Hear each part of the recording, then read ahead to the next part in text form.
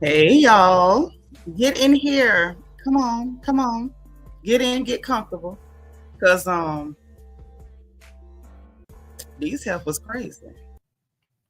These heifers is crazy. Y'all get in here. Cause we got to talk about them tonight, baby. People is getting exposed. People are exposing themselves.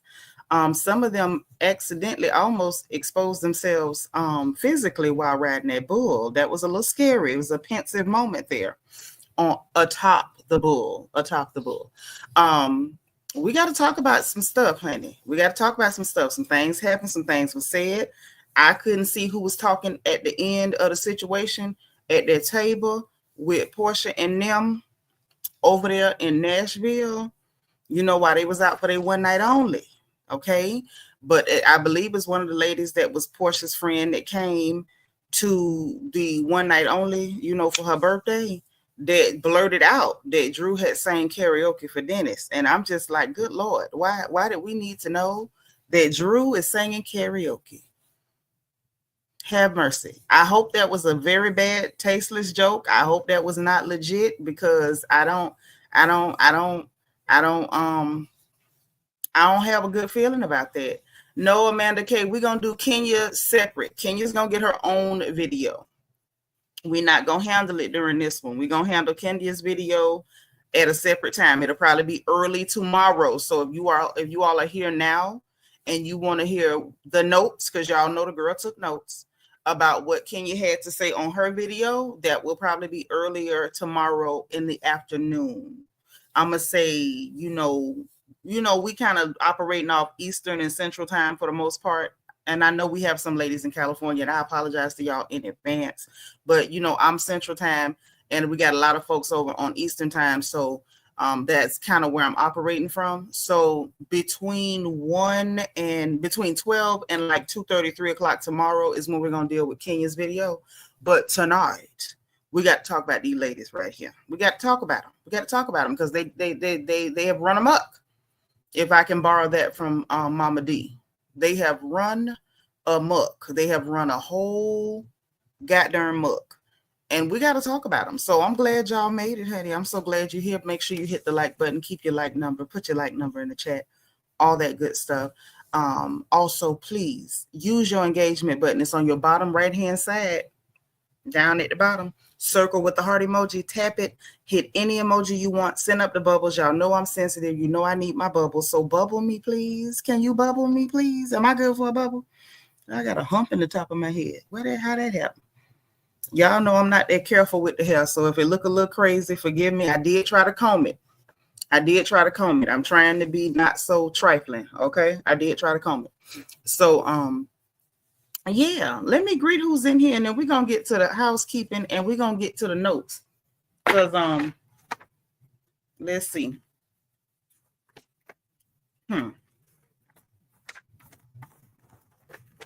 Yeah. Mm-hmm.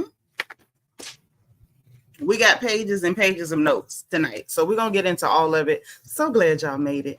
Let me see who we got up in her. We have Miss Thelma. She is like number one. Hey, how you doing, sis? Good to see you.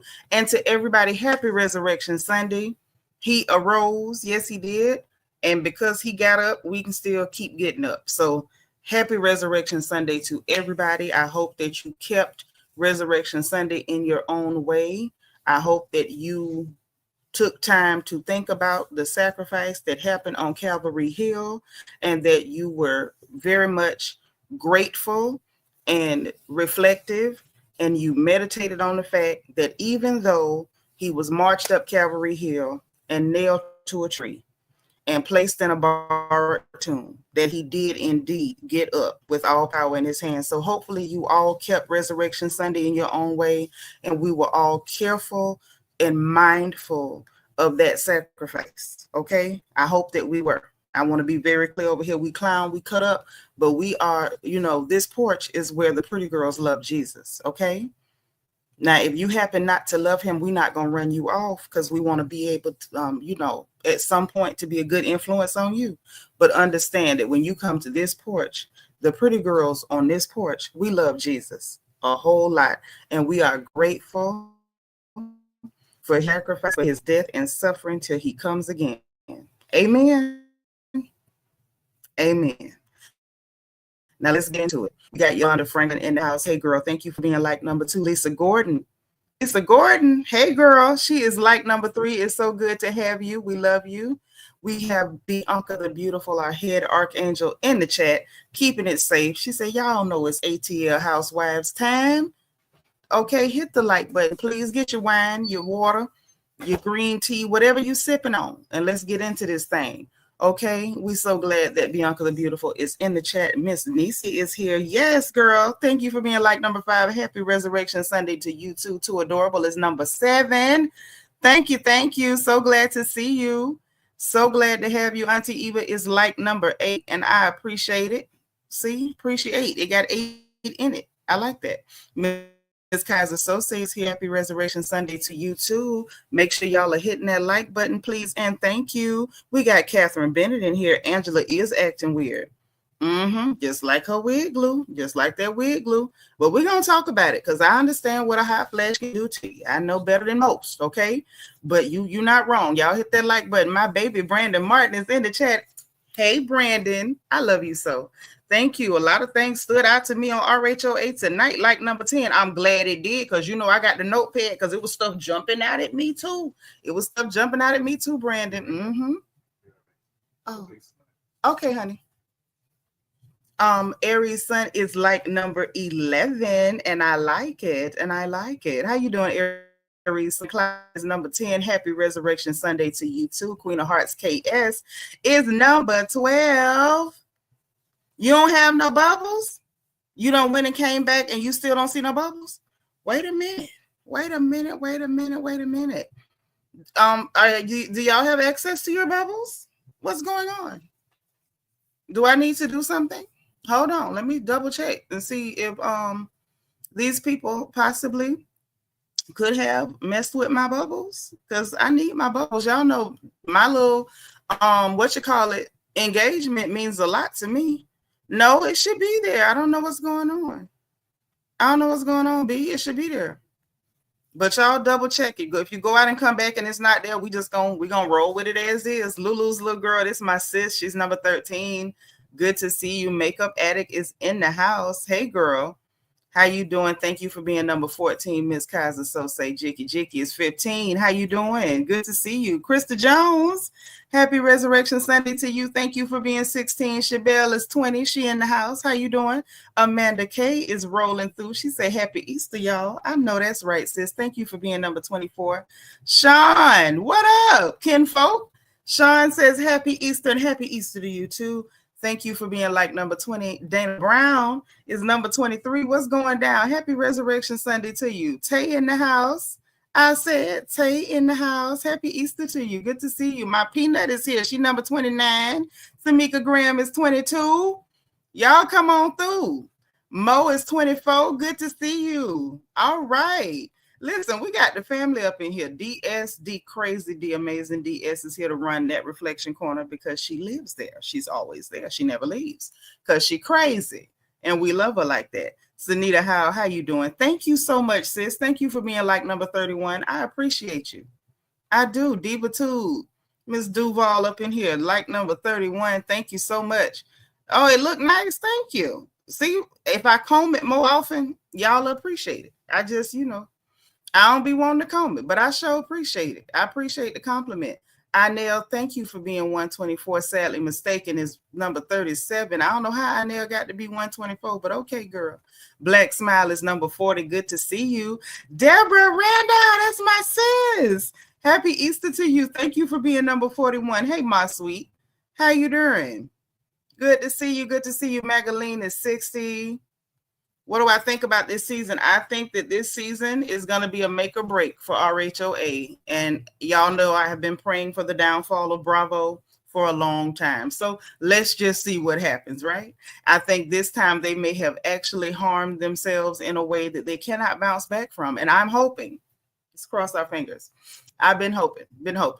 Southern Ivy, hey sis, thank you for being number 32. I appreciate it. Yvette is here, our Birmingham beauty, all the way from the UK. Born to be wild. How you been? I'm so glad you called alive. Bunny Gonzalez is here. Hey, girl. Vet is number 37. Breesha is number 48. Thank you, ladies. Bunny is 45. Clyde Jones in the house. Thank you for being here. Happy Easter. Thank you for being number 63. All right. So look, if I miss anybody, I'm trying to make sure I got everybody. Aries Diva, thank you for being 55. Anna is here. Hey now, say now. All right. Did y'all see our nephew done kicked off that GNX tour, the Grand National Tour? What we gonna do with him? Tracy Lashley, thank you for being number 57. Golden Life is 55. Ruth Ann Leverett, the lovely Ruth Ann, is number 60. Good to see you. Happy Resurrection Sunday again to everybody. And let's get into it. Okay, Queena. Hey, boo. Happy Resurrection Sunday. We love you, sis. So look, we got to get into these here notes. The D's in here note. Oh, you say YouTube be messing the bubbles up sometime? You have to close the app and come back. If it do that, and they just not there, well, just comment in the chat. I'm gonna read comments like they bubbles then. That's what we're gonna do. Okay. All right. Anna's here. 3 Buckhead. You're new? Well, welcome to you. Thank you. Is that one of those 10-point bucks on your picture? Do you go deer hunting? I love some fresh deer meat. Hint, if anyone happens to have some backstrap, I'd be very, very grateful to get some. Nikita T is here. She's number 62. Thank y'all. So listen, housekeeping real quick. Y'all know the rules. If you must cuss, I ain't going to stop you. This ain't Sunday school. I'd only ask that you please misspell your cuss words for me and for YouTube, because I don't want no smoke with these people, okay? Also, no disrespecting anyone in my chat, no bickering, arguing, belittling, name calling, or anything of that nature will be tolerated at all. Please respect my moderators. My sisters are here to make sure that you have a pleasurable experience in the chat so we can all laugh, talk, gossip, clown, roast these people, and do so in a safe environment. So please respect my moderators. My sisters are lovely. They're kind. They're here to help you, and they will be respected, okay? And please try to respect your host, because I'm not going to disrespect you. So please don't disrespect me. Let's greet everybody who comes in. If this is your first time, please let us know so we can welcome you personally and individually. Now, 3 Buckheads just told us they were new, so y'all should be spamming the chat with the word welcome. And if you're new, if you don't say first time, you don't want to type it all out, just put FTL so we can welcome you personally and individually, because we are happy to have you here. Okay. Hey, and if you see somebody you don't know, say hi. If you ain't seen them in a while, say welcome back. We're glad to have you. Hey, P, what's happening? Emma Crawford is here. Thank you for being number 67. All right, I see Aries Diva with the welcome. Okay, y'all supposed to be spamming that welcome. Hey, Forever 21, what up, sis? Thank you for being 63. Anna Filson is here. Hey, girl, happy Easter. Thank you for being number 58. Sweet Beloved is 59. You say we need a welcome bubble for our FTL. I know. I wish we could get a welcome bubble. I'm going to see, because y'all know, those of you who are RHOA family members, we have our own special set of emojis. I'm going to see if I can muster up an emoji for RHOA family members that says welcome, so that we can use that and y'all won't have to type it all the way out. But until we do, please welcome folks. Make sure everybody feels welcome, because nobody wants to feel tolerated. That's not cool. Hey, Belize and JB, thank you for being number 71. I appreciate you. Sharon Middleton is in here. She's number 71. Arturo, welcome, honey. Good evening. So glad to see you. You say this was an 8.5 episode. Yeah, it got a little interesting, didn't it? It got a little interesting. Welcome, Arturo. Clyde Jones in the house. Hey now. Listen, anybody who's new, welcome to you. Please let us know so we can welcome you individually, and make sure you subscribe and hit your notification bell so you can come back. Okay, Philly Joy, happy Easter. Thank you for being 77. I appreciate it. I love seeing the welcomes in the chat. This is what I like to see. We want folks to feel welcome. We do. Because we don't want to feel like Drew Sidora showing up to somebody's birthday trip and wasn't invited. Because let me just tell y'all before we get to these notes. And y'all know I don't normally skip around. I don't like to do it because I try to keep everything in order. But I just have to say this. That was some wild crap, wasn't it? First of all, I would love to know, who is Drew's dealer? Who is her dealer? Who sold her that good dope, that not stepped on, that clean? I'm talking about Mr. Clean. I'm talking about spick and span, Borax, baby. Who is her dealer? Because sugar, you got to be high as a giraffe's esophagus to show up to a birthday trip for a lady that you've been creeping around doing weird stuff to. Why would you do that? Especially if she didn't invite you. Thank you, Arturo. Baby, listen, Auntie have to get it all the way broke down because they be doing stuff. So I've been enjoying the season better than 14 and 15. I agree. I agree with you there. I agree with you, 3 Buckhead. I do. Pushing her delusion real hard. Yep. Yeah, that's some wild stuff. That's some wild crap. I ain't never seen nothing like this. This is special. Bianca said even the commercials was a fool this episode. Yes, this episode was interesting. It was. It really was. It really, really, really was. I'm so glad you made it back to say Drew has no shame at all. At all. Let me tell you something. Nothing on earth. Ain't no power on earth could have got me to show up to somebody on birthday trip when I know that lady don't like me and I've been doing creepy stuff. Just creepy. Because I want to be clear. I don't believe for 1 minute, and I could be wrong. Y'all know I'm not uncheckable, and I'm wrong on some stuff. I just don't believe that Dennis and Drew is doing no funny, like sleeping around stuff, and if they did, it wouldn't matter. I just think that her behavior is creepy. I think Drew's a creep. And that's all. And I think if you've been doing creepy stuff to somebody, you've been a creepy crawler, and this person is like expressed to you that they think you're a creepy crawler, and they can be cordial with you, but don't come too close because you're a creepy crawler, and they don't invite you to their birthday weekend because you's a creepy crawler. You don't just show up. You don't let nobody talk you into that. You don't let nobody talk you into that. That's just some creepy crawler crap. Okay, it's giving woo, baby. You want to stalk and wear this girl's skin, and it's weird. And no, ma'am. Rochelle, that's my sis. Thank you for being like number 79. So glad you here. You ain't watched it yet? Girl, she went to Nashville. I don't know why she went to Nashville. I wouldn't. No, ain't no power could have brought me there. Yes, gonna play the thing. Yes. Remember, not just Dusty Arturo. They played that clip where Portia called her a hood rat and go back to Detroit. Yeah, they trying to send a message. Ooh, baby. Listen, Drew is definitely hiding something with Ralph. I can't wait till we get to that part, honey. And she does have campy vibes, Arturo. And I don't mind the camp. Like, I don't mind camp. Like, let's be all the way honest about me and who I am. I don't mind camp. I don't mind the girls that are just campy. I do get a somewhat of a campy vibe. And to be honest, Arturo, I picked up on that when she first came in with the props and stuff. I was like, oh, girl, very campy. I can deal with the camp. It's the lying and the creepiness for me. Like, the lying is annoying, but the creepiness is just cringe. And I just, oh, baby. Yeah, single black female creepy. This is a bit much. Yeah, I would never show up where I'm not wanted. You couldn't pay me. You couldn't. Jean Jones, thank you for being number 82. Okay. Yep. She ain't got nothing going on. That's true.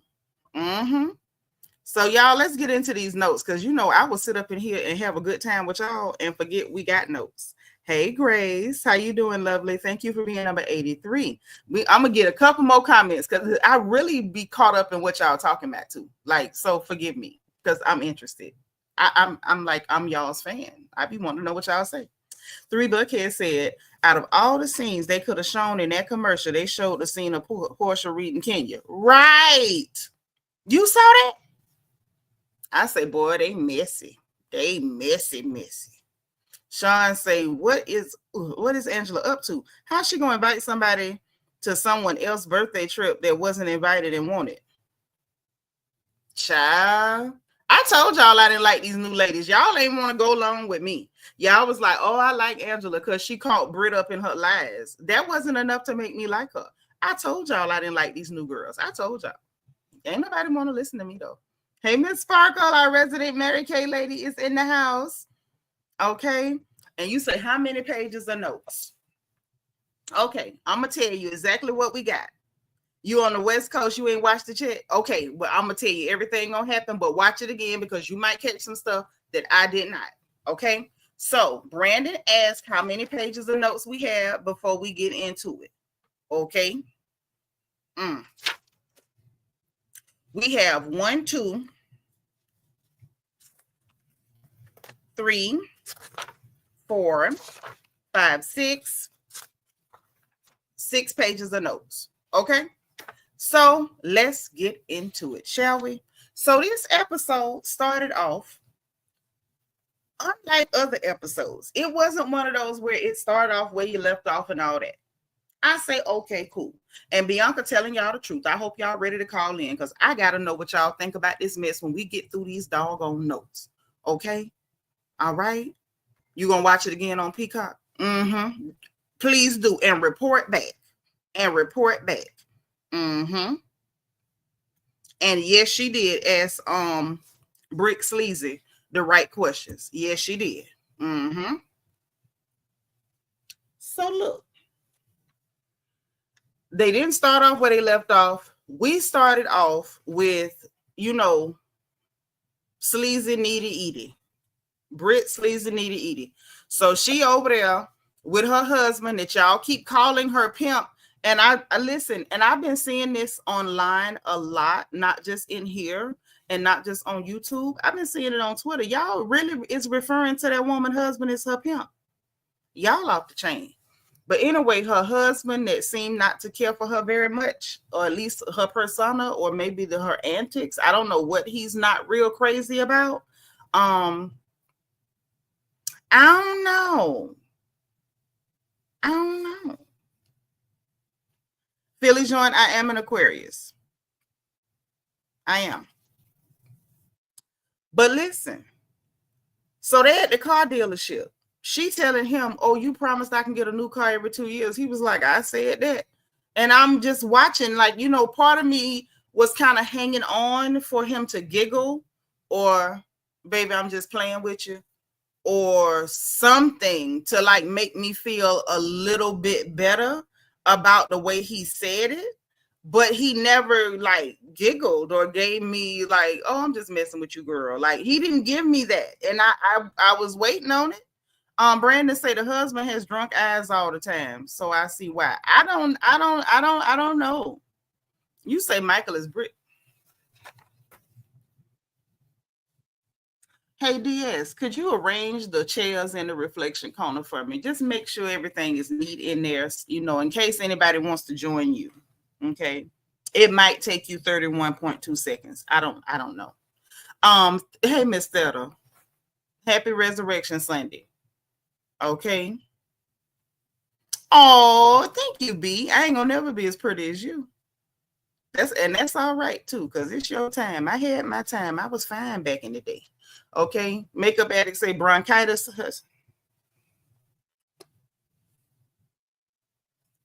Why y'all do me like this? Now you calling the lady bronchitis?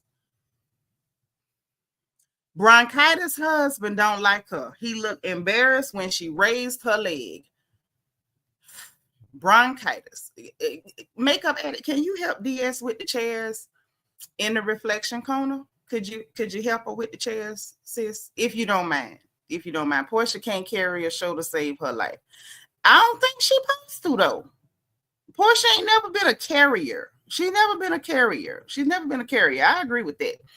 Brandon, thank you for the super chat. This is my first support of the whole day. Thank you, love. Say only 2 minutes into the episode and Britt's legs went up in the air in front of a car salesman.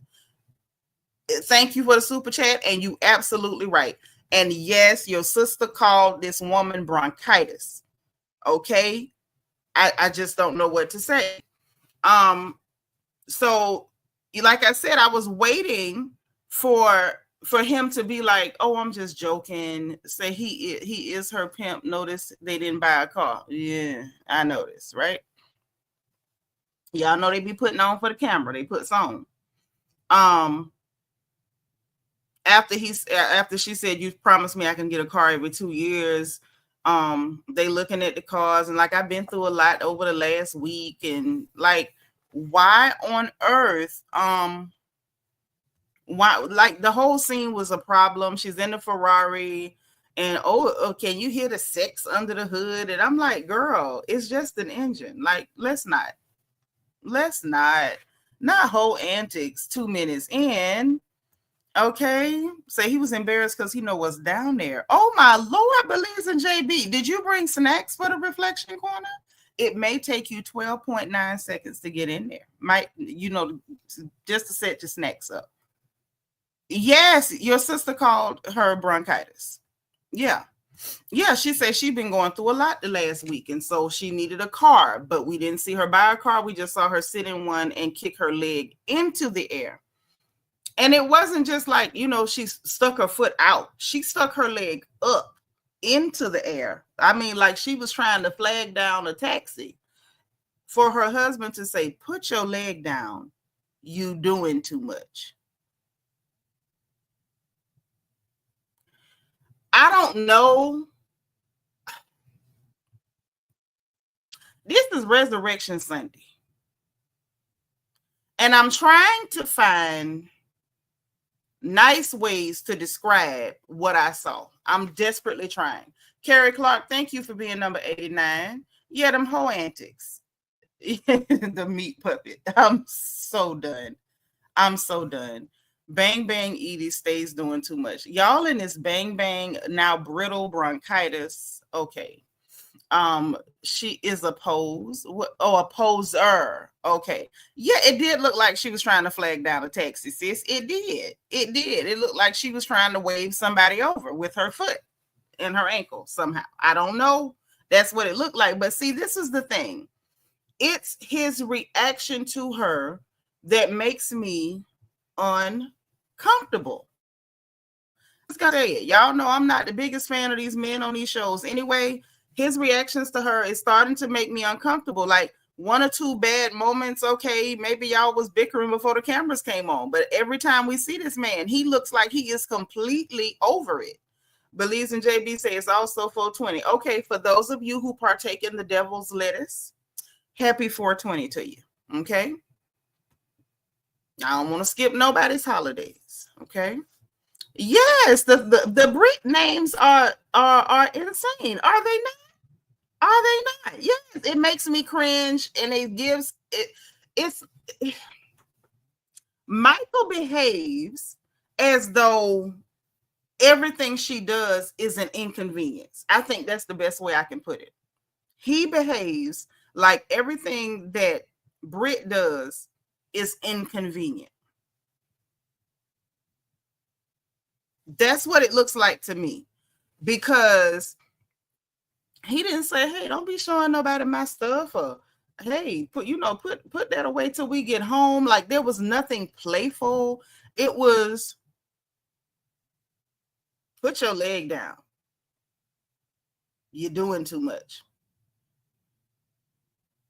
There was not a smirk or smile. Like, he was really, his behavior gives he's over her.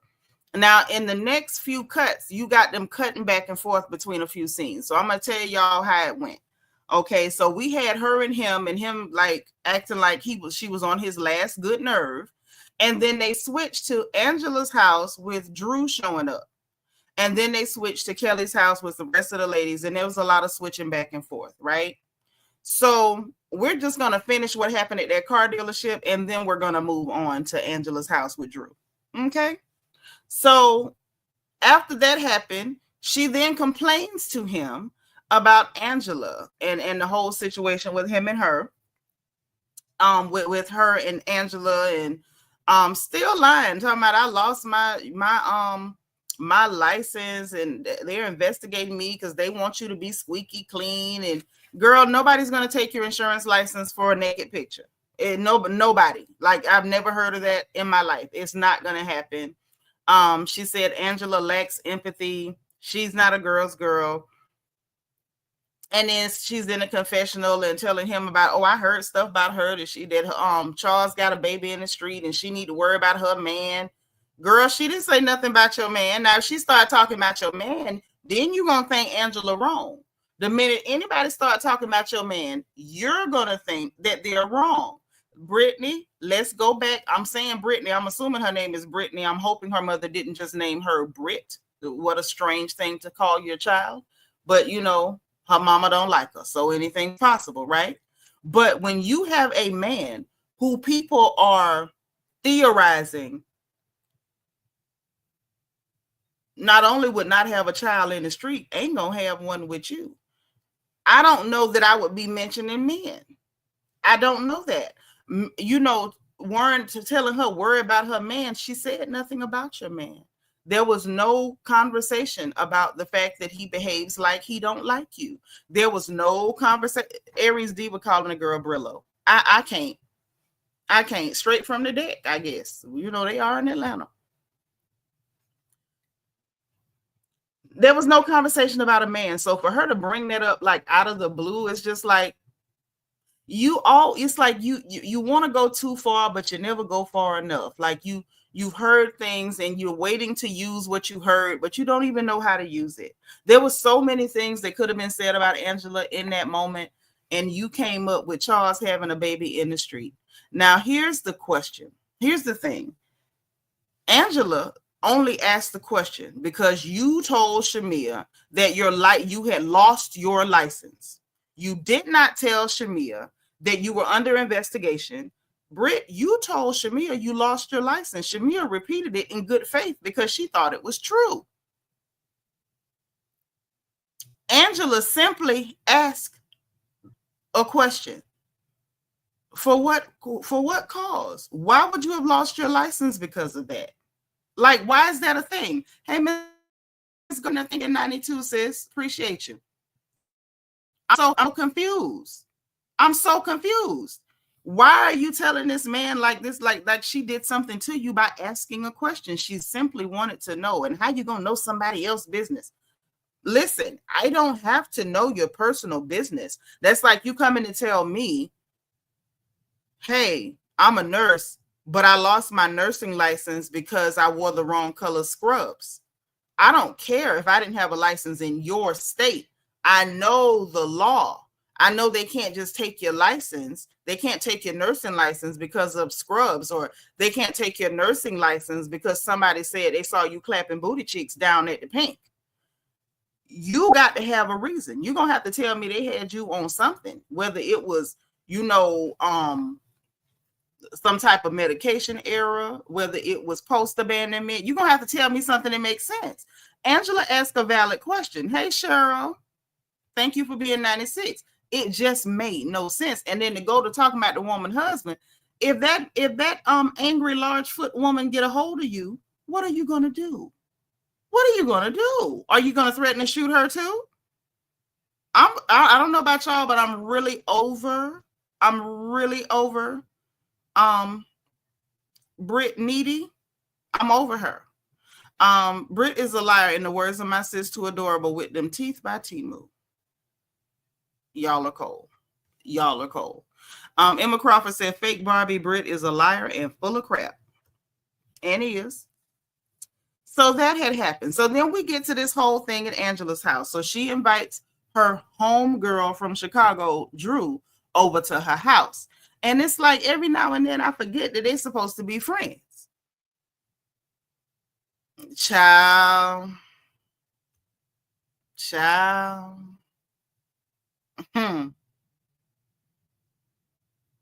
It was interesting. It was 3 Burkhead. Hey, one tall girl. Say Britt never said what professional organization was actually investigating her.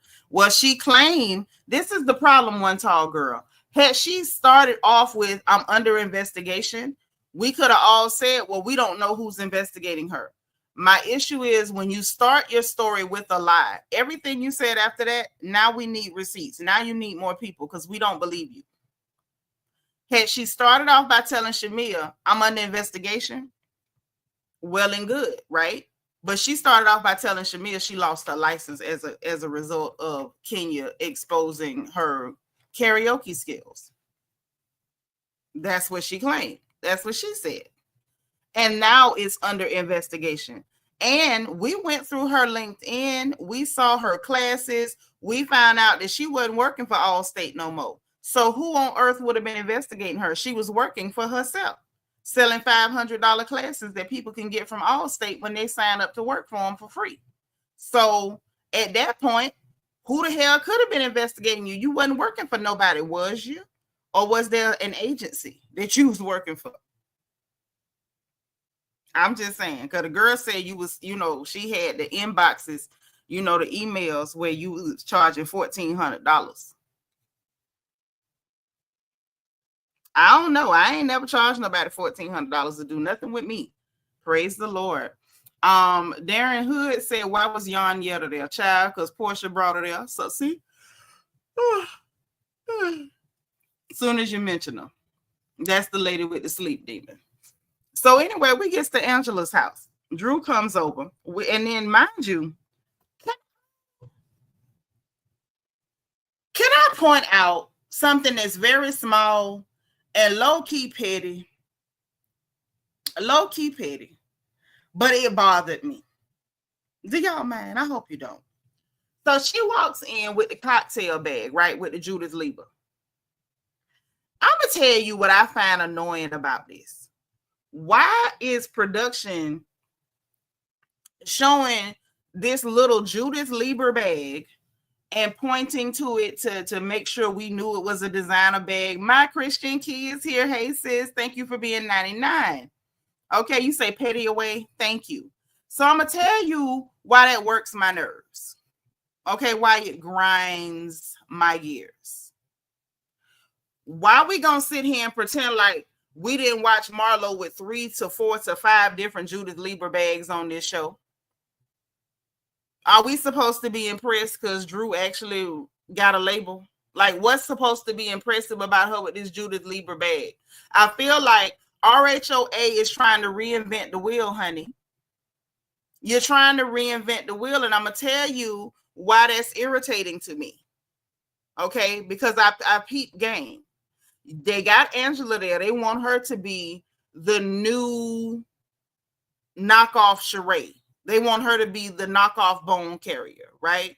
So now you're going to try to cast Marlo as, not Marlo, but Drew, in the Marlo space. Oh, see, she's carrying a Judith Lieber bag. Child, she's late and the bag is old.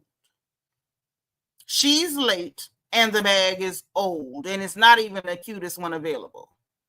When they did the little peach thing and Marlo came in with the peach clutch, now that was fashion. This is desperate. And I'm tired. Like, if y'all wanted the Bone Carrier, you should have brought back the Bone Carrier. Don't give us the knockoff version with the pinch nose. Now, that's just how I feel. Stop it. 3 Buckhead said, how you think Marlo would have been? Oh, Marlo would have been absolutely entertaining. It would have been entertaining. And it's just unfortunate that Kenya let Portia talk her into going to production to keep Marlo out, because Marlo might have kept this hoe off your neck. And then you might not have felt the need to go too far to try to deal with her. So I'm trying to listen to Nitra and watch RHOA. Oh, you still watching? Okay, my bad. Say, did Drew borrow the purse from Lee Archive? She may have. But I mean, if I was Marlo, I wouldn't loan it to her, because I mean, Drew don't like to pay people.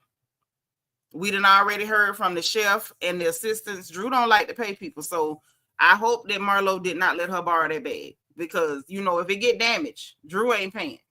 Bianca say 3 Buckhead, Marlo would have been getting her life right now. She would have been egging all the foolishness. And would have. St. Pete would have done her job. She would have. I'm just saying, I just thought it was, like y'all doing too much trying to make Drew seem Like she's more interesting than she is. They ain't setting up Ralph to shake her down. Did you watch the episode? They trying to shake him down, but we gonna get there. So they over there. First thing that happened when she get in the door, Angela, first thing Angela do is, girl, Marcus say y'all ain't no kin. Now, why I do not like Angela, that was funny. I don't give a darn. That was funny. Angela said, Marcus say y'all ain't no kin. And so she was like, I wanted Drew to be kidding. I wanted Drew to be kidding. And then production goes back and plays where she was like, no, I'm for real. That's really my cousin. And then she talked about something. I was joking. You wasn't joking. You was lying. I don't know whether Drew is like, doesn't know that words mean things, or whether Drew feels like, you know, when I lie, if you catch me lying, it's a joke. I'm not sure how it works. But girl, you was not joking. You were lying. Those are two different words. This is a lie. This is a lie. I don't like it. So, you know, they got through that. Oh, it was a joke, blah, blah, blah. Then they mentioned about the little peace brunch. Oh, it was a waste of time. And Angela was like, child, it was some with half good food, and said the grits wasn't cooked all the way. And I said, oh, wow, not raw grits, not raw grits from the waffle queen. So basically it's given she should have stuck to waffles, because girl, how is you serving raw grits? Why? How are you serving raw grits? How? Why? I don't know. So then they went to talking about what's the girl? Britt. Sleazy. So they went to talking about her. And Drew said that the girl had texted her and said she wanted to go for a drink. And so they laughed and kikied about that a little bit. She starts telling Angela she not happy about having to share the house with her and with Ralph, and she basically want him to be out the house. You know, he paying for everything, but he want him out the house. She wants him out the house. Said that she want them records sealed. You know, it's scary that he want the records unsealed. And my thing is, Drew, if you ain't got nothing to hide, girl, why do you care about the records being unsealed? Drew, did you happen to tell us something that wasn't true again? Why you want the record sealed so bad, Drew? Why? How come? Then she's sitting up there. She mentioned about the music or whatever, and about Ralph and Dennis and all that. And you know, but way back, Ralph talked with Dennis and Ralph talked, and I had talked to Portia, and now they both acting like it's a problem. And I'm sitting there like, Drew, you already debunked your own lie. You said you talked to her. She told you to your face you didn't. You changed the story. Then it was I texted. Well, Dennis said he talked to you. Now she back to lying again, saying she talked to Portia. Girl, at this point, it ain't even about you talking to Portia. You're weird. And I'm going to say this again just because I want it on the record. If you were only working with Dennis for music, I think that this wouldn't have even been that big of a thing. It would have been like, girl, you could have called me instead of all them weird text messages, and that probably would have been the end of it. But it was I want to do a photo shoot with your company, and I'm calling production, and I'm going to set up this whole thing behind your back with your company because I need camera time with your business without your permission. That was weird. And then going to one of Portia's employees again behind her back to try to poach his talents. And like I said, for me, the fact that you did this to Candace Dillard Bassett, the chick from Potomac, y'all know little Candace, you did the same thing to her. That's why she didn't want you opening up for her no more. You're a creepo. Stop trying to make this all about Dennis. You wanted it to be a storyline where she was so worried and jealous about Dennis, when really you just showing us that you're a creep. And the fact that she keep talking about that woman child and, oh, this to pay for her college. And Shamia had to say, I think we all know PJ's college is paid for. Like, and why is it you always have to go too far? It's giving as much as she wants it to look like Portia is so worried about her, it's giving you have a weird, creepy obsession with Portia and Portia's child, which is super weird. It's super weird. And I'm just saying, it's super weird. And it's a good thing it's Portia and not somebody else, because they might have beat you behind, Drew. They might have beat you. So listen, then she went through all of that. Angela tells her about Portia's birthday trip. Drew is sitting over there making faces, looking stupid, because she knows she wasn't going to get invited. And Angela's talking about she want to bring her as a +1. Drew was talking like, well, you know, I don't know if I should do that, blase squaze, when you should have just said no. You're not that stupid, Drew. You know Portia don't want you there. She said she can be cordial with you. That means when she has to be around you, she can be cordial. Her birthday trip is not something where she has to be around you. What the hell do you even mean? Like, it just gives desperate to be in Portia's orbit. And that's weird. I'm not saying nothing crazy about Portia. Like, y'all know I don't really care for her like that all the time, because she do a lot of messed up crap. And Portia's a beautiful person. I'm not taking nothing from her. Please do not come after me. Portia is beautiful and all that. She looked good and all that. She seems like a lot of fun and all that. But I would not be that desperate to be in that woman's orbit. I wouldn't. I would not be that desperate to be in her orbit. For what reason? For what reason? Portia looks like she's a lot of fun when she's a lot of fun. And the minute she got an attitude about something or feel like she can benefit from flipping the script on you, she's going to do it like this. So why Drew is so desperate to be in Portia's orbit is getting weird. And y'all can miss me with anything other than that. It's getting weird. She needs to stop. Like, really stop. Because I don't care how pretty somebody is. I don't care how much fun you seem to be with other people. When I see that you will flip a script like that, I'm not breaking my neck to be in your orbit. And I'm definitely not going to be following you around trying to associate with everybody you associate with to give me some kind of connection to you. Like, I just don't, I don't see it. I'm sorry. Yeah, Portia, quick with the change up. Quick with the change up. She's a quick change artist, honey. I don't know why she's so desperate to be in that girl's orbit. It's weird. It's weird and it's creepy. So then this other situation at Kelly's house. Now, this is where the rest of the ladies end up, is over at Kelly's house, okay? The same Kelly who did the brunch with the half raw grits, with the raw grits, okay? Raw grits Kelly. We're going to call her Raw Grits Kelly. Everybody went over to her house, right? So Cynthia showed up, Portia showed up, Shamia showed up in some green Louis Vuitton print.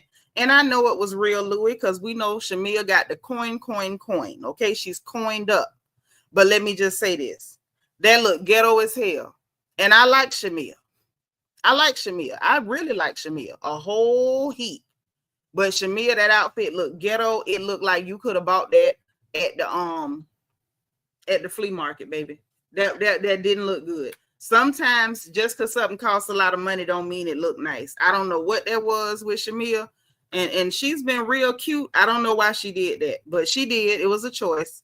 But I will say this, her outfit was the only one memorable that day. I didn't remember nothing nobody else had on, but I just had to get that off my chest because I was like, Shamia, why? Why? Just why? Hey, Buddy Winston, welcome. Yeah, I'm sure you did, but I didn't. And I didn't understand why she did that. It didn't flatter her at all. I was shocked. Because Shamia normally, to me, Shamia is normally super cute. She's cutesy. And I did not understand. You say rainbow fashion. It's definitely, it was giving something. It was giving something, but it didn't give what Shamia normally gives. She's normally like really cute, little sassy, kind of conservative look. I didn't know what that was. And Shamia, no. Just no. So they there, Kelly's sister was there. I thought she was really, cute chocolate lady cooking, big body girl, nice looking, short hair, real cute. I don't know if that's her real sister, but at least it's somebody she calls sister. So she was over there cooking and looking good, doing her thing. Hey. Yeah, I normally have them on. I had to take them off before because my eye was bothering me. Y'all know I'm bald in the face. I had to put some back on. Happy Easter, honey. Mm-hmm. Buddy, are you new? If so, welcome. If not, welcome back. Okay. You say Shamia grabbed that outfit from the hair store. Now you know Shamia Morton ain't got to buy no outfit from no hair store. Not with all them coins she got. PS4L, happy Sunday. Okay. For some reason, Shamia irked me this episode. She didn't really irk me. I don't know. I don't think we got a lot of Shamia this episode. We got a little bit of Shamia, but we didn't get a lot of Shamia this episode. But I don't know. Tell me in the chat what she did so we can all see if we all saw it. Okay. But yeah, so they, the sister was there. Cynthia started talking about dating. She got this long list of what she looking for because she done been married and divorced twice, blah, blah, blah. I was just sitting there like, do we care? Do we care what Cynthia looking for in a man? Because I was so confused. That's the why we needed that. Kelly dyed her dog hot pink. I think it's cute when the dogs get their hair dyed. Of course, she said it was, safe because, they have all natural vegan colors and stuff for the dogs. And she said something about she lost a dog one time. And so now she, dyes the dog. So I thought that was cute. They were kind of just talking. Kelly called, I guess the brunch situation. Everybody's talking about the brunch because I guess that was the last thing that happened. Hey, Lexi Lean. And hey, T Monique. Thank you for being 119. So they're talking about the brunch. And Kelly, this is where Kelly looks like an idiot to me. And I'm going to tell you why. Kelly looks like an idiot to me because now all this extraness that you was doing for Britt Edie, it looks real extra and stupid. It looks really extra and stupid now that you're no longer friends with Britt Edie. She was so busy being Britt Edie's friend that while she talking to these ladies, oh, Angela and Drew walked in and they were team twirl. How were they team twirl?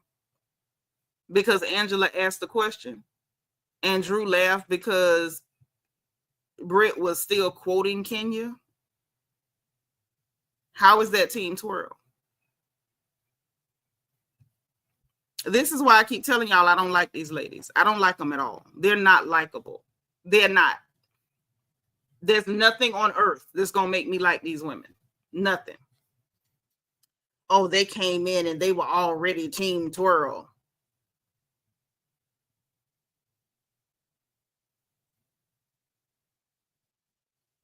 Okay, and now you're not even friends with that hoe no more.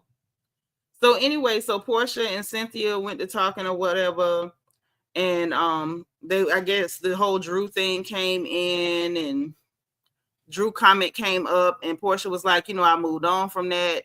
You just some people you just get to know who they are. You keep your distance, don't let them get that close to you or whatever. Basically saying she knows who she is. The birthday trip, Nashville. Said she wanted a Cowboy Carter theme, bringing some of her friends and her sister, and she did not invite Drew. So at that point, it's very clear. I feel like nobody should have needed to get the memo that Drew wasn't invited. Yeah, this reunion is going to be something else. You right, 3 Buckhead, because they started off as friends and now y'all done switched up. And I can almost bet you whatever Kelly said about these women behind their backs with Britt gonna repeat it all. And she should.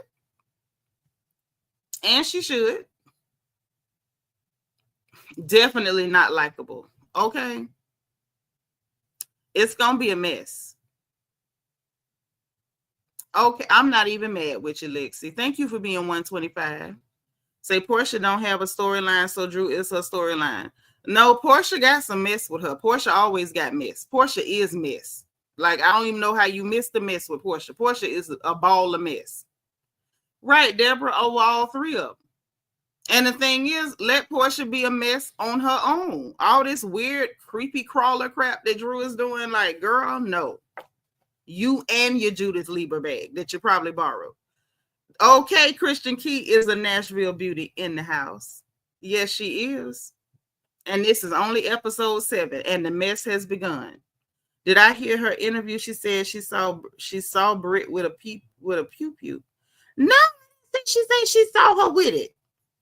Too adorable. Send it to me either in Discord or Instagram or email or something. All my information is scrolling.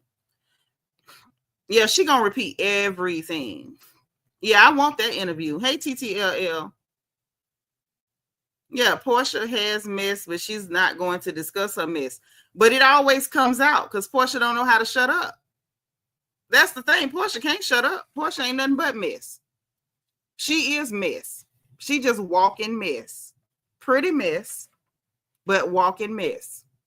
So then we get Angela and her churn. Now we start to get down to the get down with what's going on with her nose and stuff. And hey, I'm real good talking about the noses. And I know I ain't got much of a nose, okay? But this the one God gave me, okay?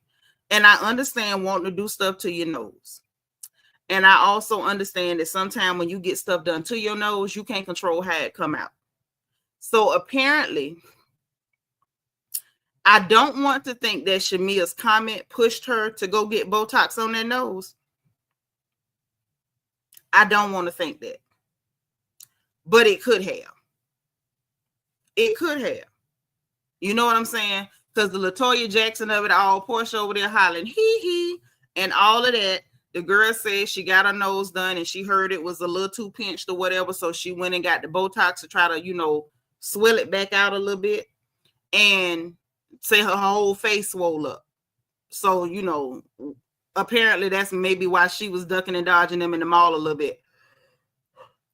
Excuse me. Because her face could have been, you know what I'm saying, still swollen from the Botox. So I was like, oh, okay, it was understandable. I think that was a real moment. I would have been interested. Why didn't we get the cameras going with her to get the Botox? I would have liked to see that. I would have been interested in that. Like, why can't we see some of the glam stuff, some of the stuff that rich ladies have going on, the rich lady problems? That's a rich lady problem. When you paid for rhinoplasty and they pinched you a little too much, so you got to go back to revise stuff and get Botox. I want to see that.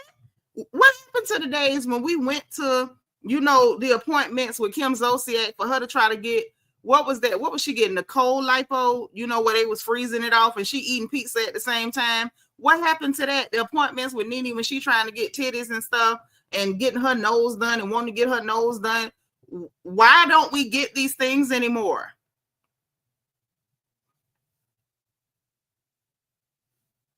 How come we can't get this no more? Thank you, Too Adorable. So she done went and got a whole doggone Botox procedure to swell the nose back out.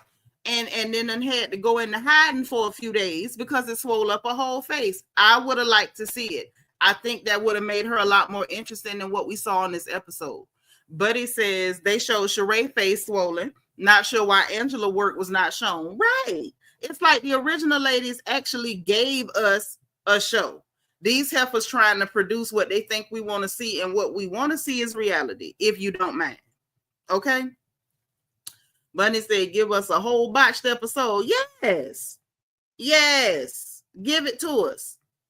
Because that's what we want to see. Like, we want to see what y'all really doing with y'all money that we don't have. Okay? So then we got Portia on the phone with Cynthia talking about Nashville and the divorce and how she was, well, not on the phone, but talking with her and talking about she was, be his piece and, all that was my thing to say, even when I wasn't his piece and whatever, yada, yada. And I'm like, okay, all right, girl. You was piece for pay. And the minute the pay got shaky, the piece got gone. And I'm not mad. I'm not mad at all. Then we get the Britt and Drew meetup. This was the meetup that I didn't think I needed, and I still don't think I needed it. You got two lion heifers sitting down to have lemon drops. Imagine that. So they met up. This is Drew and Britt eating. Yep. They showed all the old girls getting their stuff done. These new girls don't want to give us reality. They want to produce for us. Okay. So these two line helpers, Drew and Britt, okay, Mutt and Jeff, they met up, had lemon drops. Britt talking about how she was upset in production show where Drew had said to her, like, yeah, I understand why Kenya would be upset after being threatened with a firearm. How was that wrong for her to say she can understand that? Was she supposed to pretend like Kenya was the villain from, you know, was the Wicked Witch of the West, and what she did just came out of nowhere, and there was no catalyst, and there was no predicate behavior, nothing started it, nothing, there was no origin, it just came from nowhere. Kenya just woke up one day and said, I'm gonna humiliate Britt Sleazy for no reason. I'm in a mood. So she basically said that upset her, and Drew told her, well, hey, you might have threw a lot of the ladies off because your attitude seemed very celebratory. And I said, all right, Drew, you actually got a couple of words in there that were legit. Okay. All right. I could see it. Yeah, listen, stuttering, right? So because she was like, you were very much like, well, I'm here and she's gone, and that was her attitude. It was a whole lot of I'm here and she's gone, and y'all better kiss my butt, and y'all better act like y'all my friend now, and she don't exist, and y'all ain't never known her. Like, they were not gonna give you that energy, honey. They know Kenya. They have relationships with Kenya. They do not have relationships with Britt Sleazy. Girl, they don't know you. Like, plain and simple. They trying to get to know you, but they don't know you. And now you giving a lot of them the feeling that they don't really want to know you. I wouldn't want to know you. I wouldn't. So anyway, so Drew was asked her flat out, have you ever sold it? And she said what? She said, the cat. Hey, you gotta, you know, work with people when they come into you straight. Now, she asked her flat out. Now, this is where I got a little bit of a problem, because when Drew went to asking her direct questions, and I don't know if somebody helped Drew get her questions together before she got there, but y'all, I was all in. Notebook was in hand, pen was at the ready, because she said, well, have you ever sold it? The cat. You ever sold it? And she said, no.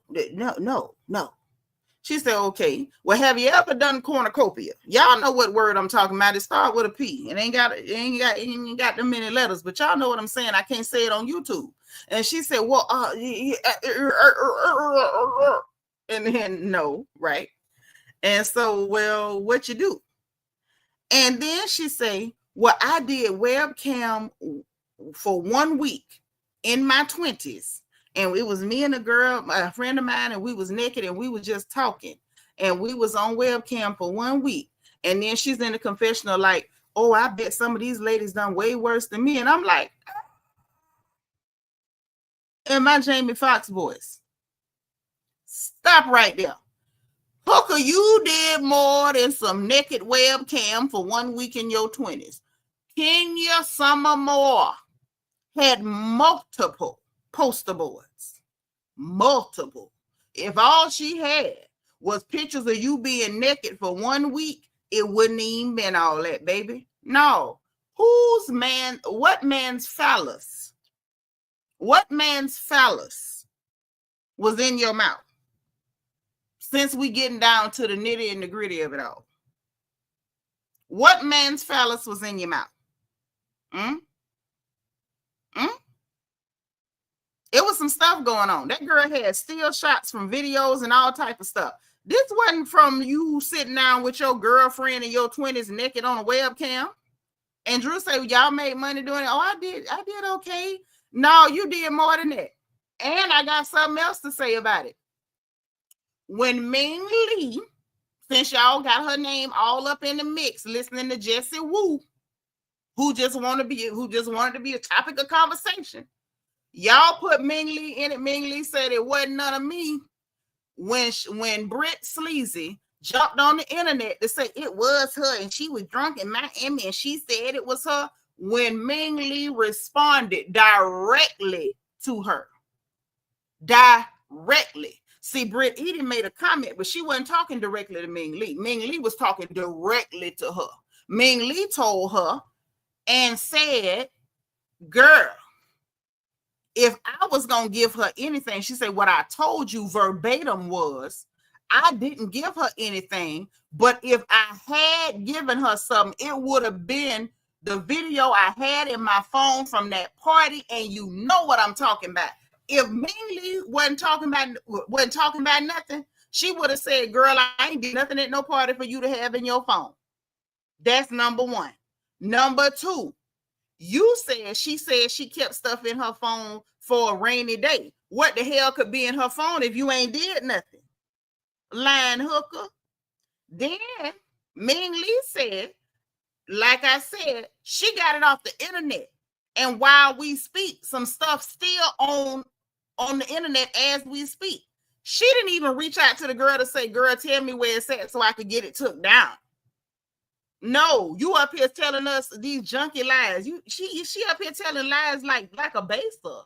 Like, y'all know what I'm talking about. Don't act like I'm the only person from places where we have a significant crackhead population. Like, please do not act like I am the only one because I just happen to be from Ocala. Okay? Some of y'all come from places with significant crackhead populations as well, and y'all know junky stunts and junky lies when you hear them. Now, this girl is up here telling junky lies, and y'all know it. Okay? Miss, I did webcam for 1 week in my 20s. That ain't all you did. And y'all know what I'm talking about. These lies ain't adding up. When you start telling lies that don't match like plaids and stripes, girl.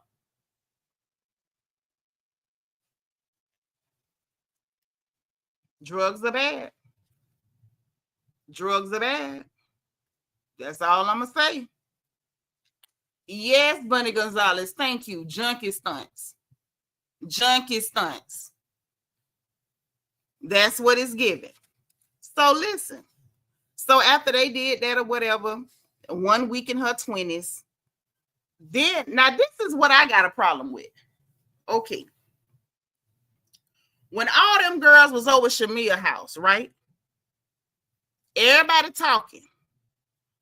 Who went back and told a girl what was said at Shamia's house when Shamia's mama was sitting there telling them they better not act up over there that day?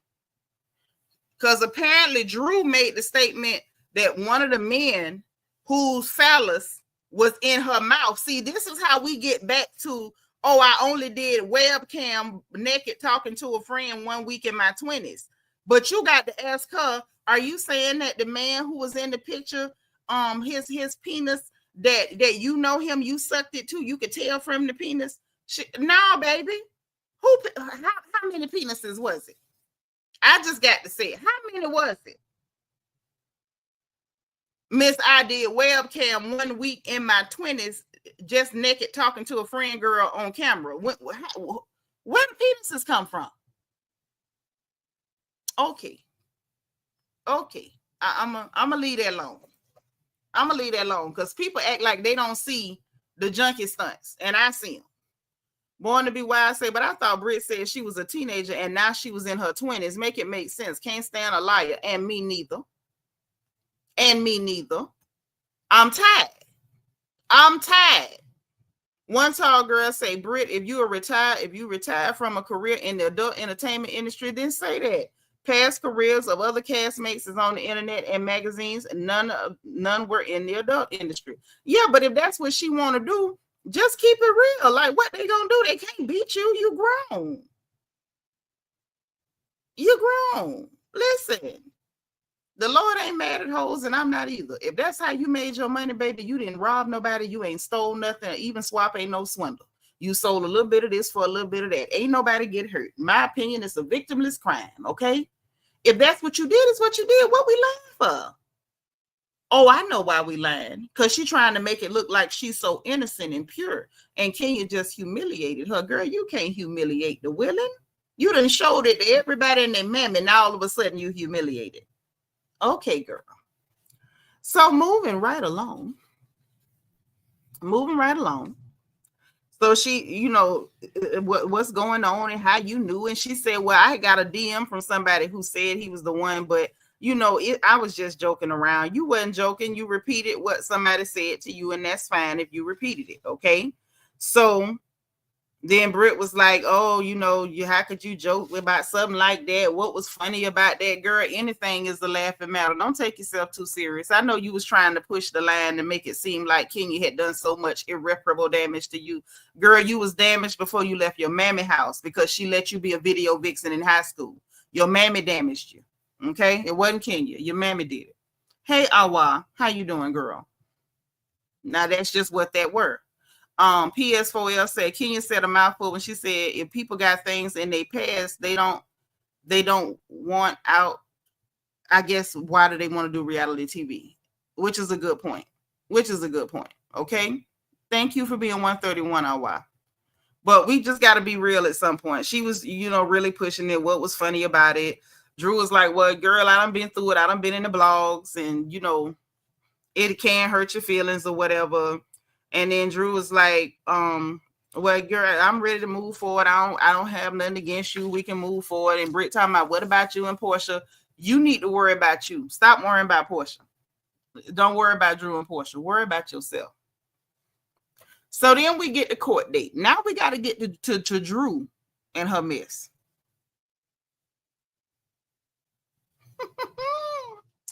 This was amazing. So she heading to court.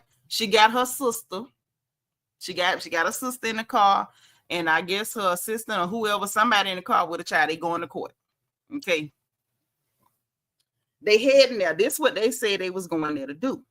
They was filing papers trying to see if they could get Ralph to have to be completely out of the house. That, yes, he is paying for.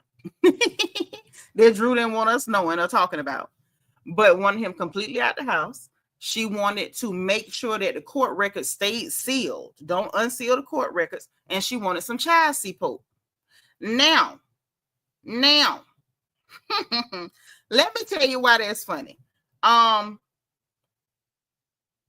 top of Ralph getting him another lawyer, pretty black lady, I don't know who she was, but she's real cute. And she said, this is a money grab. I said, all right. Well, I don't understand what's going on, but, color me interested. What's interesting about this is that it looks like if she can get him out the house, she can get a child support check on top of him paying the bills there. And it makes me want to know, Drew, what's going on with your money, girl? What's going on with your money? Something going on with her money. Something is going on with Drew's money. And she keeps saying, we don't have all his financial documents. We don't have all his financial documents. And I'm trying to figure out, like, Drew, you tried to paint a picture to the people like Ralph just ain't had no money, and Ralph is poor, and Ralph just living off you, and you Chief Bo Kitty around there, and he just living off of you. And the more this story keep coming out, Drew, that's not accurate, because he clearly ain't living off you if he paying all the bills in there, which he should, because that's her husband, not a baby daddy. Let's be clear. But it don't match the narrative you putting out. You set up there talking with the lawyer like, he took money out my bank account. You keep saying that, but what did he actually take out? What did he actually take out? Did he spend something? What are you even saying? Because if this man was what you was presenting to us, Drew Seller, whatever the hell your name is, why are we trying to maneuver to make sure he leaves the basement so he can pay you child support? Drew, what is you doing with your money? Now, I know the new girls don't get paid like the old girls that was on the show. So maybe that wouldn't afford you the ability to live like you've been living while you were married, which that's not a knock. We all know you go through a divorce, you cut money in half. The lifestyle may change a bit, but what's really going on with the money? Okay. And I ain't mad at child support either, but I think with him being in the house, that there's no real need for child support because they're both still supporting the children in the same house. Isn't that interesting, right? So they go to court, baby, they finished. When they came out, Drew was mad and crying, had a head tucked down in her shoulders. Y'all know how she do it. So she was all upset. She worked up. Ralph is sniggling, and I'm trying to figure out what the hell just happened, right? So according to the notes, he is not going to be moving out. They did not get any more records than they already have. And them documents, the court records, are unsealed. Drew is sitting in that car crying. How much y'all want to bet Drew was crying because of them documents being unsealed? She knows she had a certain narrative out, and if everybody gets to see them court records, we gonna know what it is. We ain't got to take her word, his word, no word for it. Everything gonna be on Front Street. Now, Too Adorable say Ralph work at the same place Tommy from Martin, where they must pay mighty good. It must pay mighty GD good. Because that house ain't small, and neither is them bills. That is Atlanta, Georgia, honey. It is not cheap to live. So wherever the hell he worked, they pay good. If that's the case, y'all slide their application for over there where Tommy worked from Martin. See that right there is the narrative that Drew put out because she want to convince people of a certain story that she trying to push, but it ain't adding up. It ain't adding up. You don't go asking for money from people who ain't got it. You looking for money from somebody because you know they got it. Regardless of what you tell us, you know he got it. I'm just saying. Alexa Lee said, why does Ralph want them unsealed? They have kids. To miss me with that kid stuff. No, ma'am. Drew Sidora is not fooling me, y'all. She's not. Them kids is little. Them kids is not going on Pacer to pull up no court documents. But you know who is going to go on Pacer? You know who else going to go on Pacer? All the blogs. You know who else going to go on Pacer? Other fans and the people that be on Twitter. Gossip outlets. That's who's going on Pacer. Ain't no little children signing in the Pacer. With what email? With what information? Them little kids don't even know nothing about no Pacer. She trying to tell us about some goddamn children to get some sympathy. She don't want it out. And so the people in the confessional like, well, girl, is it something in there that you don't want us to know? Oh, he got more stuff on him than me. So what you crying for? If it's more stuff in them papers on him than you, and you ain't got nothing to worry about, why are you crying and he laughing? What is he doing laughing and you doing crying, Drew? See, this is why I call her Drew Sadummy. You a dummy. You a big dumb girl. If you think that we the people are stupid enough to believe that you wanted those papers sealed that bad to protect Ralph, girl, bye. You do not want them papers sealed to protect no goddamn Ralph. You have told us everything that you can tell us damaging about this man. Some true, some not true. You do not want them papers unsealed because then we can read for ourselves and we're going to know that you were lying again. See, Ralph don't mind them unsealed because whatever he did, you done already told us. But what you didn't tell us, Drew, is what you did. Drew, what you done? Because he keeps saying neither one of us was perfect. So I'm like, is we about to find out about you in time? We about to find out about you in time? The one go with Ming Lee now? Is that what we about to find out? Because what's going on? Why you want to hear it so bad? Three Buckhead said, the way you calling Drew out is taking me out. I'm just saying, over here, we don't like liars. Yeah, she trying to play games and that crying ain't going to help because I'm telling you, just to show us the papers is available, I'm going to read them. Say the blog started right after this episode, as you know. As you know. You remember the rumors? Yes, as you know. Yeah, she was out there doing her thing. I ain't mad. Y'all know I'm old school. I believe, what's the blues song? Equal opportunity? What's the other blues song? Who's making love to your old lady? while you was out making love. So if he was out there doing his thing and she was out there doing her thing, I'm not mad. I'm not mad. Jody can't take your woman if you home with her. Put a one in the chat if you know what I'm talking about. Let me put my one in the chat. Jody can't take your woman if you home with her. But I think Drew's biggest issue is that you trying to paint this picture that he did this and he did that, and you pure as the driven snow. Meanwhile, in them court records.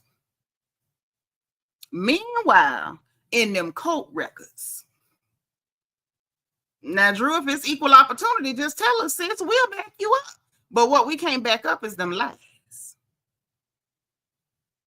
Yeah, her sister was quiet in that car. Baby D was real quiet in that car, wasn't she?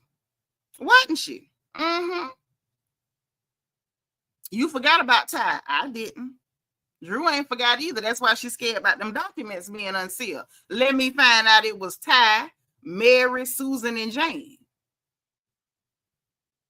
Who all in them documents, Drew? Why you sitting up here telling us these lies about you worrying about your churn like your churn going on Pacer? Go get the hell out of him. So he over there sniggling because he was like, look, Ralph said that unsealing the records is about transparency. See, I already knew what Ralph was up to till he said it. He said transparency. He said, looky, Miss Good Cookie. You can tell your story about me, but I can't say nothing about you. Them court records gonna talk for both of us. That's what he said. He said at an equal playing field. And I ain't mad because if my hand's dirty and yours is dirty, we're not just gonna talk about the dirt up under my fingernails. I'll be John Brown. Yep, and he also know what she put in hers. And so now everybody finna be on Front Street. Because those of us who like to pull up documents and read stuff, Lexi Lee, let me help you out. We know how to read past what somebody is alleging and what comes out in discovery and what shows up in the form of evidence. So I'm with Ralph on this one. I need them documents unsealed. I'm so glad the judge did the Lord's work and unsealed them documents. And then Ralph was saying something to her. I don't think he was saying nothing rude. She yelling out the window, yeah, you a dumb A for this. You a dumb A. Why is he a dumb A for protecting his interests? You protecting yourself. He can't protect himself. Drew's a dummy. Big dumb girl. Now look at you. Brandon say that's why Ralph is all smiles every episode. Right. Because he know the truth finna come out. It's one thing when you can gaslight people, because as much as we, Ralph, the gaslight, all that bull crap, right? She had most of y'all feeling so sorry for her that no matter what she said about this man, y'all believed it. I told y'all way back. I could tell Ralph ain't worth nothing, but I also could tell Drew was putting 20 on 10. And now we about to find out. Okay, Sherlock homeboy, hey boo, say she was on hush mode the whole ride. Yeah, baby D was in there, ain't said nothing. Yeah, it's gonna be interesting. Miss Nisa says she don't want Ralph talking. He called Drew on her bull crap. Sure do. You saw how quick she ran from him last week when he said, "I'm paying every bill in the house. You couldn't pay the exterminator, it ain't but $100." She ran out of there and pretended like he was doing something to her. No, baby, you didn't want him talking about them finances on that camera. I say, well. So she in the car crying. They talking about, no, Drew, don't cry. Yeah, Drew, don't cry. Don't cry. The only person that fears evidence is a liar. The only person that fears evidence is a liar. See, you can only lie but for so long. Eventually, evidence gonna come out to disprove the lies you telling. See, people that's in the right, they don't get shook up by lies. That's why Ralph been laughing at her, because he knew he was gonna get them documents unsealed. Ain't that so? Okay, say it again, Sherlock homeboy. Sherlock homeboy said, because my constituents and I know a thing about reading through litigation and notation. We gonna find out. Yes, we are. Yes, we are. We gonna find out. Okay.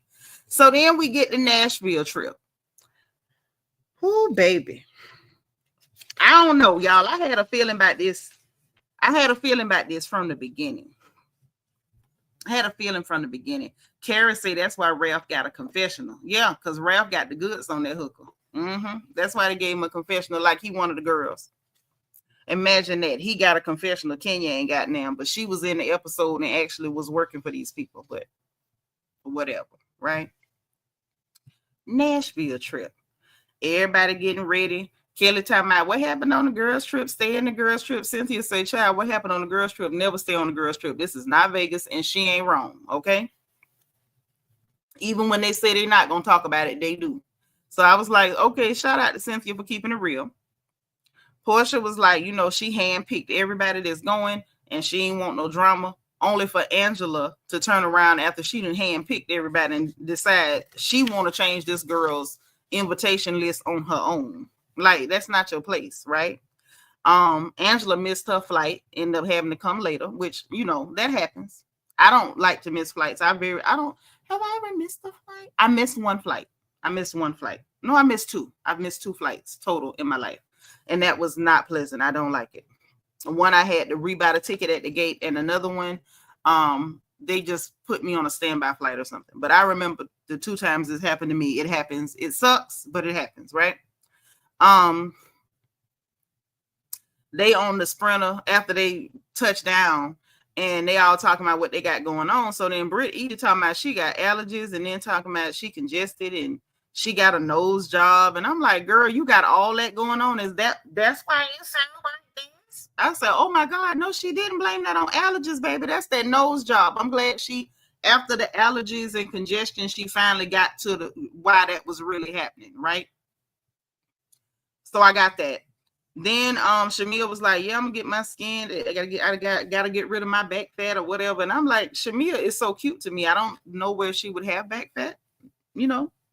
Or maybe I just think people are cute and I don't always see the stuff. I didn't know. But, you know, as women, even if other people don't see it, y'all can say it in the chat. You know, we see it when don't nobody else see it. So it be like that. Okay. And then Portia was like, she was going to get her titties done. But then she said, you know, these men don't even deserve no new titties. Okay. And I understand. If that's where you are, no problem. So they get to the place that Portia got, and I thought it was just going to be real cool, and something told me she probably going to have some shady bedroom assignments. And she did. So they get there, they got men there, a chef, a bartender. They hooting and hollering over these men. You know, I never really get it. Portia had her room. Shamia got the second best room. Then there's a room with look like 3 or 4 beds in it.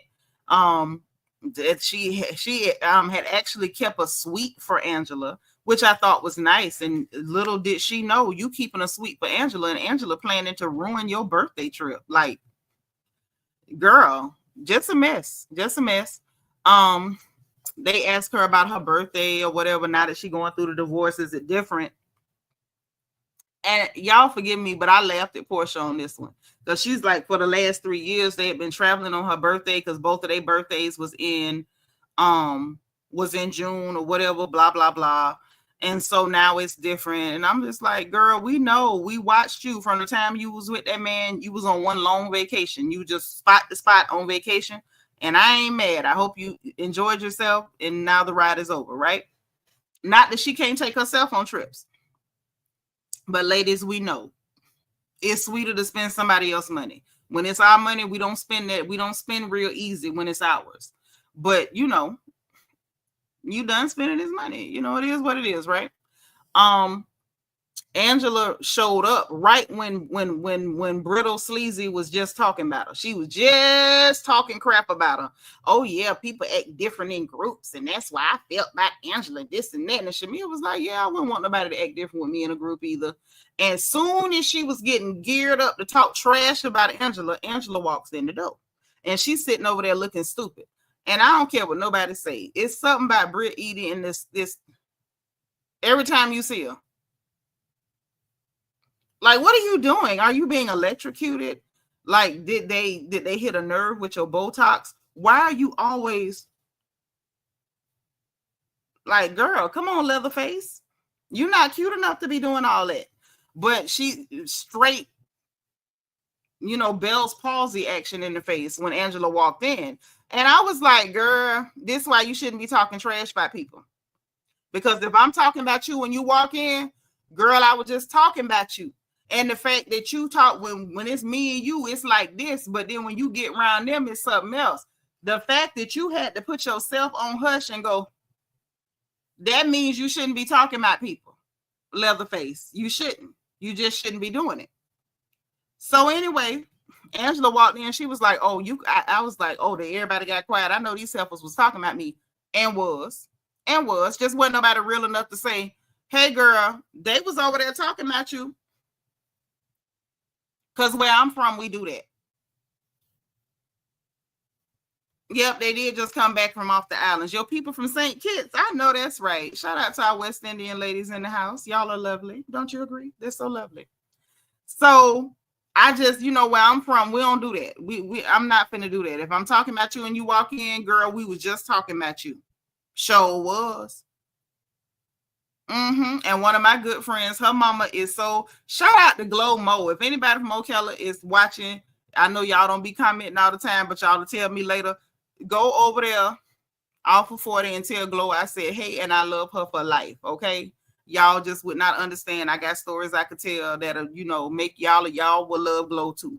But she be so real with it. She's one of them that, like, if you there and you talking about people, and even if she not in it, when you walk up, she's going to say, I'm glad you came up because these two heifers was just talking about you. And this one said this and that one said that.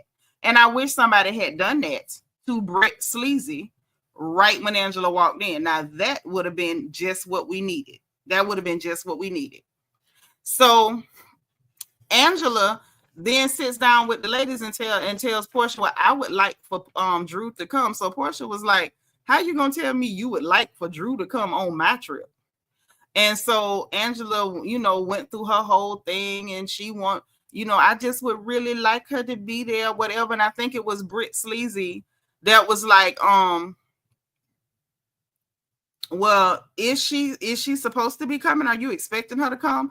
And Angela was like, well, yeah, I do expect to see her or whatever. And I was just like, that's so gross, like, girl. And I remember earlier in the episode, let me know if I'm wrong, when she was talking about it, and then when she told Drew about it, she was like, oh, they was like, oh, I can't hear you, it's not coming through. So you knew, no matter how she responded to you, you knew she didn't want that girl there. You tried to bully, is what you tried to do. Bianca said, yep, Nitra, especially with it being filmed, but off regular GP, we about to put it on the table. Absolutely. Absolutely, we're putting it on the table, right? So Too Adorable says, you're going to need 2 additional lives this week, one for Kenya and one for the Drew court documents. More than likely, because we're going to have to do Kenya's live tomorrow, and whenever, I get my hands on them court documents, we'll be back to cover the lies. Right, that irked my nerves too, Aries Diva, because it was not her place to invite that girl on that woman's trip. Like, that was just so... You don't like Drew, do you? Because why would you even put her in that position? And Drew don't like herself, because I wouldn't care what your friend said to you. You should have known that was a setup, girl. That was just stupid. So then she was like, she wants to be the mediator that can bring them back together. And it was a lot. It was a lot. And Portia was like, yeah, thanks, but no thanks. Then we got this nonsensical conversation that, like, who gives a, Mary, who gives a dang about Britt and Kelly running into Angela at Neiman's on Saturday, and she was hiding, obviously, because her face was still swollen from the Botox, and she didn't want to say nothing to y'all. And then we got Brittle Sleazy still crying about hugs, like, about the hugs, that was the hug real, and what is it with her damn preoccupation with hugs? Like, I just gotta ask. Kenya hugged her. Wait, that wasn't a real hug. Wait, you didn't hug me. This hug was only a pet. Now Angela hugged her. Was the hug real? Like, girl, if you don't go get some therapy for the damage that your mammy did to you, her and all $19.99 of that synthetic hair that was sitting on her head, whatever your mama did to you, if you don't go to BetterHelp or somebody for a hot $250, $300 an hour and sit on their couch and stop harassing people about goddamn hugs, you weirdo. Y'all, I'm sick of Madam the Puppet. I done had enough of her. For real, for real. I was like, no other episode do we need to hear the word hug come out of her mouth. I don't want to hear her say hug again as it pertains to nobody.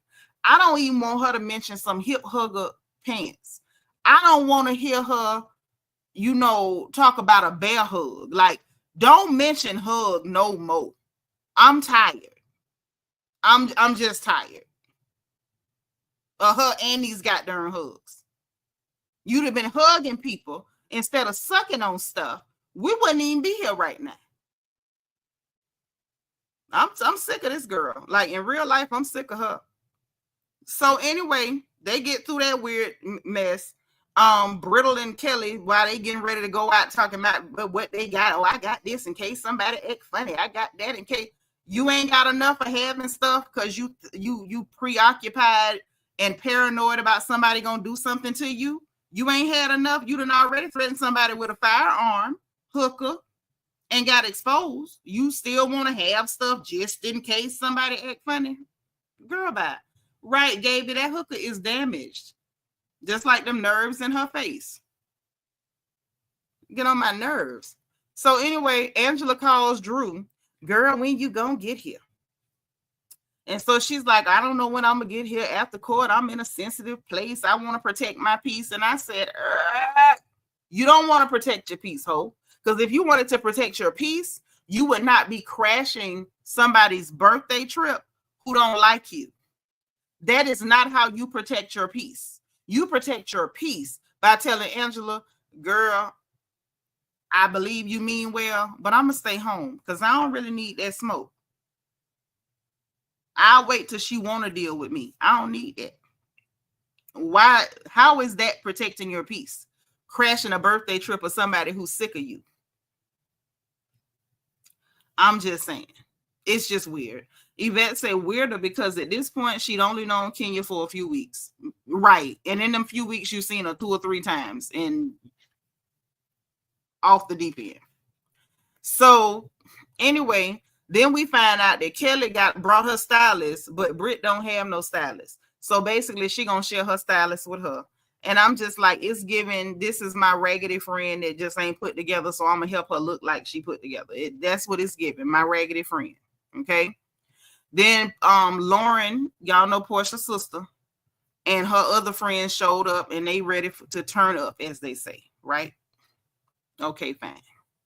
So they out there, they riding the bull, they drinking, they hooting, they hollering, they riding each other's backs, everybody shaking their booties, they having a good old stump knocking good time. They having a ball.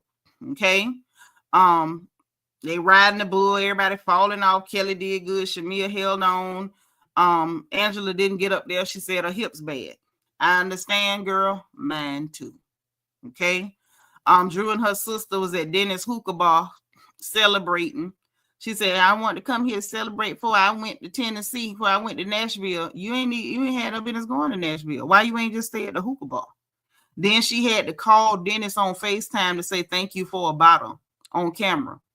So it's given, you want this to be an issue. Even when it ain't an issue, you want it to be an issue. It's just weird. So you calling him on FaceTime to say thank you for a bottle. You could have texted that Negro. I almost said that nig.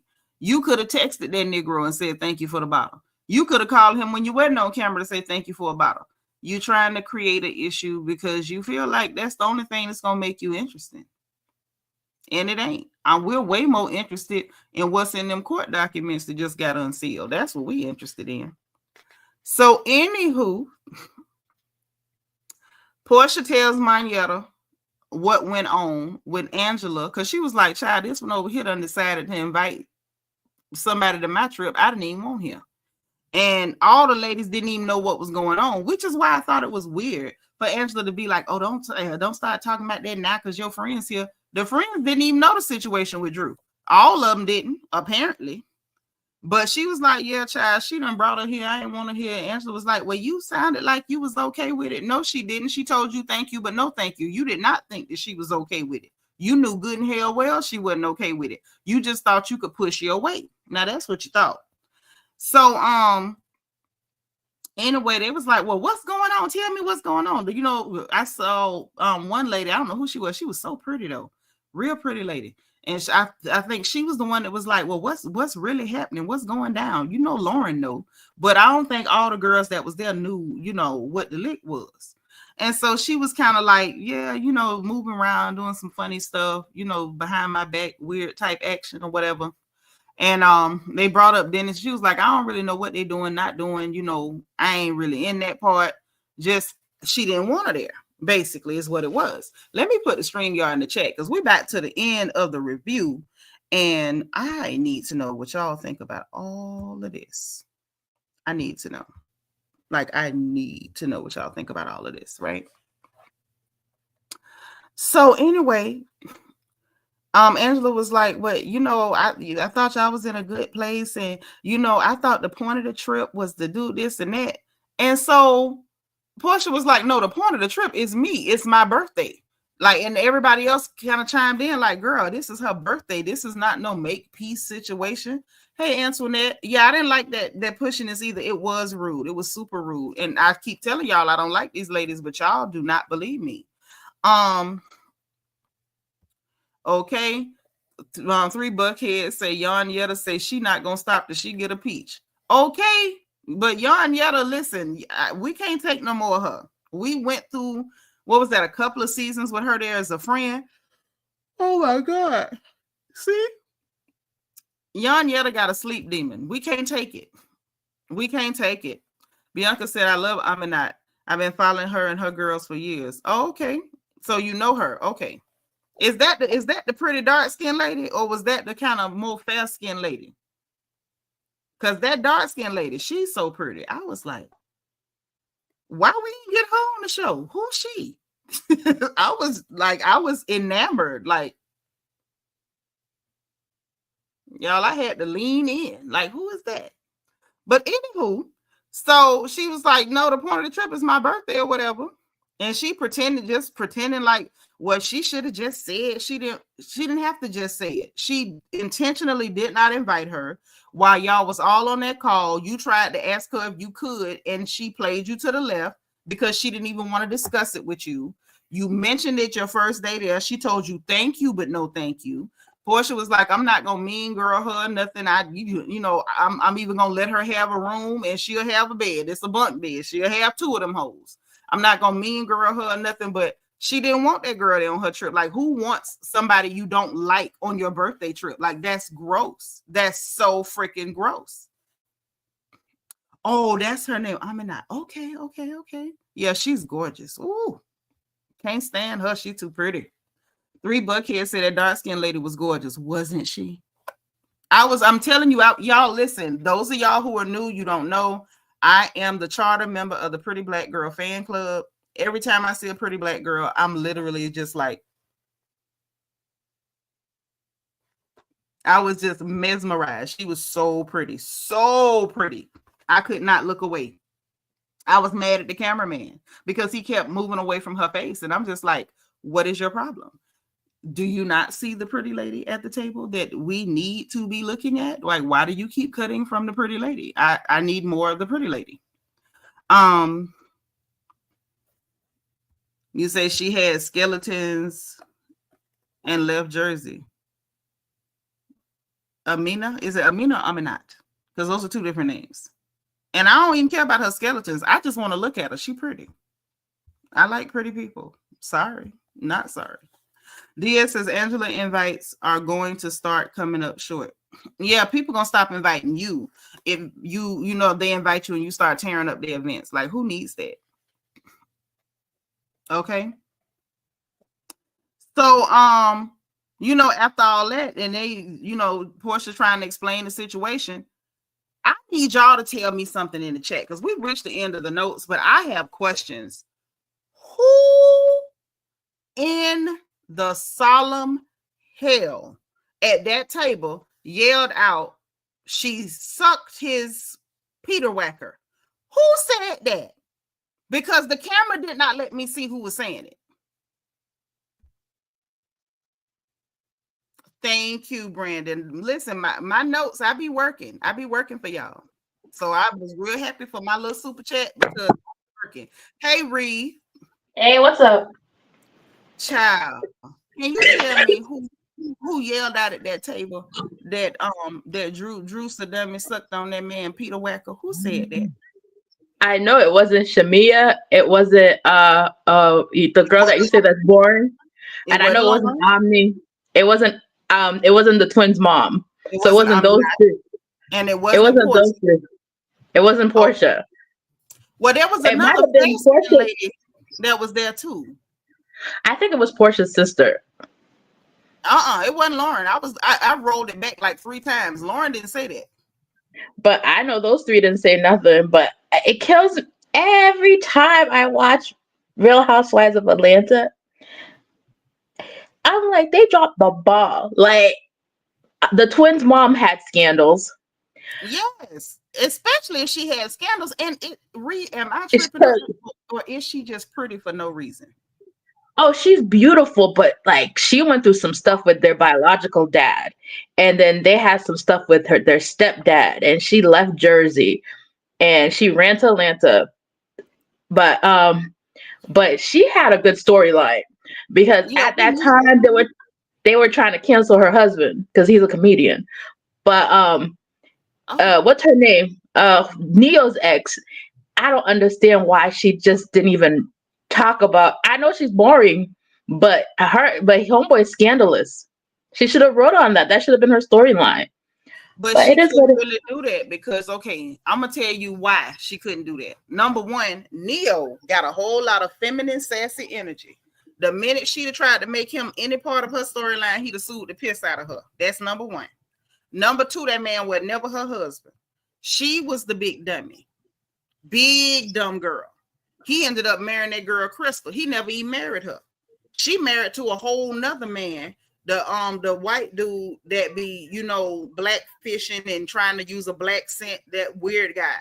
So she couldn't use Neo. How you gonna use your ex-boyfriend, not even baby daddy, as a storyline when you married to a whole new clear dude that got a black scent? Like, Yeah, 'cause the thing is, she keeps dropping her. Like wasn't she on that reality show with Usher's ex-wife? And she dropped the ball on that show. But yeah, she's been boring. But yeah, she was on the ex-wife. She was with R. Kelly's ex-wife. Uh, oh, and Prince ex-wife, what's her name? yeah, Mate and all them. See, I didn't yeah, even remember Yon Yetta from being over there because I'm like, that's how dull she was. I yeah. That's remember why Trail she wasn't very memorable. It never has been. So yeah, my thing with Drew is like you hear if she's messing around with Dennis, I don't believe then that. I don't, because the thing is this. Remember, Portia made the comment that how she knows if how Dennis keeps his body count low because of Well, she said balance. She said balance. She said not low. balance. Yeah, Balance low. He's still a hoe. because he just let him puff on Peter. He don't go Listen, all the way they long. He just that's his thing. He let him puff on Peter. whatever, blowing the microphone, keeping his balance low. He's still a hoe in the end.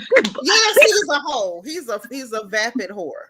Okay. But at the end of the day, like I mean, they have that conversation, which to me, I mean, I guess because I don't have any kids, I don't understand how that's part of a co-parenting Oh, situation. girl, listen. Let me tell you something. That's a normal conversation to have. That's a normal. You'd be surprised what come up once people get past the resentment, anger, bitter stage. It be sometime like brother sister conversations. You'd be surprised what get told. Because for me, I still think Dennis wants to spin that block again with Portia. But see, this the thing. He may want to, but she don't. And as Yeah, long as one of them is completely past that point, them conversations just be real. My first ex-husband, he dead now, Lord rest his soul. We got to be good buddies. Child, I heard stuff that would make your hair fall out. And I would be sitting there like, she did what? And what the hell? And what's wrong with you? And we could sit up and sniggle and kiki, and it was what it was, right? So I'm not surprised that they done had conversations and kikis over who was, Mike text 1212. Yeah, but I don't think that Dennis ever said anything regarding what's I her don't face? believe it because Portia didn't. Portia act like she had never heard it. Portia was like, "Well, I mean, he that is his thing, but I don't. She wasn't, co-signing that. That's why I wanted to know who said it. Now, one of our sisters in the chat says she ran it back. Hold on. Yeah, Amanda K says she went back to her DVR. I gotta go look, but she said she thinks it was the girl sitting next to Lauren. I don't know. I gotta go see because I want to know who said it. Look, we should have had Ming Lee on. Girl, she got a problem with Brit. And she's with Drew's boo With thing. Ty. With Ty. And the thing Mm. is, I don't even think she got no problem with Brit. I don't. I think Brit Edie got a problem with Brit Edie. I think Brit Edie think everybody is out to get her because she got them issues. I personally feel like when a girl can't trust her mama, she gonna always be hypersensitive because you think everybody out to get you. Because I mean, after all, your mammy was out to get you. Okay, I'm gonna be honest. The girl told her, like, I told you to your face, I ain't got no problem with you. And she couldn't. And I'm going to tell you why she couldn't. The fact that she can tell you that, girl, you know what I'm talking about, what you did at that party, and it's still in my phone. If I was going to give her something, it would have been that. And what she got is still on the internet as we speak. That is not the behavior of somebody who got a problem with you. The girl that don't like you ain't going to give you no type of heads up. No. Britt Sleaze got a problem with herself. I mean, to be honest with you, we got the season of liars. We got Phaedra. We got Portia. We got Britt Edie. We got Drew. Like, Drew needs to take a page out of Britt Edie's book and just keep lying until she believes the lie, hoping that everybody believes the lie, even though she shows that. But Drew already doing that. Her lying game dropped. It's dropped really bad compared to Britt Edie because she's with professionals. But this is the thing. Drew's always been a bad liar. Y'all just fell for her crap. Because if you go back way back down memory lane, I told y'all way back, even that darn reunion where she was up there singing that stupid song and acting like Ralph was doing so much to her that whole season. I told y'all she wasn't doing nothing but lying. And y'all with Ralph going with Courtney and Ralph ain't going with Courtney and none of the rest of it. She is a liar. I've been telling y'all that. Drew is a terrible liar. Terrible. Well, you know how I feel about Drew. Ever since she was on the game, I stopped lighting like her. So. Hey, Bianca. Hey, y'all. What's going on? Bianca. Hey. Now, but girl, what you think? And one thing about Britt, is it me or like every time she wants to call somebody out, like when she was saying bullying, or she said, what is it? What were the other words? Obsession. I'm like, but aren't you the one that showed all these signs? Do you even know the definition? Are you realizing that production is showing that this is you? Are you letting us know what's going on next episode? And when people say accountability, I'm like, do half of these people understand what these words mean before they use them? Nope. Maybe I'm the only person that had a sister who was a jerk that would tell you it stings more when you hurt somebody with your words than when you hit somebody with their fists. I mean, but my sister was never a fighter. I can't say nothing when you're right. You right. Because I'm like, because I'm here like running to Webster Dictionary going, maybe my interpretation of these definitions of these words is wrong. Maybe like what I learned the definition was wrong. Maybe they changed the definition. No, but they don't know what it means. Just like she called Ralph a narcissist and he asked her to tell him what that means. And she couldn't. And she got in the confessional and didn't know what it meant and had to look it up. Like, they just say what they hear. But I also wanted to point something out, right? Because I went on Google, because supposedly Britt had an OF page, right? And OF started in 2016. Per Google, she was born in 1987. So if 2016, so you telling me you were doing web pages in your 20s, that's a lie because of the fact that when you were in your 30s, that's when OF came out. So you were you were lying about that. So you were doing OF in your 30s and not in your 20s. Girl, I'm like, you know Wait a what? minute. You said webcam. That don't mean OF. Every webcam ain't OF, and every OF ain't webcam. So she could have been doing webcam in her 20s. She could have been, because there's been webcam girls for a long time. But it wasn't no dag week. But it wasn't no week. And you wasn't just sitting up there naked and talking to your home girl. That is not what was going on. And let's multiply 7. Never mind. I'm just saying. We're gonna have to do the new math. She said Drew's a remarkable liar. No, she's not remarkable. She's not. Oh, she isn't. She needs to go back to How to Lie 101.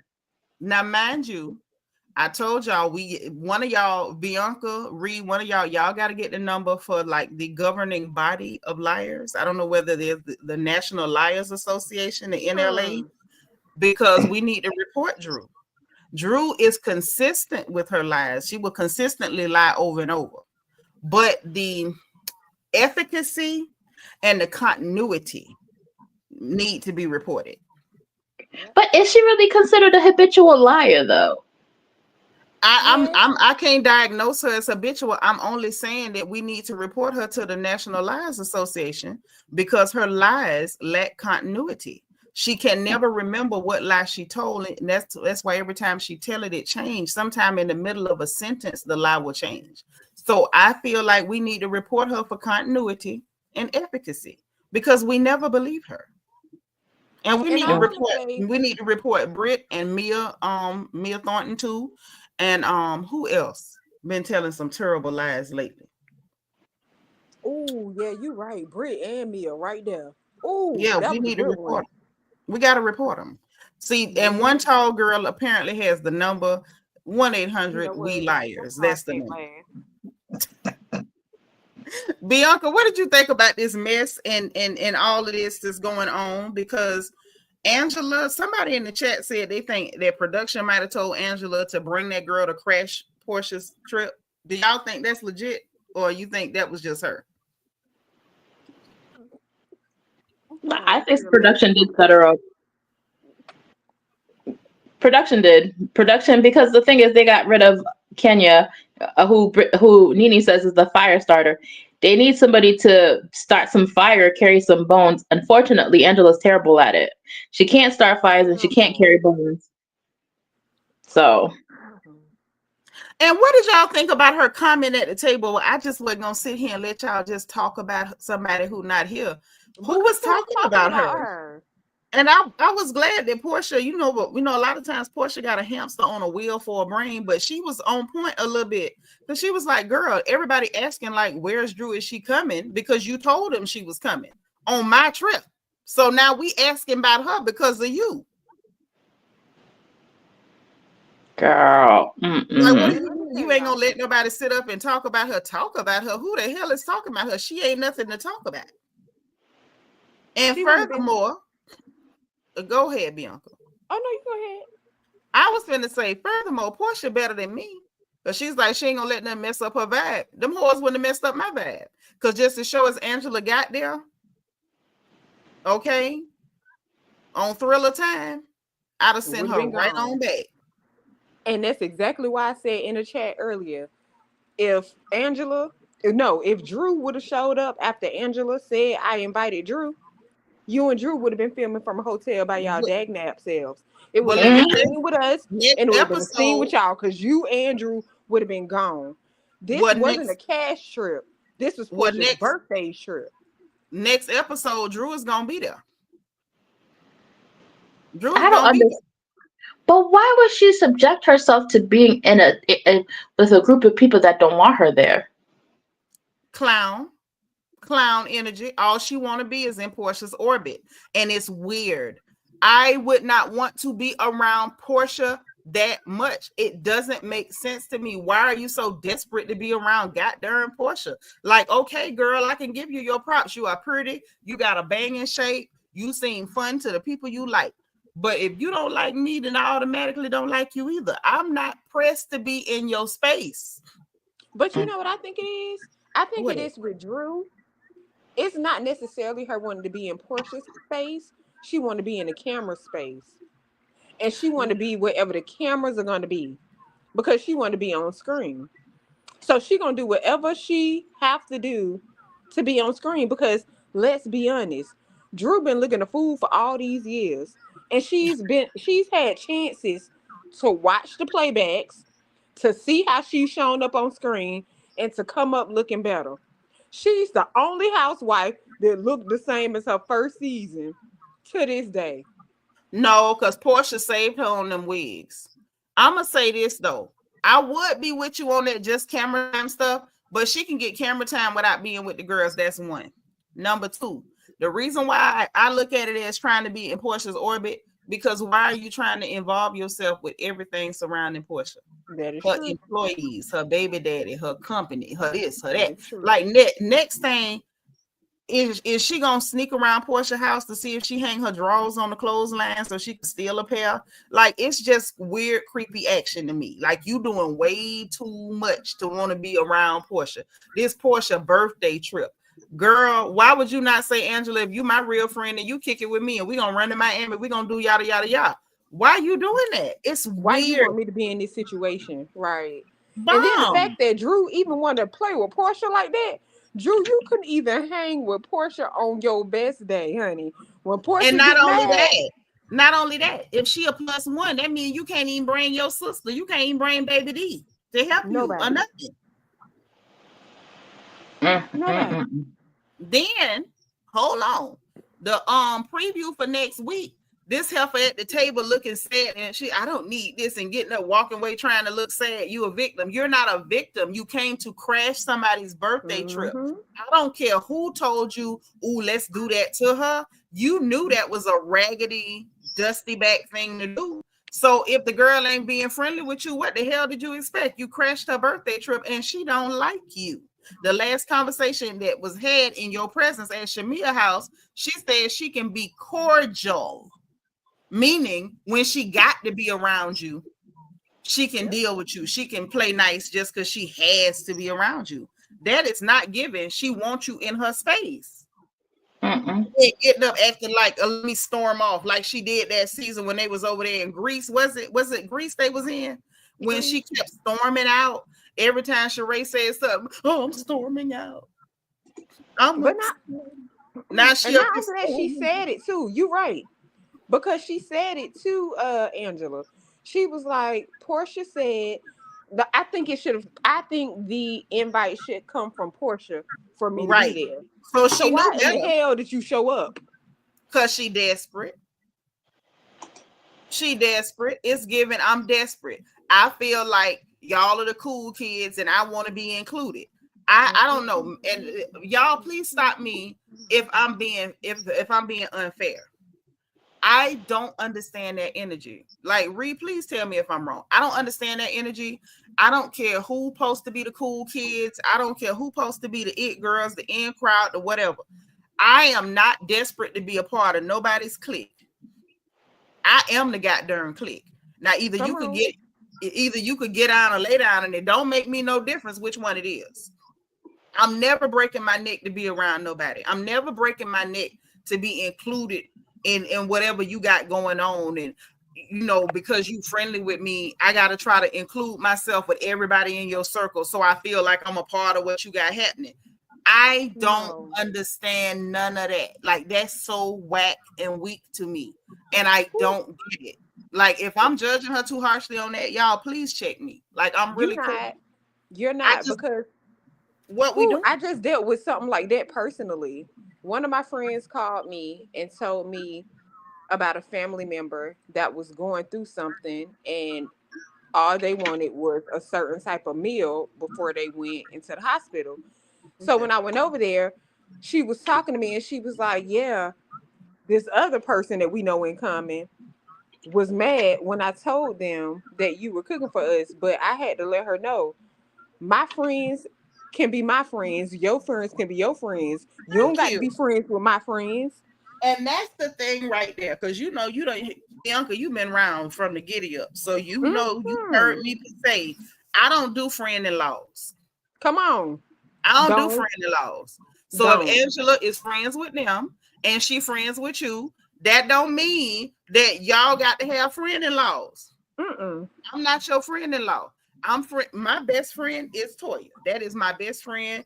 I will fight a dead tree stump about her, will kill a dead snake and slap Satan by my sister. At the same time, she got friends that I don't want nothing to do with. We not friend-in-laws. Just because you friends with T don't mean you friends with me. And don't get it. And I'll let you know. I'm tolerating you because my sister like you. I ain't got your time. Come on. And that's what it's giving. It's really freaking weird. I don't like it. I'm going to just be real with you. I don't like it. It don't look good. It looks desperate. It looks pathetic. And it looks creepy. And I've dealt with them kind of people. And maybe that's why I have such a reaction to it. I've had people that's friends with my bestie or friends with other ladies that are really close to me. And they feel like just because you friends with her, you get to be in my face. And that is a mistake, honey. Huge mistake. Huge. And I say that with my full chest. Now, either I take a liking to you or I don't. And it's going to be organic. You can't force nothing. You're not going to force yourself in my face. None of that. At the end of the day, if she was friends with Portia, you did some weird stuff. Like you started, trying to attach like tendrils on an octopus to different spots in her life. And you made her uncomfortable. And she said, yeah, get further. It don't matter if it hurt your feelings or whatever. First of all, check yourself. Why are you being creepy? And second of all, just back off. Are you okay? And let's talk about the fact that let's just say, and Yvette, I'm with you. She said, that's how I taught my children from young. Be the leader, not the follower. And be confident to stand alone if necessary. I agree. Now get this. Let's be real. Let's just say, because there are some people online who are intentionally obtuse and play dumb, and they don't get why Portia would be creeped out and not want nothing to do with Drew. Because y'all have seen the people who play dumb. They don't get it. Mind you, if somebody did that to them, they would be creeped out too. But let's just say you ain't did nothing. Let's just say you've been friendly with this person. You ain't did nothing weird, creepy, nothing, right? And they just decide, they wake up one day, something about your energy or something about your face. They just do not want to deal with you no more. And they just want to distance themselves. Guess what? That's okay too. They don't have to explain it. They don't have to qualify it. They don't have to quantify it. They don't have to give you an explanation. They don't have to have a reason. They don't have to get 12 people in the amen corner to say, yeah, girl, that's right.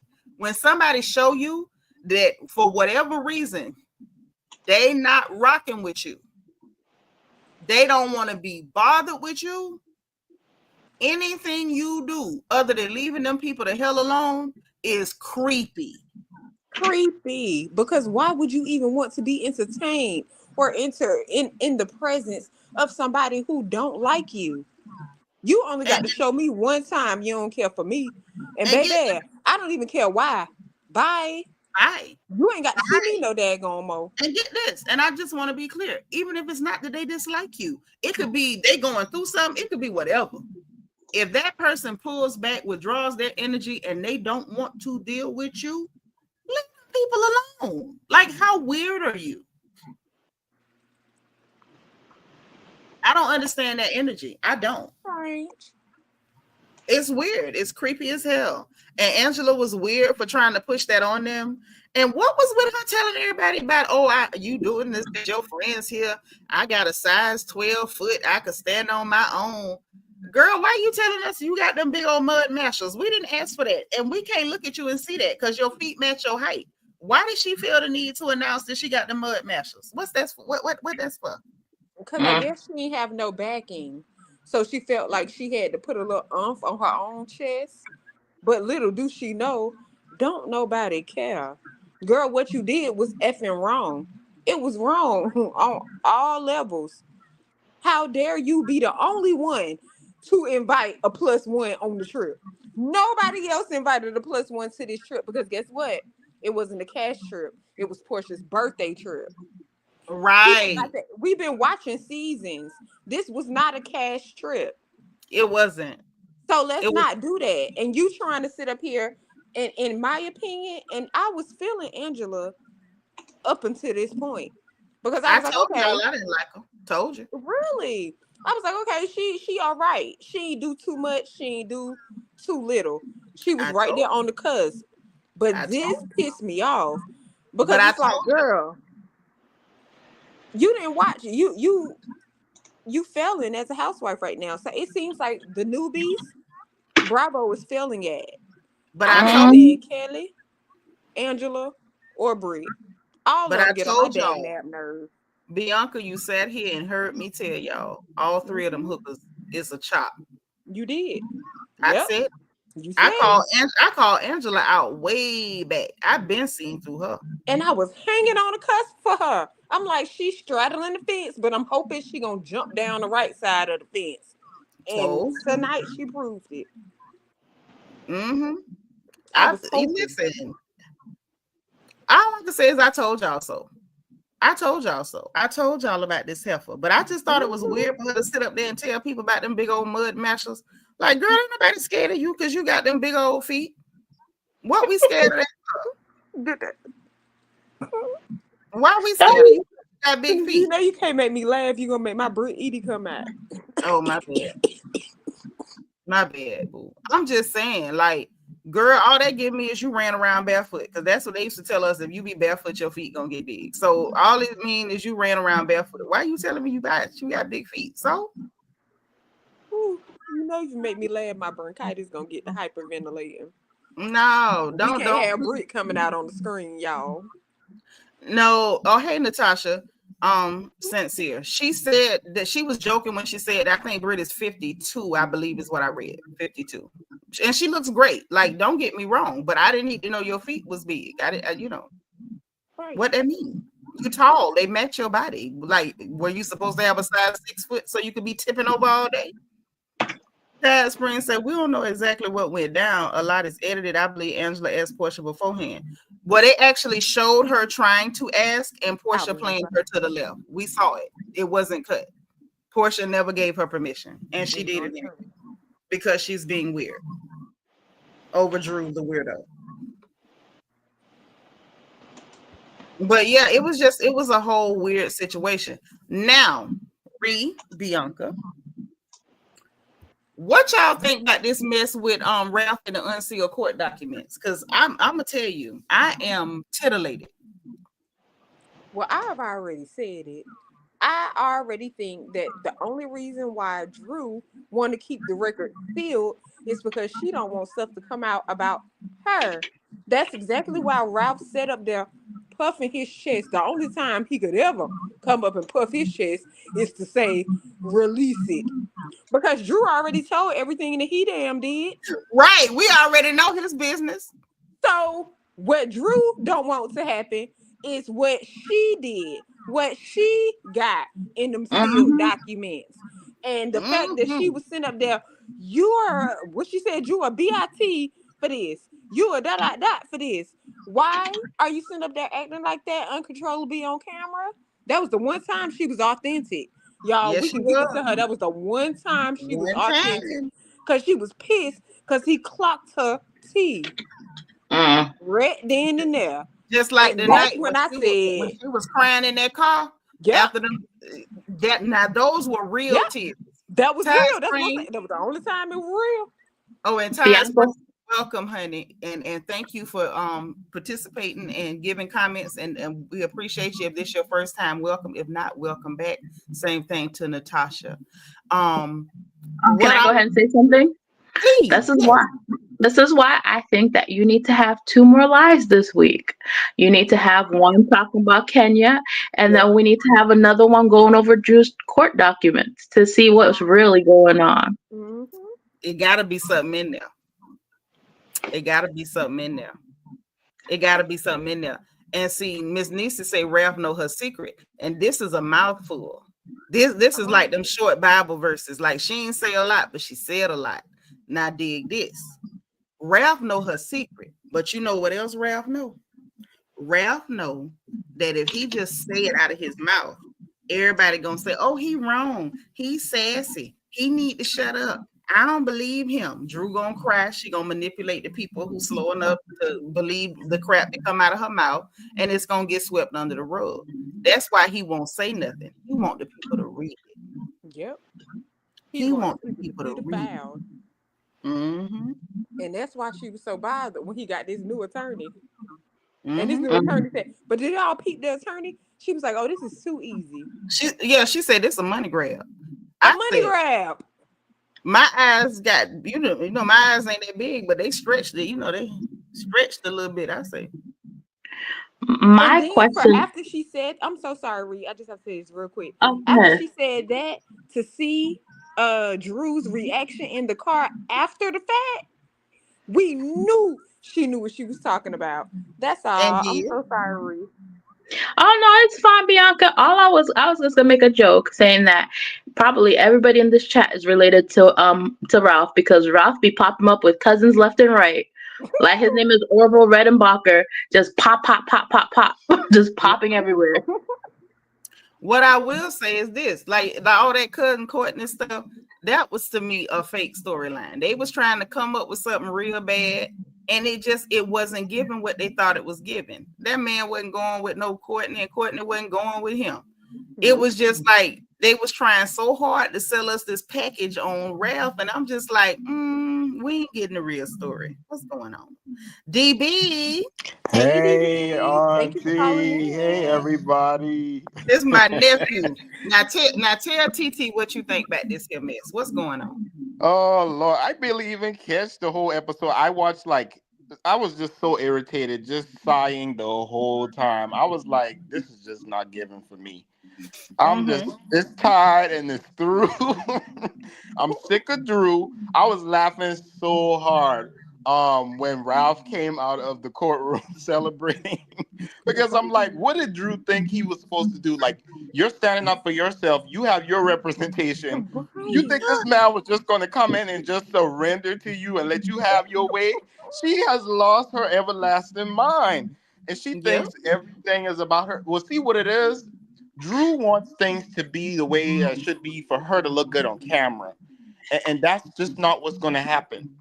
But I mean, the episode was okay. I think that Portia honestly is not interesting this season. So far, I'm just being real with you, because I feel like she's not playing the game.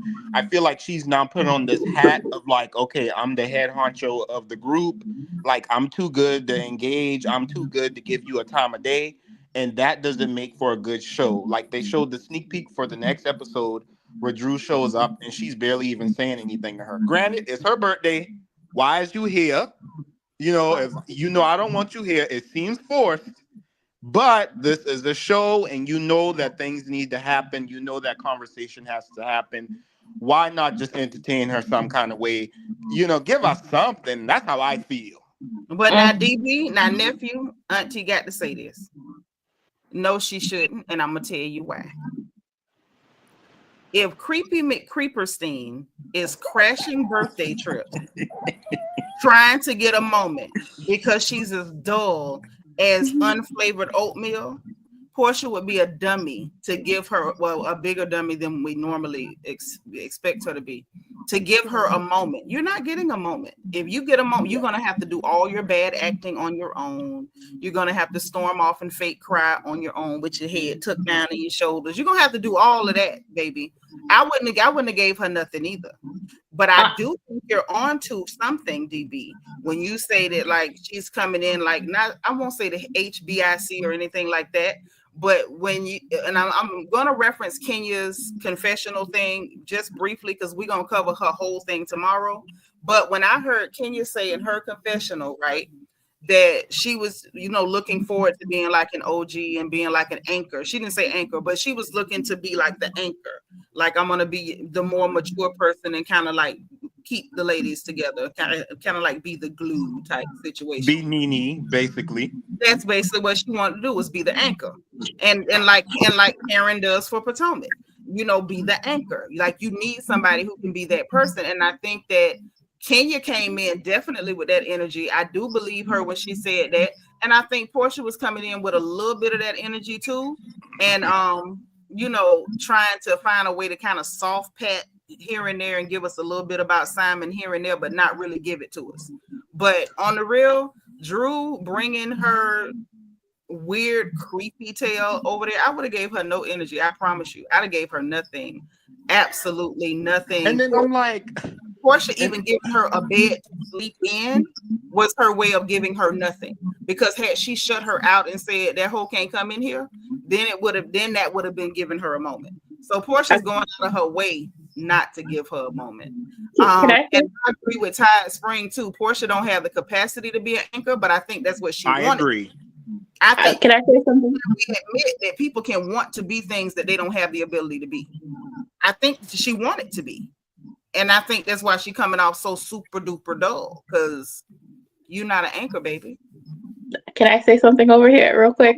So yeah, I think that she learned from Kenya's whole debacle that happened, that if she brought the real energy she wanted to bring, she would have been off the show, because we know Portia.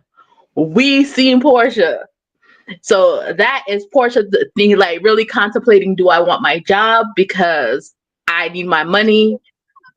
So I'm not going to go ahead and give her that energy. But I find it funny how everybody has a preconceived notion of Kenya and Portia, and the actual and it's like vice versa. Everybody thought Kenya was going to steal somebody's married husband, and that was Portia that did that. Yeah, and everybody thought Portia was the one that was going to get fired because she always put hands on somebody, and it was Kenya that got fired, but she didn't put hands on anybody. You better preach. You better preach. Facts. You better preach, because the way it started out with Kenya flirting with people's husbands, they would have thought it was gonna be her. And the way Portia started off, chasing people down to whoop them, jumping on folks and stuff, dragging hoes and stuff, they would have thought she was gonna be the one to get fired. And Portia done been arrested and everything. So and Kenya thought that would have been the end of her, but she still came back. But that's because Mimi went and fought for her to get her job. But not to get her job. You got to tell it all. To keep her job. To keep it. Because, and if you ask me, I think that's where a lot of Kenya's resentment toward Nene really turned up. Because Nene was like, yeah, if she going, I'm going. And she held her there. Mind you, without Lanithia, that would have been her job. That would have been her job.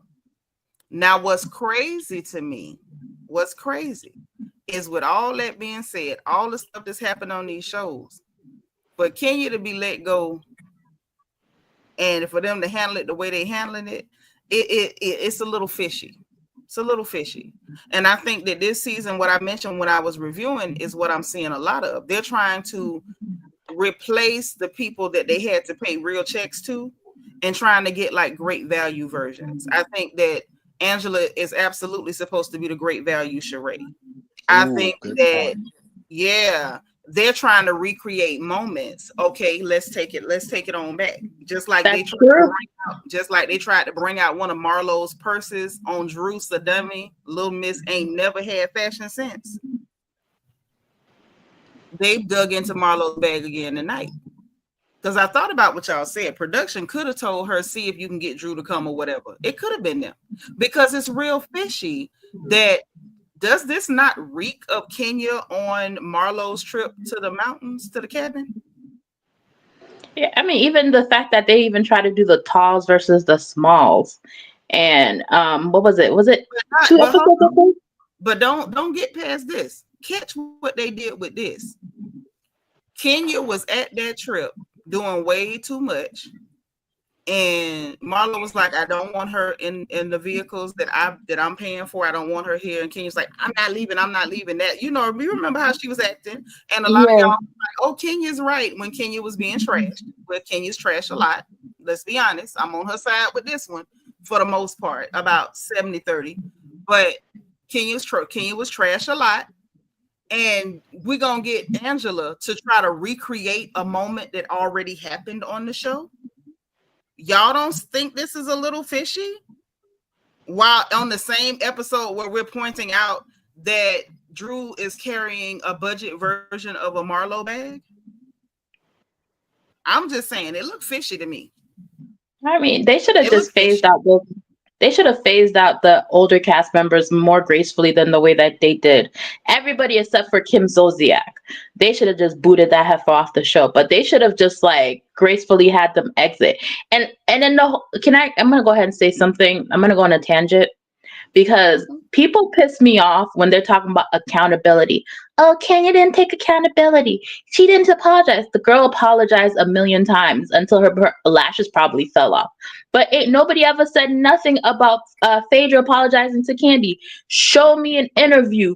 Show me an article where she apologized to Candy, Portia, or Bravo. She ain't said none of that stuff, but y'all can sit here because you don't like that lady to say that this lady is not being she understood what she did. She understood that she was wrong. She understood the repercussions of her actions, but yet people are still saying she's not holding herself accountable. Like, what do you want her to do?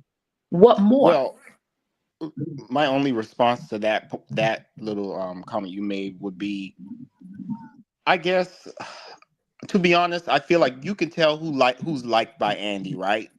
I feel like Andy has an affinity towards Phaedra. He loves her. He loves her kids. He loves her life. He wanted her back. And I think in the same token, Andy has the power. I believe, I honestly believe if he wanted Kenya to be there, she would be there. The same way Kim Zolciak made her way back after the things she done and said. It was already revealed to us season 5 that the whole group rallied together and complained about her getting preferential treatment. And then all of those things that she said on the season 10 reunion. And we still got appearances from her. She still got opportunities with Bravo. And I think it's because of just the favor that they have with the network. But, I won't take it away from them that Phaedra was technically fired after season 9. And we didn't see her until she made appearances on different shows or whatever. I think that Andy just has a crush on Apollo. That's it. That's the reason why. I'm just kidding about that. Let me say this, because if we're gonna keep it real, we're gonna keep it real. Now, the bottom line is they're not trying to gracefully phase out the older cast members because they know that was the recipe for their money. That's number one. Okay. Say what you will, May, that original set of ladies is what made them their money. That is what made Bravo Bravo. And I'm specifically talking about the Atlanta cast, right? Yep. So there is no gracefully phasing out your meal ticket. There's no gracefully doing that, okay? So what we watch Bravo try to do is try to make them lose favor with the public and then get the public to fall in love with new people. But why? But hold on. And it has not worked. It has not worked. And the reason I can say that with my full chest is because we watch them try to play the game with Lanithia. We're going to give you bad edits. We're going to get room sounds so we can make it look like you said things you did not say. We're going to get you in scenes and edit out anything decent you say and make it and give you the villain edit. And that's when we started getting Lanithia walking out on scenes, because if I'm not here, you don't even have enough to chop up and pretend I'm doing something. And then after they did it with Nene talked about it, and everybody, including Kenya, which is interesting that she ended up going through the same thing, and Candy too, that, it's just that now because you don't work here no more. Like she wasn't the one who decided not to sign a contract and told them about themselves and called them racist and sued them, right? Then we saw it again. When they gave Marlo a peach. They gave Marlo a peach because they wanted Marlo to save their necks. There was no gracefully phasing out Lanithia. Lanithia left. There was no way to make her. Okay, Renee, you echoing. I mean, I don't know why I called you Renee. But there was no way to make her lose favor with the public because Nene wouldn't play the game. So the only people who disliked Lanithia were people who already didn't like her. Her crew that liked her, they boycotted for a long time. Went all the way in the toilet. Then after that happened, and they weren't able to make her lose favor with the audience, and her crowd left when she left for the most part, right? When it came to Kenya and Candy, you had these two still there. At that time, Portia wasn't. Those two were still there. They still had big checks. Yep. What did they do? They gave Marlo a peach. Well, she was friends with Nene. Let's give her a peach. And then they sicked Marlo on Kenya and Candy. She went after both of them, both barrels. And I told y'all when that season started, I said, what did I tell y'all? She's the henchman. That's the hitman. They put Marlo on Kenya and Candy. They put them on, and you could tell it because she never let up. She never gave them a break. Production told her to bring up the bullets down to the bullets and biscuits at Candy's restaurant. She did it. Candy got mad. Marlo did not care. She was on assignment. And what happened? They ended up not getting sweetheart edits anymore.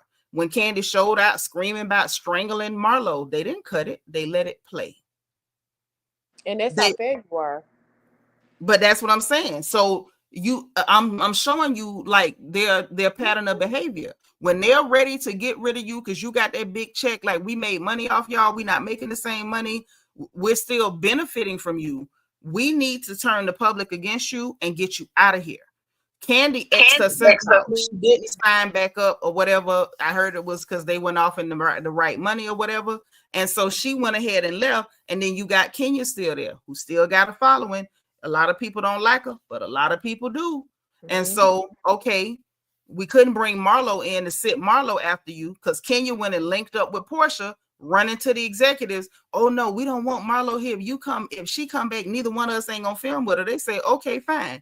We won't bring Marlo, but we're not gonna bring one of your friends either. We're gonna bring this girl right here. And she went, I'll get her for you. So you could tell she came in gunning for Kenya. Kelly, the Oompa Loompa, came in gunning for Portia. And Angela came in gunning for Shamia.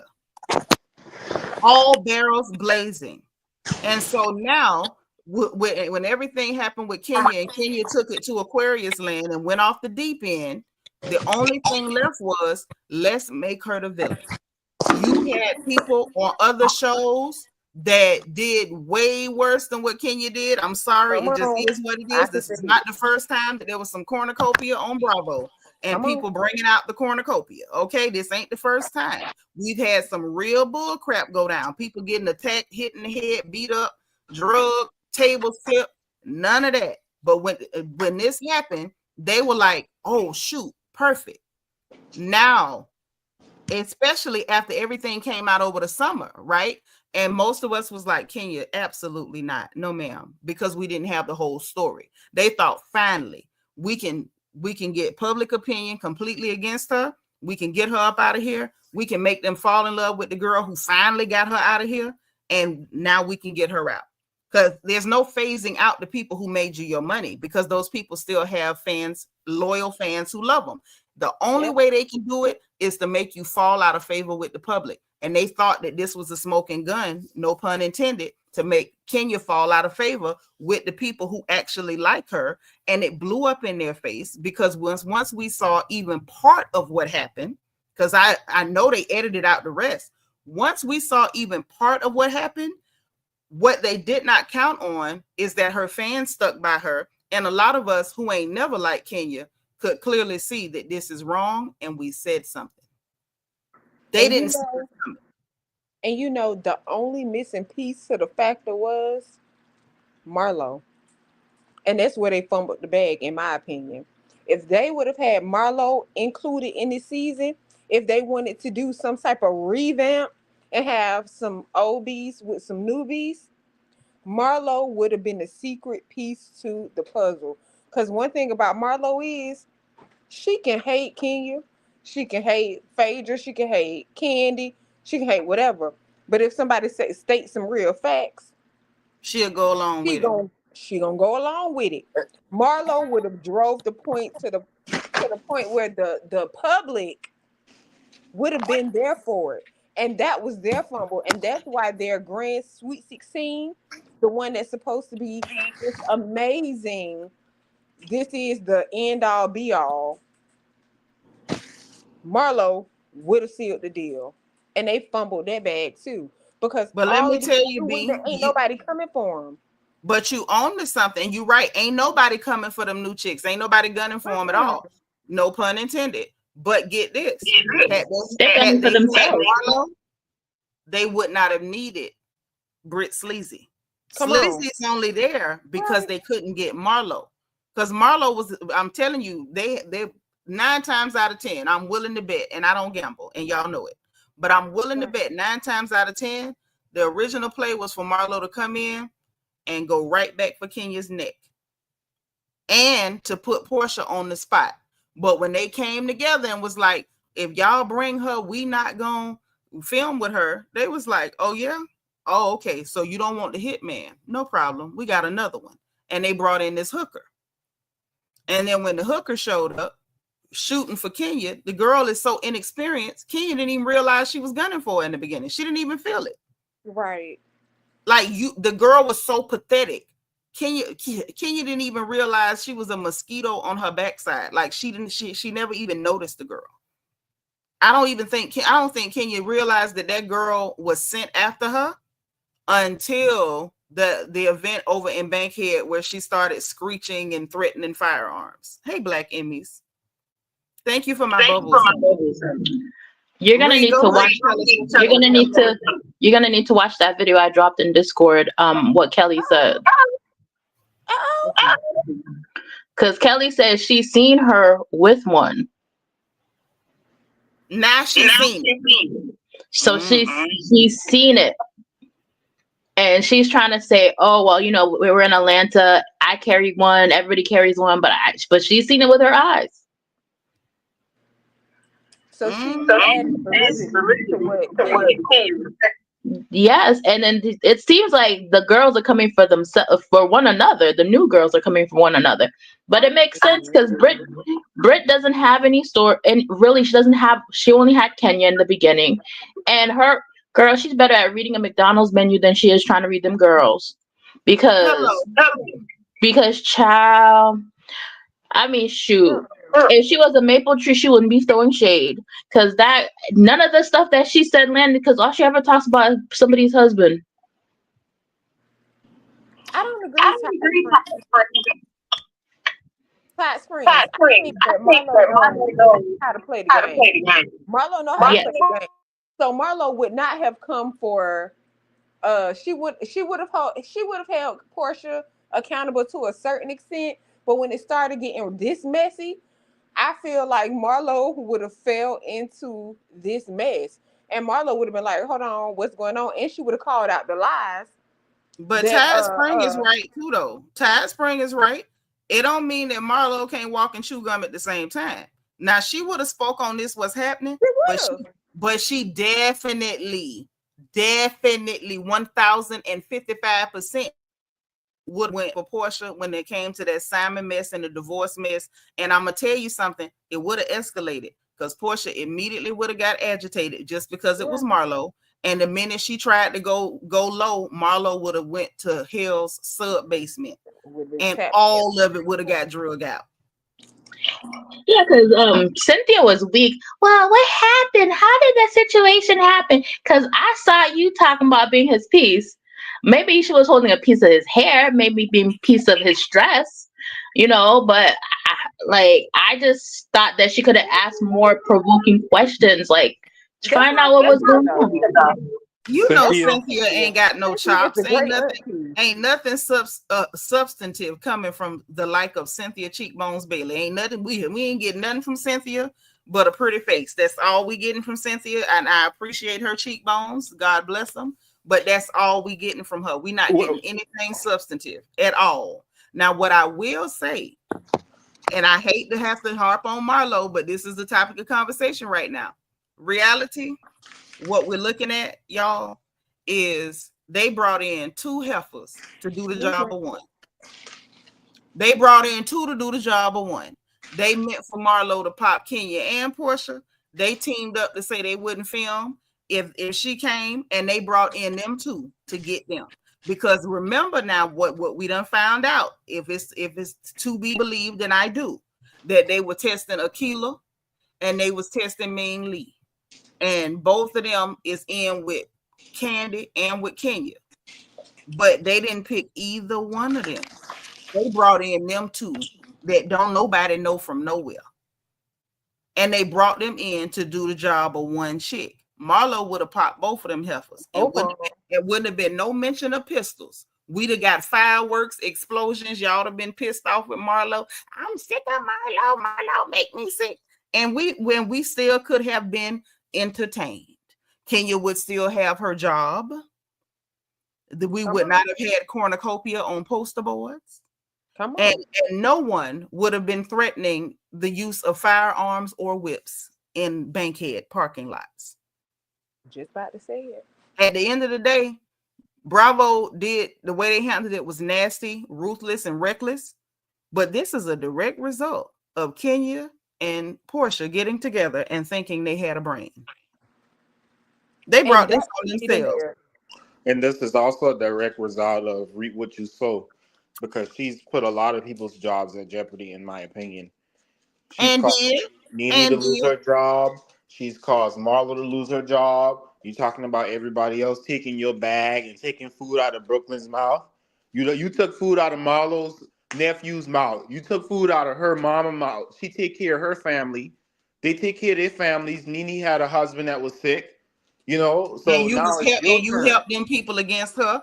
Oh, and don't forget that what year was that they was in Jamaica, and she tried to she tried to like use inflammatory language against Sonya's husband, talking about he was aggressive and intimidating. And you remember that? I remember that. I don't understand how you're gonna say that about that good-looking chocolate man. I love him. Now, Ree, first off, you better quit lusting after that woman. I know you told me not to come after her husband, okay? I can't help it. Listen, Bravo put him on TV. I didn't tell Bravo to put him on my TV. Listen. Bravo put him on TV. The Lord the one that look like that. But you better stop that woman. Let me say something here to defend myself. I did not put the man on the television. His wife made that decision. It is not my fault. I turned on Bravo and poof, he was on my screen. He was just there. It was not my fault. So I plead the fifth on the fact that it wasn't my fault. It wasn't my fault. All you doing is saying, like we say these women are beautiful. You just saying the man is beautiful as well. That is not what she did. That is not all she did. I heard only gave in grace to the beauty of the men and the women. No, I heard the covetousness in her voice. That was not wow. That was like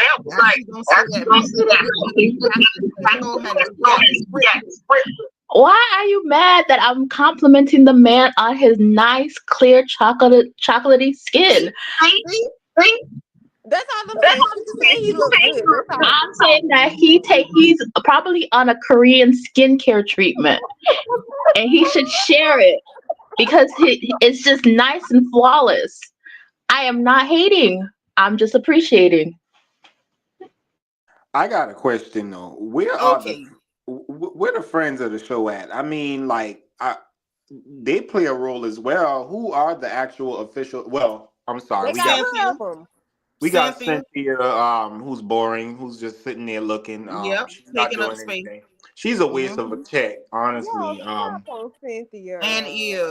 And is the biggest waste of a check ever. Cynthia never really gave much. If you want to be honest, season 7 was her best season, where she actually stood up for herself.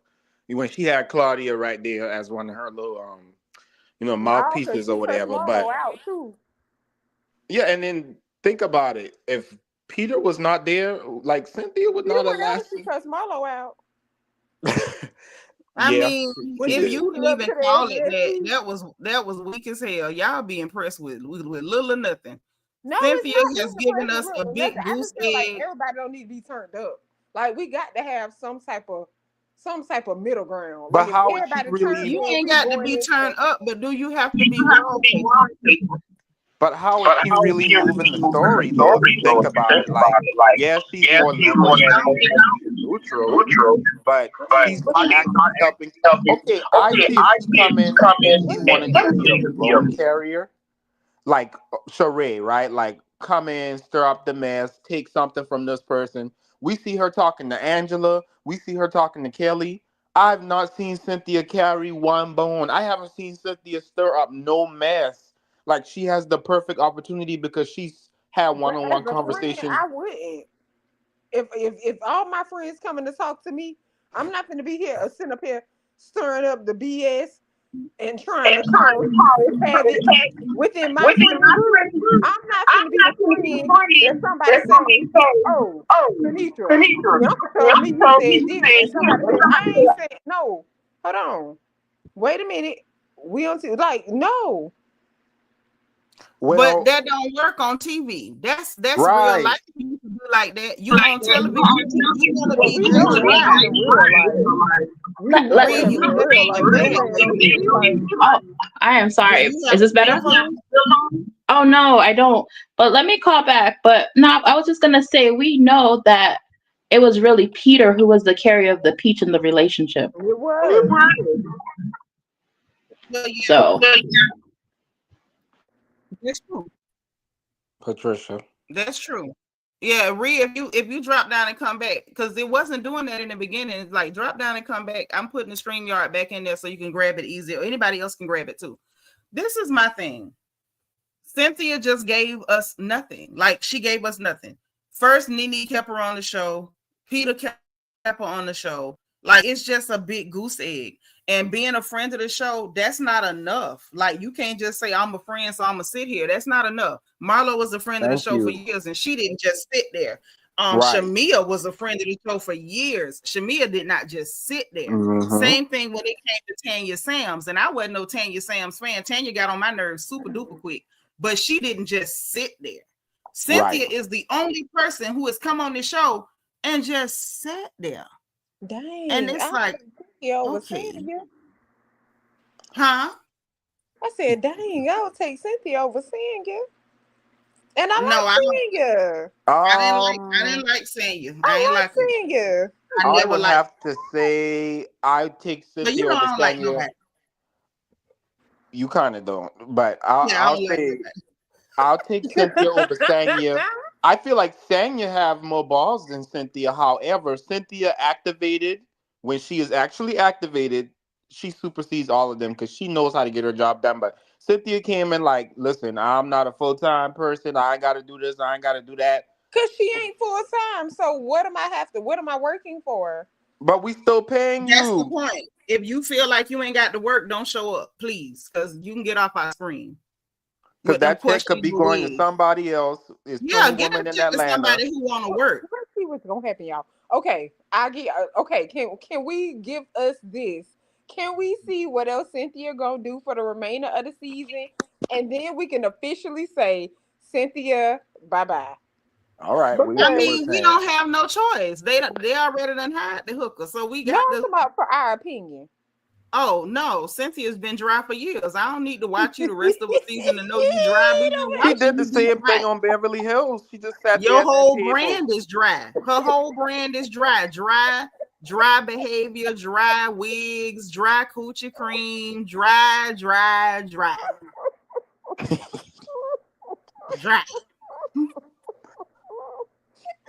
Did you see her and some man in the Dry. airport? I don't know who that new boyfriend is. I She don't got. know who he was either, but his dreadlocks was dry. He look Probably a because he was mess, standing too close child. to her. He Everything look dry. a mess. Dry. Y'all remember when Cent was trying to dance and she was all stiff even when she was dancing? Dry. Just dry. Man, Candy. I'm gonna be honest. Candy is so still. She ain't got no sex appeal to me. I'm Go But just get it. being real. she still And ain't she is dry still. as Cynthia. Old dry scent. Ain't nobody dry as old dry scent. Just dry. What else happened this episode? Because I do want to give my opinion. Oh, Yeah. the sit down with Britt and Drew. That was kind of funny, but I was like, Drew, when you ever act like this with somebody? What producer done pinched her to make her act like that in that dinner, asking that girl if she done did porn before. But the way that Britt responded, you could tell she thought about something in the moment, but she was like, "No, I'm on camera. I can't talk about that." Drew say I might be just me, but right now I'm better than you. So I'm finna ask you. You done sold your monkey before? I wasn't mad at the question. That was a fair question because you up here crying like Kenya scalded you with hot fish grease about some cat selling allegations. I'm gonna ask you, was you selling the cat to? Well, Rick Ross ain't been just sitting there looking at her. He definitely was doing something. But they were supposed to be going together. He was taking her on trips and stuff. So that's not the same thing as just flat selling monkey. Okay. Did we hear that before she got on the show? Like, did any of y'all know that she was dating him? Yes. We found out about that as soon as we found out who she was. Okay. Yeah. When all the allegations started going around. Before the allegations, we found out about that. Tia Kemp, we need you to join the chat, and we need you to tell us about what you know. First off, don't bring Tia into it because Tia got a problem with everybody go with Rick. So I can't trust nothing Tia would say about the girl. I can't trust nothing Tia would say about this girl or any other girl that go with Rick Ross because every girl go with Rick Ross, Tia got a problem with them. And you know that's the truth. The old ones, the new ones, the young ones, the ones that's close to her age, anybody go with Rick Ross, Tia got a problem.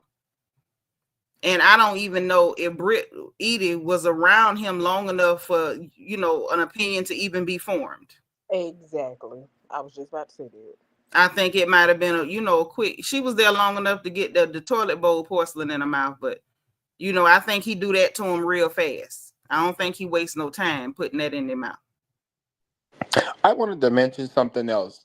I think the whole, everybody, let's find a room, and then you always got these tacky rooms with bunk bed. Like, y'all got too much money, and y'all know good and well that these ladies don't want to stay in those kind of rooms. I just feel like that's getting kind of old too. It's played out. It's so played out. Like, let me find a Airbnb or whatever that has these rooms that I know they're not gonna like. That's gonna make them upset. Like, find something that everybody could be comfortable. Like that makes it look cheap on y'all end because there's plenty homes out there that have all nice bedrooms. Like, they had a nicer house when they came to South Carolina, where I'm from. Like, come on, do better. I would say this. When Marlo took them up there to the mountains, they all had nice rooms, didn't they? Come on. They sure did. They sure did. And mind you, that's the girl everybody liked to crap on, but everybody had nice rooms. Is my connection better now? Yep. Yes. It's fixed. Okay. I told you it wasn't messing up in the beginning. I don't know whether a call came in and messed up the signal or something, but something messed it up, and then now you're straight. I done messed up the thing. I'm sorry. But no, like, we always been complaining as fans that they always give Atlanta the worst budget regarding for the girls, whether it's their makeup, their hair, their trips. They always go on these bootleg trips. And we know why. Oh, but yeah, we know why. We know why. What would be? But we all know that Kenya can't plan no trips. Well, now we ain't got to worry about that too much because they ain't dead. Look like they done got rid of her. I said, I've not ever been a Kenya fan. I don't like that they did it the way they did it, but it's just it don't look like it's no hope for them fixing it, especially with her airing them out. They're gonna take it real personal that she telling their business. I just didn't like the lies and the games, and like Bravo tried to gaslight us, and I'm just like, dang. Yeah, but they're always trying to find a way to manipulate Black women, and they, for whatever reason, as much as they depend on us for their viewership, those people don't know us. They don't know us. They always have a misconception of what we're going to find unacceptable. And they clearly didn't realize that we were going to find gun threats unacceptable. And I don't know why they didn't think we would have a problem with that. Oh, you want to know why? Child, yeah, can't imagine. Because they think that we're so used to gun violence and we wouldn't be that affected by it. Um, but I wanted to talk about something else. Like I look at things like this when I watch the show. I don't know. I just feel like they lack creativity when it comes to like how they set up the scenes and stuff. Like why we every time we see the ladies, they got to be at a dinner, right? Like why every time we see them, they got to be doing this. Like there's no creativity in what they're doing. I don't. There may be more things coming up as we go in the season, but like we used to have the Bailey Bowl. We would have like a jewelry event for Cynthia's sister. We would have candy coated events. Like I just feel like they're missing out on that creativity part of it. Everything is so boring. Like the scenes But are I so told boring. you, nephew, I told you what's going on. They're trying to recreate old moments rather than letting real life happen and actually giving us reality. They're trying to recreate old stuff. That's why we keep getting recycled scenes. That's why we keep getting the new ladies who are just fans trying to give us old stale moments that we've already seen. That's why you got this girl who is supposed to be so traumatized by Kenya, but she can't quit quoting Kenya. Like it's weird. It's all weird.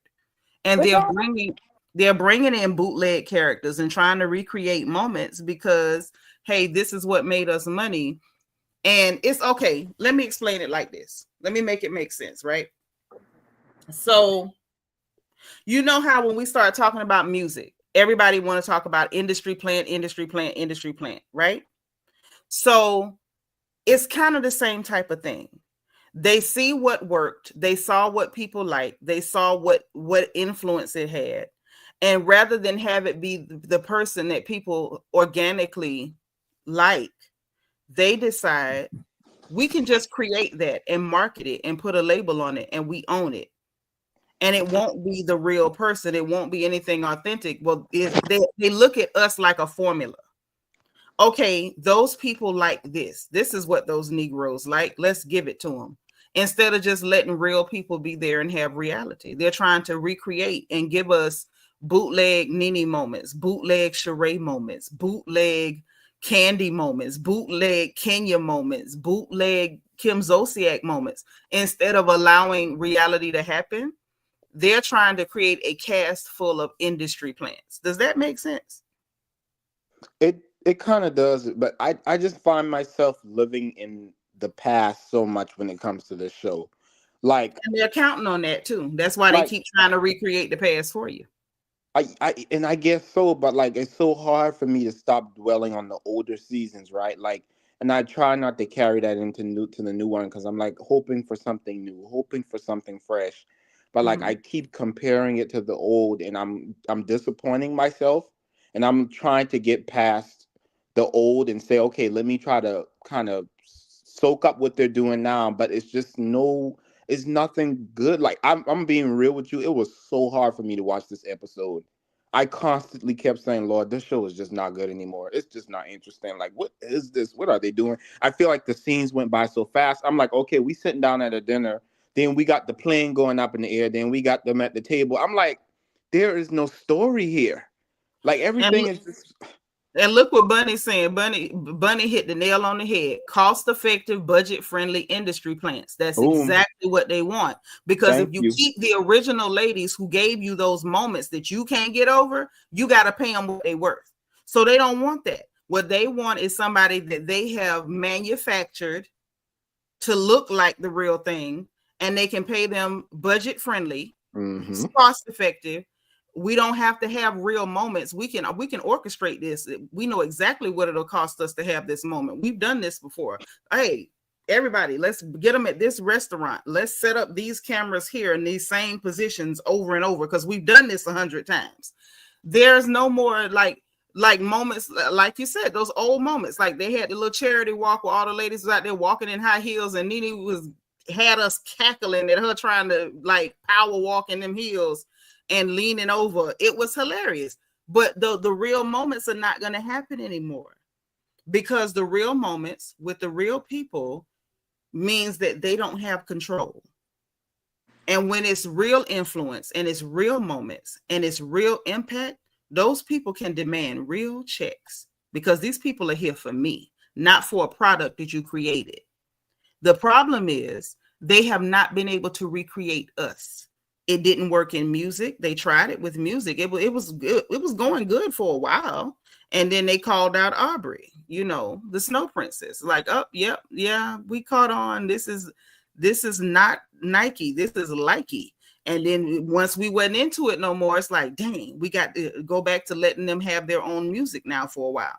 And so we're watching the same thing happen for quite a while now when it comes to reality TV, especially on Bravo. But because Bravo made their money off of those Black women's back in that ensemble cast. And you can call it anything you want to, but before RHOA, Bravo was not what they are right now. But because it was real and real people and real impact and real influence, they had to cut the check. And it's like, oh, y'all are entertaining. You are walking money, but we don't want to pay you. We'll just pay somebody to act like you and imitate you. And that should be close enough. I mean, after all, we've got these Negroes figured out. We know what they like. We'll have these people come in and they'll do some neck twirling and stuff, and it'll be the same thing. And it's just not. And in my opinion, I feel like they did it at the wrong time because they did it with RHOA right now. Mm-hmm. Exactly what you said, Nick. Mm-hmm. They did it with RHOA right now, and they did the same thing with Beverly Hills. And I'm a person who watched Beverly Hills, Salt Lake City, all of those. They always had to sprinkle in a little black. Not always. Some type of viewers. No, I'm talking about on these shows because they did. On these shows, they did. They did. These shows were not us prior to, and then they started sprinkling us in. But what happened was, at the same time, they messed up. They messed up with Atlanta, in the words that we were saying. Mm-hmm. They messed up with Beverly Hills, which is why Garcelle said, I'm not going to give them what they want. What I'm going to give them is a good goodbye. She was silent with it, too. She wasn't combative. On that reunion, she said, I don't want to answer no more questions. That's all she said. I get all that. But this is okay. But they did it in a way to sit up here and try to, like how they tried to do her. Yeah, but that's slightly different. And I'm going to tell you why it's slightly different. The reason why I feel like it's slightly different is because Bravo sprinkling in Black people into those all clear ensemble casts, it was strategic. It was them trying to beat the racism allegations. Right. Exactly. That Nene dropped in their laps. Right. That's what I'm saying. So they only sprinkled them in for that reason. That's number one. They did it over there in California with Garcelle, and they did it up there in New York with Ebony K. Williams. They figured we'll find those white ensemble casts, we'll sprinkle in a couple of pieces of pepper in the salt shaker. See, we proved it. We're not racist. I think one of the shows, didn't they bring in an Asian girl or something, and she ended up being super racist. Like, it was some weird stuff going on. I think that was Salt Lake or wherever it was. And it was like, and then when it came to Salt Lake, okay, it's going to be a clear ensemble cast, but we'll have one Black lady and one strange non-Black woman who wants to cosplay Black, and we'll put them here. And so Bravo was playing a game from the get. That's why I say that it's slightly different. And I get what everybody's saying about Garcelle. I saw some of the clips and I wasn't pleased with what I saw, but I'm going to say this, and I don't care how it sounds, and I'm not ever going to swallow my words. Garcelle got what she got. Why would you even agree to help them in their efforts to clean their nose up from the racism? You agreed to go on this show with all these clear women amidst all of the racism allegations that Bravo had on their table. And you said, I'll do it. It's just like when union workers go on strike and you got scabs that'll cross the strike, the picket lines to go and work for scab rates. And essentially it undermines the people who are striking in the first place. Hope I'm not going too deep. No, I looked at Ebony K. Williams the same way, because I don't like her either. And on top of trying to beat working as scabs for these people who are being called out by our good sisters for the racism, she goes up there, everything black this, black that, calling people racist and all that. It was just like, hey, I see through y'all. So yeah, Garcelle didn't get treated the best. But what did you expect when that's why you got your behind on that show? You went in there crossing picket lines. You went in there to help them clean up their image, and they wiped your nose and your behind. And now they done brought in this other sister that feels like apparently there can only be one Negro, so I'm going to work with them to get rid of you. And now she's giving you the same energy you gave your sisters walking your behind over there in the first place. And I understand that. But can we just say, can I come up here to call them out? I mean, we can call them out. Like, I'm not saying you wrong for calling them out. You don't have to be employed by them to call them out. Yeah, you ain't got to be employed by them to call them out. To call out the racism and to exit stage left to prove that this is exactly what they're doing and exit stage left. Because if don't nobody ever come up and say anything, it's only going to be the white narrative. But this is only the problem. Going to be that narrative. But they did not go there with that issue intent. Where you see, where we can show you in your face that this is what they're doing. Yeah, I'm not buying it though. That wasn't their narrative. That was not their intent. Their intention was not to show Bravo up. Their intention was to be the good Negroes. Yeah, they're calling you racist, but I'm gonna come in here and you're putting me on this all clear cast, and that proves you're not racist. I'm here. I have friends over here. I'm friends with some of these ladies. It was never to call them out. It was never to call them out. And that's the thing. I don't think. Okay.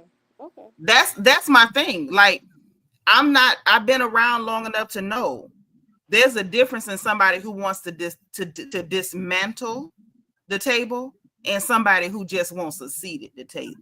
Well, my thing is, how do we, when we see these things happening and we see this racism happening, what is the middle ground? Like, how do we get our point across? Do we just not? Like, how do we get that across? Do we not go on these shows to prove the point? Or do we just say no and stay in the background and let them keep drawing their narrative? Or do we go on the show and point out their freaking narrative, and then when they want to sit up here and call us out about proving their narrative, and then exit stage left because job is done? So that's my only thing. Because at what point do we stand up and say, hey, this is what's going on this show? If we don't show up on this show, our likeness don't show up on this show, how can we ever prove a different narrative if nobody of our likeness come on this show? If we just keep it at the YT level, then their narrative is just gonna keep going on. So how? Here's the problem: if it's an all clear cast, then there's no narrative against Black people because we're not there. But when you have a network as disgusting as NBC, Universal, Bravo, et al., and they have an all clear cast where there is no narrative against Black women because Black women are not participating, why do you then say, oh, I'll do it, I'll sign up to help you look less racist even though you are racist? Why would you do that? Like, how does that help anything? That doesn't change the narrative on an all clear show. Can I go ahead and say something real quick? Please. I just never understood why Garcelle did not leave when they made the comment about her son that season. I was like, you're a mother, you're supposed to be protecting your children. And for me, that would have been my point. Like, hey, you can mess with me, blah, blah, blah, blah, blah. But my kids, nope, we don't cross that line. Because none of them, they never said anything about any of their kids. And some of those little kids on Beverly Hills were real out of pocket. And Garcelle's kids are very respectful. Oh no, Garcelle did mention it on the reunion. And I understood for her. Yeah, I understand she mentioned it, but for me, that would have been my last season. Yeah, that would have been it for me too. And I agree. like a lot of this stuff though, like I said, I struggle to have empathy for Garcelle because all of the allegations about Bravo were out when she joined that cast. She joined that cast with all the allegations about Bravo and NBC Universal were hot on the presses. You did it. You knew what you were doing. You thought that's how they treat them. That's not how they gonna treat me. And I have my theories as to why she thought she was gonna be exempt from the nigga wake up call. But you know, as Paul Mooney would say, Lord rest his soul, she got her nigga wake up call, didn't she? See, I don't have empathy when you go and do things like that. That's why this whole situation with Kenya, as much as I can see that they did her wrong, I don't have a whole heap of empathy because it was okay when they was doing it to your sister. It was funny when they were doing it to your sister. Now they doing it to you. Should we cry blood now? You want us to wallow on the ground, mill in the dirt? What should we do? I guess my question is, how do we get to explain how we feel? Like, if we're not on any of these platforms for Bravo, because Bravo could be going clear with the clear people, and they could be what the Ashley said, striving and surviving, or whatever the hell she said. They could be taken off with only the clear people. So for us, our people, how can we, even though since we are in this mix, we are at this point, Real Housewives of Atlanta, all these other franchises where they sprinkle black women in, how can we prove our point and stand our stance knowing that they did us black women wrong? How can we change the narrative or speak our piece in these situations? That's my only thing. Like, what are people expecting us to do? Like, how can we better ourselves? Is everyone saying that we should just drop? Because we don't have a platform for us black people, and I can be honest, we don't have a clear a platform for us black women to go on these networks and just show our true authentic selves.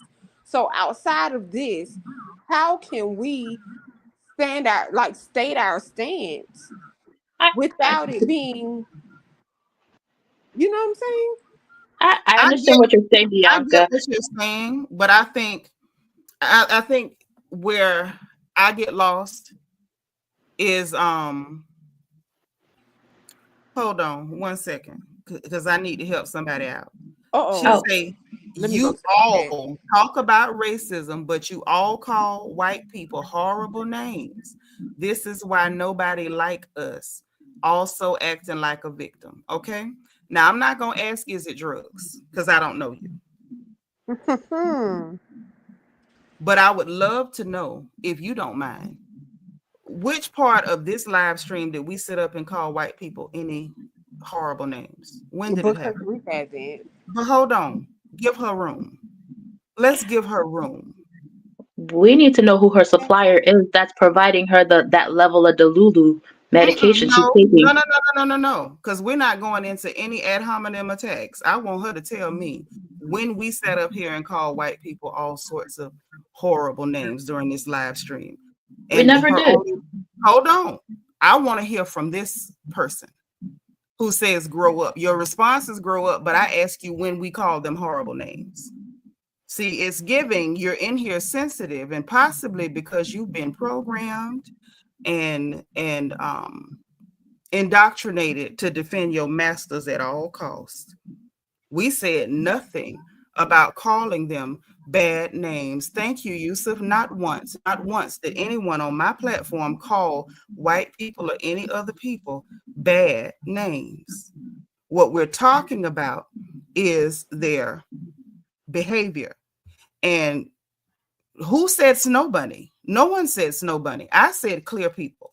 And if you wanted to know why I said clear, you should ask, because it's not derogatory. I say clear because I don't like the term white. Their skin is not white. It's clear. I can see your blood vessels and everything underneath it. So that's not derogatory. And nobody said snow bunny. And it's bad for you to be so ignorant that you do not know that Black people are incapable of being racist. We can be prejudiced, but a Black person lacks the power dynamic to participate in racism. It's really bad for you to be ignorant and be in my chat yelling insults, and you don't even know that you're in the wrong place. We don't do that here. We don't do that here. Now, I'm not sure exactly which primate raised you, but I can assure you, you're in the wrong place. Look at here, you all talk bad about white people. Do y'all want to roast them, or should we just toss them? Because why Black women can't have a conversation about a racist network and the things they do to Black women without us being attacked by a strange person calling herself Becky? Toss her. Y'all say toss her? Okay. Okay, so we'll toss her. We won't even bother roasting this trash. But I was gonna say, hold on, because I'm not done with this. I'm not done. I'm not done with them. Okay. All right. Now, when it comes to this type of stuff, this is why I think it is harmful for us to have people like the Garcells of the world, the Ebony K. Williamses of the world, because they cater to trash like Becky. With the good hair. No, she said with the good wig. With the good wig, you're right. This is why people like Garcelle, in my opinion, are not worth my empathy. They cater to those kinds of folks. And what I mean by those kinds of folks, those are the kind of people who like Black people only when we're entertaining, only when we're telling jokes, only when we tap dancing, only when we're saying things that make them feel good and don't make them uncomfortable about their racist behavior and about their oppressive behavior and about their privilege. See, people like Garcelle are a problem because she was willing to go and work with those people in order to cover their noses. She knew that they were roasting on an open fire. It was not quiet. It was not a secret that Nene was suing them. It was not a secret that Mariah Huck was suing them. She knew. And she said, I'll help you, boss. I'll help you, massa. See, like I said, I have my theories as to why she thought she was going to be exempt from the same treatment that those sisters got. And so now that she got just what those other sisters got, I'm supposed to feel bad. I should feel bad. Why should I feel bad? Who told her to do it? She didn't have any noble intentions. She played into people like Becky that came in here to insult Black women because we were not tap dancing adequately and stroking her white ego. That's what she was doing. See, she's the kind that they normally like. She only got a little spicy because once she started to get that same behavior directed toward her, then of course she had to straighten up her back and brace her back and say something then. But as long as they were doing it to us, she was fine with it. And she was fine with helping them cover their tracks. This is why we have, when we look at these shows and we're talking about what's happening, we have to be very deliberate. We have to be very no nonsense. Like, we can tell jokes. Y'all know I joke as much as anybody. But when it comes down to these topics, when we get into the meat of the matter, we have to be very no nonsense, very to the point, and we have to hold their feet to the fire. And I think that we also need to do so without begging to be heard. And that's what I was about to say before that piece of dumpster juice, that piece of rancid afterbirth popped up in my chat. You were saying, what do we do? What do we do? What we do is stop asking, what do we do? What we do is stop begging for a seat at their table. What we do is stop begging to change their narrative. They're going to say whatever they want to say about us. They've been lying on us for over 400 years. What the hell make you think we can make them stop on a reality TV show? They've been lying on us. They've been saying we're somebody that we're not. They've been saying. How many lies haven't they told on us? I'll wait. But we can sit up here and say that about everybody. But And that's why I we're have not issue. everybody. No, but that's what I'm saying. Hear me out, sis. That's what I'm saying. After Nene, nobody, even all the women of RHOA, if we want to talk about it, even the women of RHOA, because they've been playing us all to the left. So if we want to hold Garcelle to that standard, we got to hold everybody to that standard. Do I just not? Because she's in. Hold on. Do I not? No, you do. But what I'm saying is, you do. But what I'm saying is, we want to sit up here and say Garcelle playing down to the white people. She was just only in Los Angeles, so that's the show that she can get on. She couldn't get on in RHOA because she went here. But if everybody, if we I hold them all accountable. I hold them all accountable. And that's what I'm saying. So everybody should have quit at that point.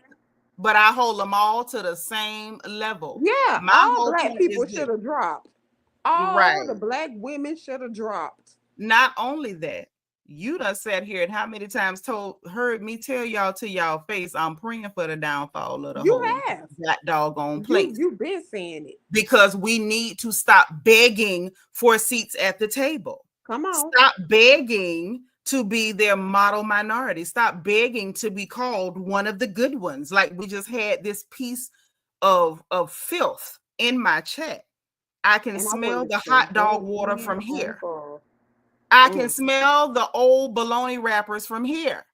Relish. In my chat, crying. Yeah, just like relish. Crying and stinking up the place, dropping lice and fleas and ticks everywhere because we were not behaving like the safe Negroes. The fact that we are at this point, at this stage in our development, still begging for a seat at their table is embarrassing, quite frankly. And on top of begging for a seat at the table, you get behavior like from Kenya, from Candy, and different ones that were still on RHOA after all the stuff that they've done, who actually laugh and crack jokes and think it's funny when your oppressor is oppressing your sister. Now that the shoe has made its way to your foot, we're all supposed to carry torches and pitchforks. I don't think so. Now, me being who I am, I'm going to stand up for what's right. I'm going to call right, and I'm going to call wrong, wrong. But I'm not going to sit up and pretend like, oh, they're victims. And no, darling, you are a volunteer. Now, the only place, the reason why I said Garcelle is not in the same box with these ladies on RHOA and even RHOP is because a lot, I won't say a lot, but a lot of the ones that we call OGs or people who've been there for a while, they got involved before Bravo slip started hanging. I almost called that woman Giselle. Garcelle walked into it after the story was already out. It's like that little basketball player or football player, whoever the boy is, that got the girl pregnant and didn't want the baby, and he's signing off parental rights and ready to pay. Hey, man, once he's already had this go on with somebody else, why would you walk in? That's like you telling me somebody is shooting people on 3rd Street and I walk over on 3rd Street and get shot. I'm not a victim. I'm a volunteer because I was already made aware that they were shooting people on 3rd Street. Garcelle knew, and yet she walked in. And I'm here to tell you that the lady that just started there, the darker skinned, cute lady, when they start going in on her, I'm going to look at her the same way because you knew and you walked in with your eyes wide open. When it came to the Nenes, the Sherrays, even the Kenyas and the Portias and the Candies, when they first started with Bravo, they did not know. It was not widely publicized. There was no scandal. There were no lawsuits. Now, once the ugliness reared its head, how they responded to it spoke volumes. But they did not walk in eyes wide open. Garcelle did. So did Ebony K. Williams. So did Mary Cosby. So did these new chicks that popped up on Potomac in Atlanta. Everybody that came in after the lawsuits, the allegations, and they walked in after they watched Andy Cohen sit down with Wendy Williams and talk trash about Lanithia and her family. Anybody that walked in after that, you walked in and volunteered for whatever these people do to you. You volunteered. Is that not fair? It's fair. It's fair. But when Garcelle walked in, Garcelle from the beginning has been calling out the BS. Oh, well. She had been calling out the BS. She signed up for the BS. But she signed up for it. You wanted it. You knew what it was. You signed up and you walked your behind in there. So that goes again to me to say, at what point do we distinguish between when we stop supporting this as a whole? As a whole, I don't care when it started. Once we noticed it, if we continue, it ain't no we. With RHOA and all of them, when we continue, ain't no we. Let me help you there. Ain't no we. Ain't no we. Because these same ladies have proved to y'all it ain't no we. Because when they do stuff to your sisters, you don't care. So it ain't no we. That's number one. That's number one. When it come to folks like us, as long as you doing something, we gonna watch it and call it out, and we pointing out all your mess and all your lies. That's number two. And as far as anybody who's in there, you in there. If they do something to you, you're gonna become cannon fodder for social commentary, and that's what's gonna happen. And no, there shouldn't be any squalling, hollering, milling in the dirt, wailing, gnashing of teeth, because you want to be here. You want to be here.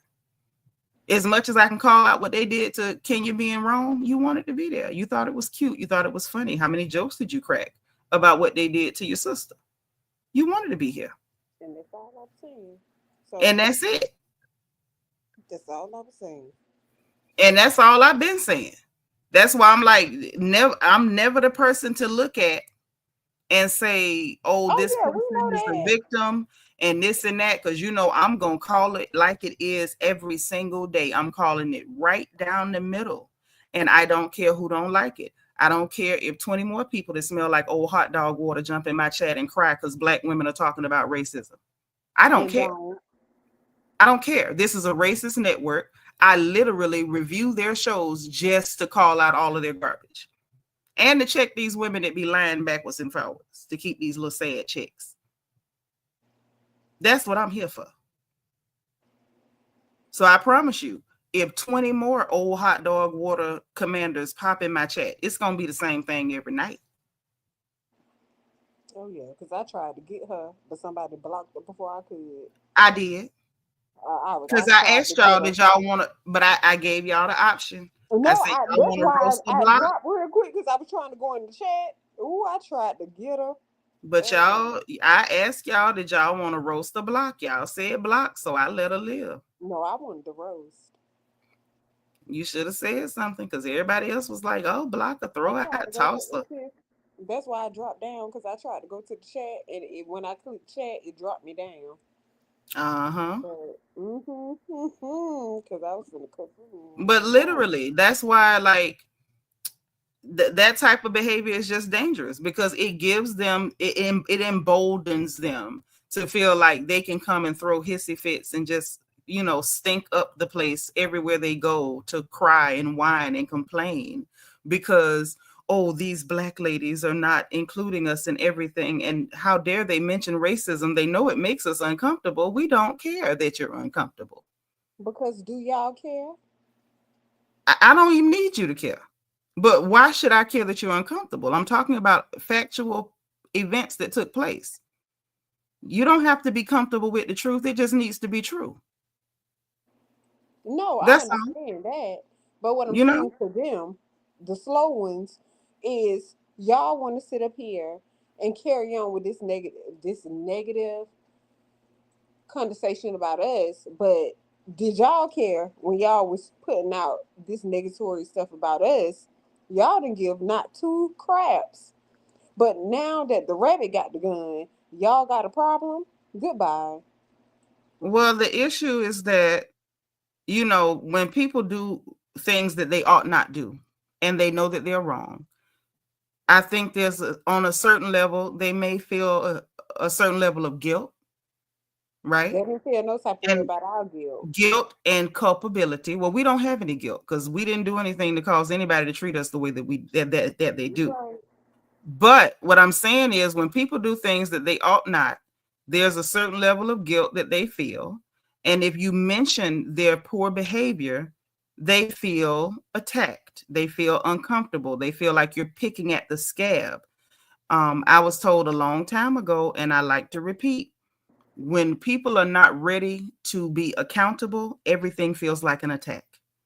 And the truth of the matter is, we're talking about facts and things that actually took place, actual events. So if you're not ready to be accountable or to take accountability for the fact that these racist acts did take place and it does exist and this is very real, then everything feels like an attack to you. We're not attacking you. You don't work at NBC Universal, but Come on. you feel touched because you most likely have participated in some of these um, horrible activities. You participated on some level, and if you did not actively participate in these activities, you've condoned it, you've excused it. You got relatives who do it, loved ones who do it, and you love them, and you just don't want to hear about those things being called out because it touches you. It's too close to home. If you start mentioning Black women who are part of a different subset of our culture who may live in Section 8 housing and may have a few baby daddies and, got 3 and 4 men paying for the same child and stuff like that, I'm not going to get super defensive and angry and start screaming and throwing fits and name calling because it doesn't apply to me. Doesn't apply to me. So when I see people do things like that, it's a matter of, it obviously applies. It's a little too close to home and it made you uncomfortable. And I think that's okay. I think it's okay to be uncomfortable. What you do once you're made uncomfortable, I think that's the important thing. Come on. We all Ain't get there. to a point where we have to be made uncomfortable so we can change things. And uncomfortable conversations so we can change things. Most of us in here have gone to church after we done been juking and feel like the preacher talking to you like he know your business.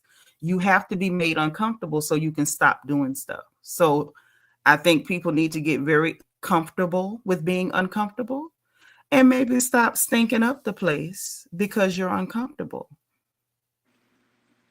That's all. And Elizabeth, thank you for the super chat. She says, Seanitra, great analysis on Garcelle, who begged to be the token, begged to belong, and gave a pass to those who abused her kids. Cheers from France. Thank you. All the way in France. All right. Is that a franc? I was looking at that as that monetary symbol. I'm like, what is that? Is that a franc? Thank you for that. Thank you so much for the super chat, though. Love it. But yeah, Paige said facts. Like when my mama and sister told me I'm forgetful, my feelings was hurt, but they didn't lie. Hey, listen, I had to be made uncomfortable about a bunch of stuff. Like I don't want to go down the list because even now it can be kind of embarrassing.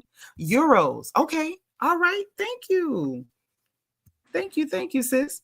But yeah, you got to be made uncomfortable. You got to be willing to, say ouch. Like if somebody step on your toes with the truth, just say ouch and do something about it.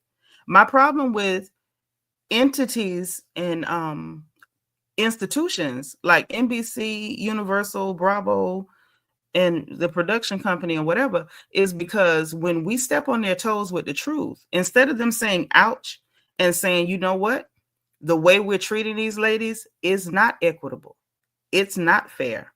They don't say ouch and say, hey, the way we're trying to represent these ladies while we're looking for money, we're not considering that it is insulting and offensive to about 80% of our viewing audience. So let's do something about it. They hear the things that we say and they prove it when they go to reunions and Andy Cohen is, you know, echoing some of our sentiments from online. They don't see that they've offended the vast majority of their viewing audience and say, hey, that didn't feel good. That is messed up. This is uncomfortable. Let's do something about it. That's not what they do. What they do is they double down and then they play in our face. They gaslight. They try to do, you know, crafty edits to create a story that we would believe. And when we tell them that we don't, they just keep lying. They dig the hole deeper. They'll do more edits. They'll do this. They'll do anything but be accountable and say, you know what? That was uncomfortable to hear, but you're right. We heard you and we're going to do something. And that's the problem. That's the problem. All right, Paige, congratulations on your 25-month royal anniversary. She said, look at God, 2 years I've worn the crown. I know that's right. Thank you for the super sticker too, sis. I appreciate it. But that's the thing.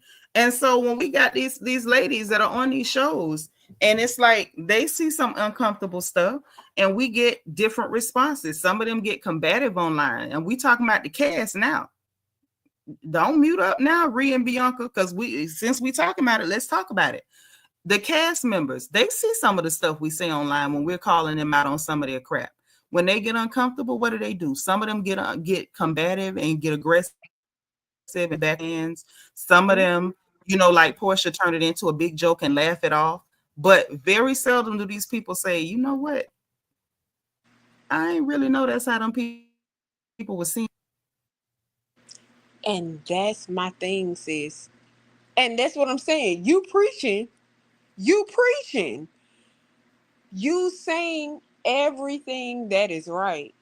And my thing is, how do we get to a point where we say enough is enough? Ain't no we. I'm saying black people, and like the black women. I ain't saying we as in like us, but I'm saying like in reference to the shows when we're talking about the black cast versus the white cast, and the black people showing up on these white platforms and us being treated like we're being treated. When do we say enough is enough and we're not taking this no more? We're not standing for it. We. I'm gonna say Break that again. Maybe the third time. Okay, I can break it down. Break that down. Because I'm like, I keep saying ain't no we, and you keep going back to we. Okay, what I mean by ain't no we, no we. And don't y'all come get me for my double negatives. I meant to say it just like that. They won't. Ain't no we. And it's been proven ad nauseum. There are different groups of us. Like, we are not a monolith.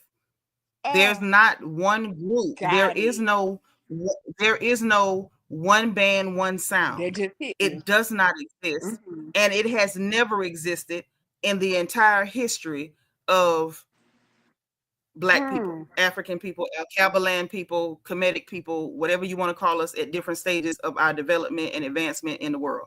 There has never been a monolith when it comes to our people on any continent, anywhere in the world, in the history of us being here.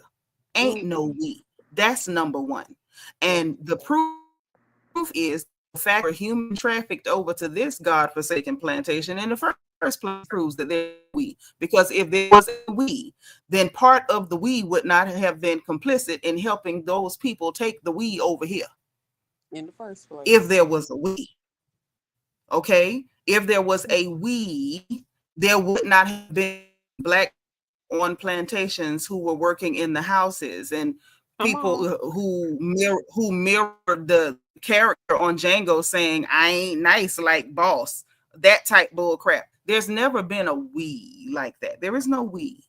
So even if some of this mythical we has enough wherewithal to say, this is inappropriate, I'm not cool with it, I'm not supporting it.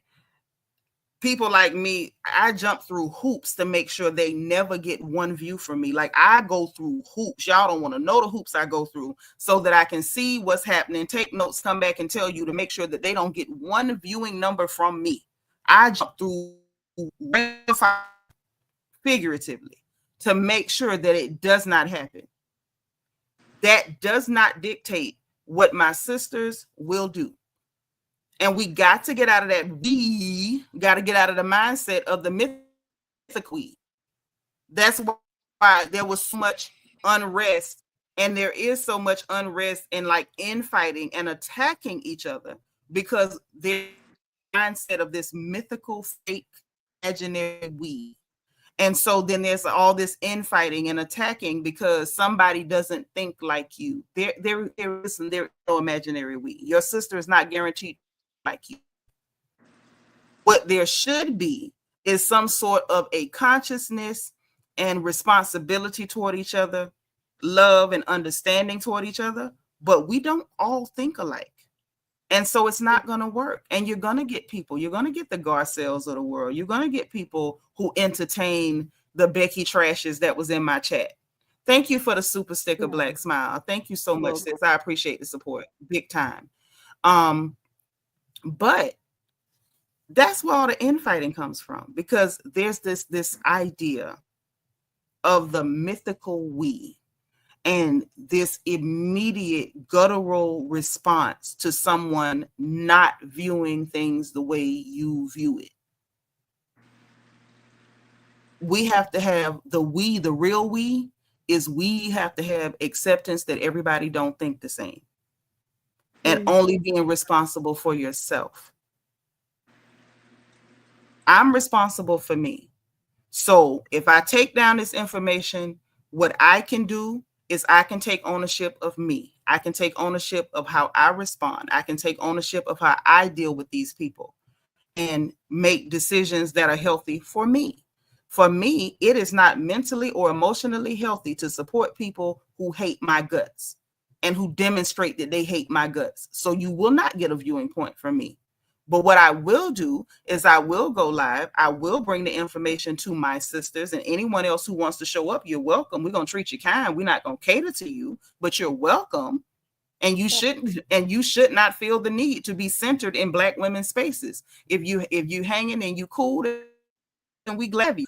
At the same time, I'm going to put that information out because there's sisters of mine who do not want to watch the shows because they have made decisions that's healthy for them. For them, it's not even healthy for them to watch, and they're not comfortable watching it. So I'm going to tell them what happened because they want to know what happened, but they don't want to take that in because it's self-harm and it is mentally traumatic. So I'm telling them what went on. And I can also use my platform to call out what's wrong, to point out the obvious and the not so obvious events and not so obvious incidents of their covert and overt racism within this network and within these shows. So that's what we can do, is first acknowledge that the imaginary we does not exist. Take ownership of yourself. Make sure that your dignity, your pride is on point, and that you're not in a position of groveling. And then don't promote for your other sisters to grovel, because we're bigger than that and we're better than that. Let me get these super chats. Hold on. Bunny Gonzalez, thank you for the super chat, sis. She said, such a good conversation. Thank y'all for staying awake with me. I thought y'all would have went to bed. I'm so glad y'all stayed up. Believes in JB, thank you so much for the super chat, sis. She said, we should have roasted that woman. You right. I was ready. But by the time I saw you said roaster, everybody else had said toss her, and I just tossed her. I'm sorry. Next time, Believes in JB. If we get one more, we're going to take her down through there. Lexi Lean, thank you for the super sticker, sis. Okay. And Belize and JB said, and yes, I said we. I know that's right. Yeah, that's what I'm saying. Like, there's we as in, we family with sisters and all that, but that y'all, we gotta get past that imaginary we. Like, we really do. We gotta. And I done ran my mouth too much. Now Ree and Bianca done got quiet on me. Ree is Ree sleep? No, I was using the bathroom. Oh, you up, but I think Ree done went to bed and left us, child. I think she did. But yeah, so that's kind of just where we are with it. Like I said, I'm interested to see what else happens. Oh, I'm sorry, guys. No, I was just having issues with my internet connection. Oh no, it messed up on you. Yeah, it did, but I'll figure it out.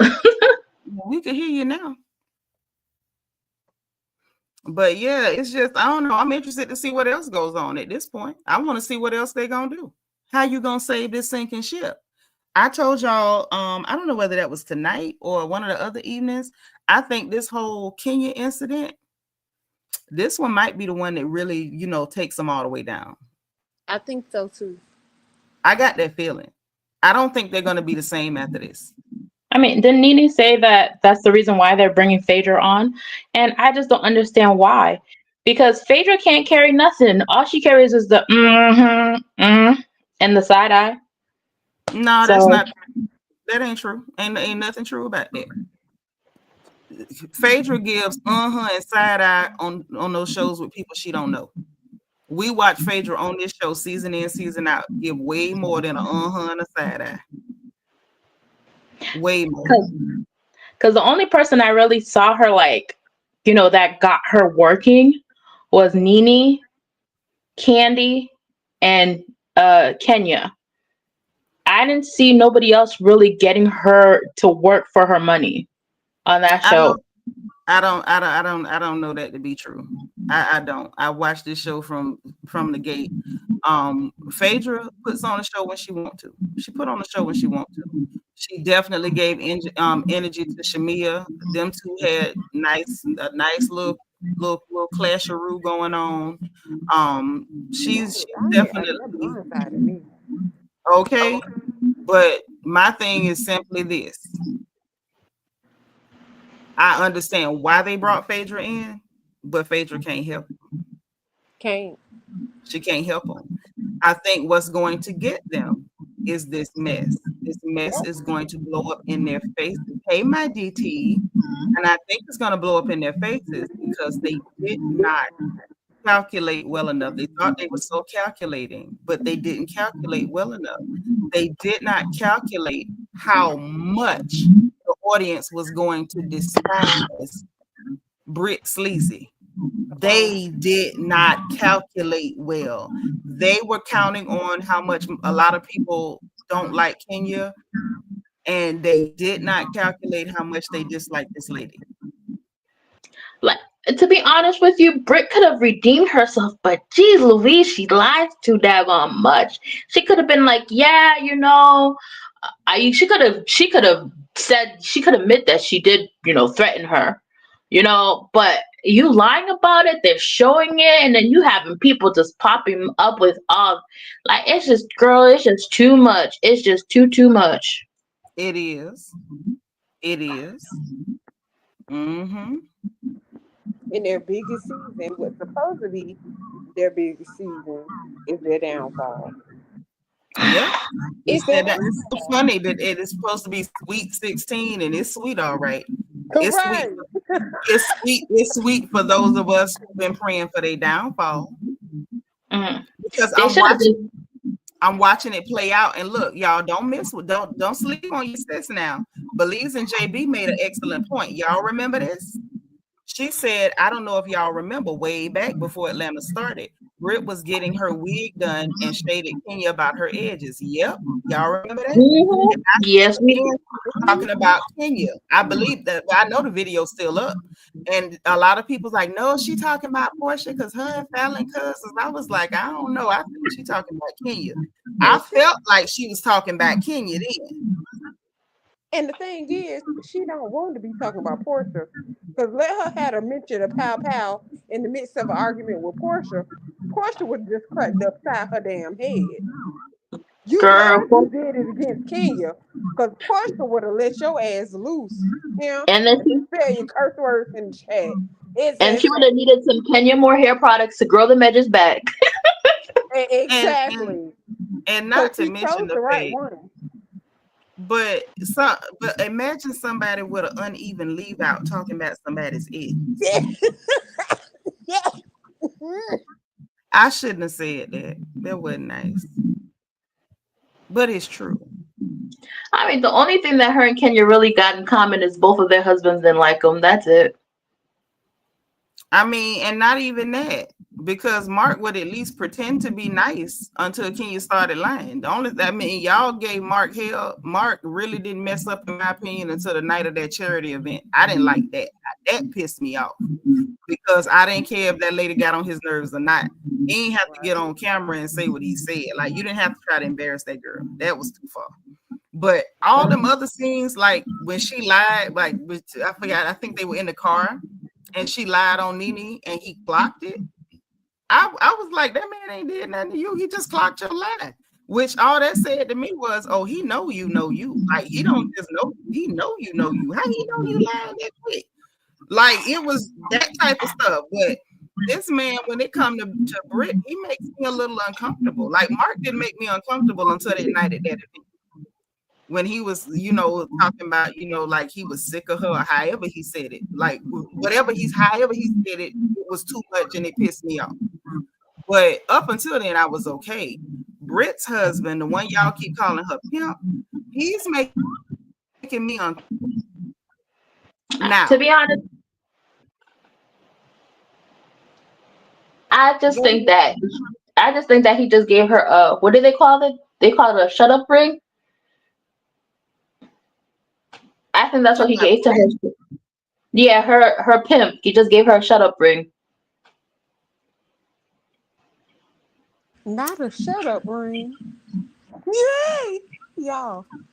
I had to tuck my lips in because I ain't never even heard of that. My cousin was explaining it to me. I understand what you mean. I just ain't never heard it called that. You took me out. I had to tuck my biscuit lips in because. But that's what I guess the newer generation calls it. That's the shut up ring. Like, they know that they really don't want to be with them, but it's what they have at that moment. So because the girl is complaining, so they give them the ring so they can stop complaining, but they're dragging their feet to take them to the altar. Something like that. Maybe I got it wrong, the definition, but I stopped listening. I'm not mad at it. I'm not mad at it at all. It's just sometimes I have to tuck my lips in because I don't even know what to say. I'll go put myself in the corner. Girl, you ain't got to go to the corner. You listen. You up here speaking from the heart, honey. I'm not mad. But DT, I'm in the corner with you. Oh Lord, y'all live in that darn corner. But it's just like he makes, like, when I say he makes me uncomfortable, what I mean is, at what point does he, like, he always looks annoyed with her. Like, even when he was in the, the people came over to the house, even when her mother was there in that scene, he was more pleasant to her mother than to her. His family was there. He was more pleasant to them than to her. And I don't know, it came off kind of like, it's not even just dismissive. I don't know. It's just something about the way he talked to that lady that he makes me uncomfortable. And y'all know how I get. I'm not the biggest fan of most men anyway. Y'all know I don't like hardly nobody anyway. And men are like way down on that list. But no matter how much I may dislike a lady, I'm not real comfortable when men talk to you crazy. I'm not. I'm just gonna be honest. And after, with certain stuff, my antennas go up. You know what I did not understand is, like, how is it that she was crying about how she was traumatized, she was in the bed for 3 days, but yet you're here stretching your leg out in a car, just like airing out old spirits that that had made contact with you. So I'm just like, is she trying to like, did somebody throw holy water at her to get them spirits off of her? What was the point of that? I don't know. I Maybe, mean, maybe. no, I think she just uncouth. Sometimes some women are just uncouth. I mean, she had a mama who let her be a video vixen in high school. So, and we also saw her mama with that 1999 shake and go synthetic weave. So nobody was teaching her any charm or eloquence. Just nobody. I'm still dying when Absolutely. you were talking about those microwave curls, man. The microwave ponytails, and it was giving synthetic, baby. This ain't even, she couldn't even do that in the microwave, because she'd have put that in the microwave, it would have melted, baby. You can't heat up synthetic. You can't heat up synthetic. It turns to straight plastic. Hey, I'm her. Where you been? I was looking for you earlier. Yeah, so looking at the mama, and the mama letting her be a video vixen in high school and all this old weird, creepy stuff. Her mama didn't teach her nothing. She don't know no better. That's why she was in public cocking her leg open in front of a strange man at a dealership. Stuff that most of us would know not to do. And even in that moment, that man was not even careful how he talked to her. He knows who she is. He knows how she behaves herself. Why would he not say, girl, quit playing like that? I'm gonna get you later. Something playful, something, anything. And it's just something about the way he talks to her don't make me comfortable. The way he look at her, his demeanor, even when she was up there fake crying with them crocodile tears and stuff and just going on, he was like, wow, don't worry about it. What? No, I think he's just still in shock that she was selling discounted cat. That's why. He doesn't know what was said in there because he wasn't in there. He wasn't in there.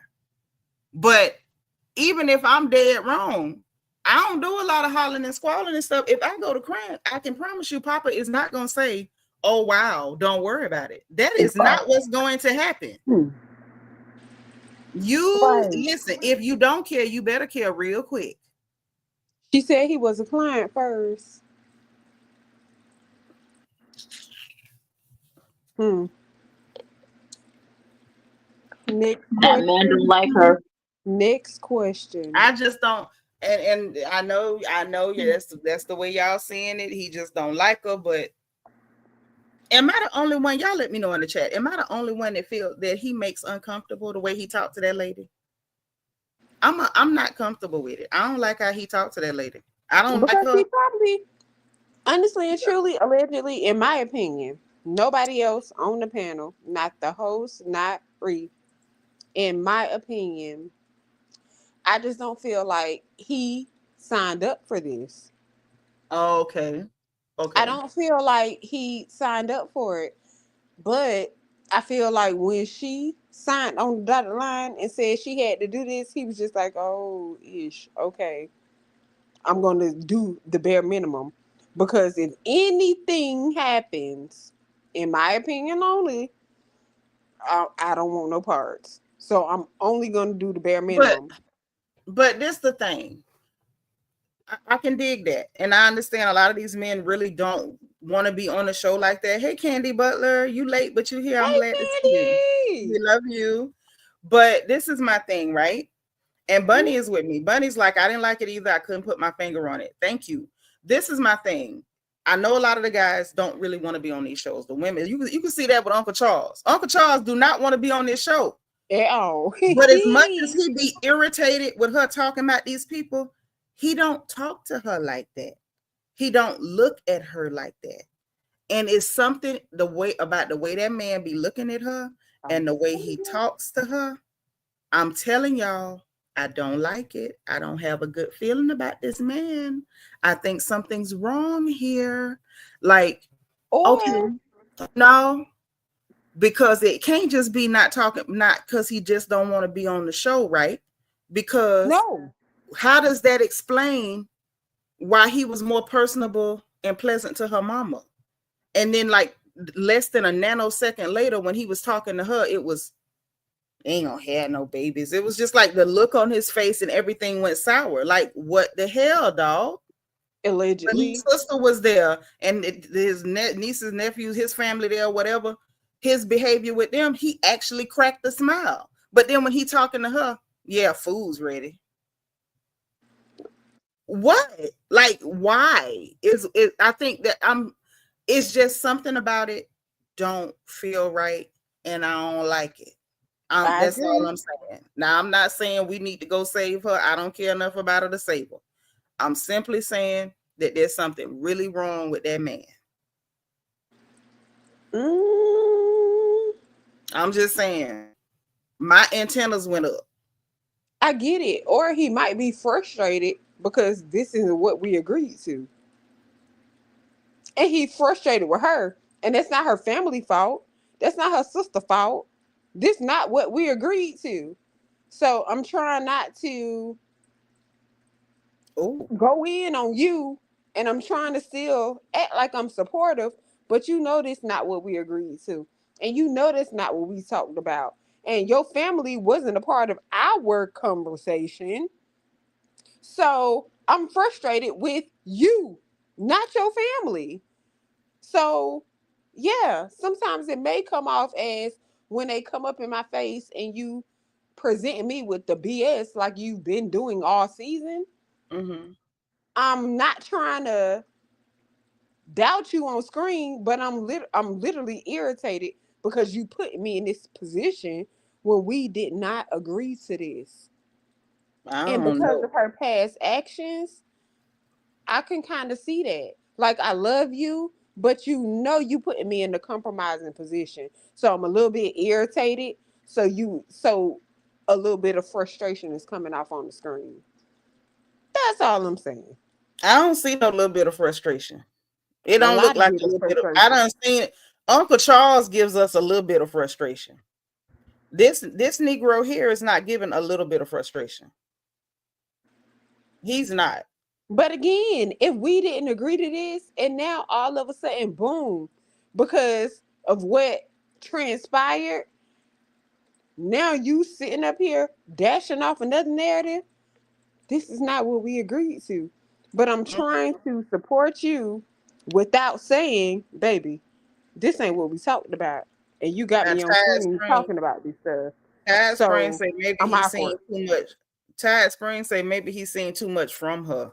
I don't know. Maybe. I don't know. Yeah. See, Paige see what I see. He looked like he about to snap or something. Like But why would he be about to snap? I We don't got to get to know. We don't because know this this ain't psycho. what they agreed to. And he getting frustrated. And we all get frustrated. All Y'all snaps ain't bad snaps. look at what Anna said.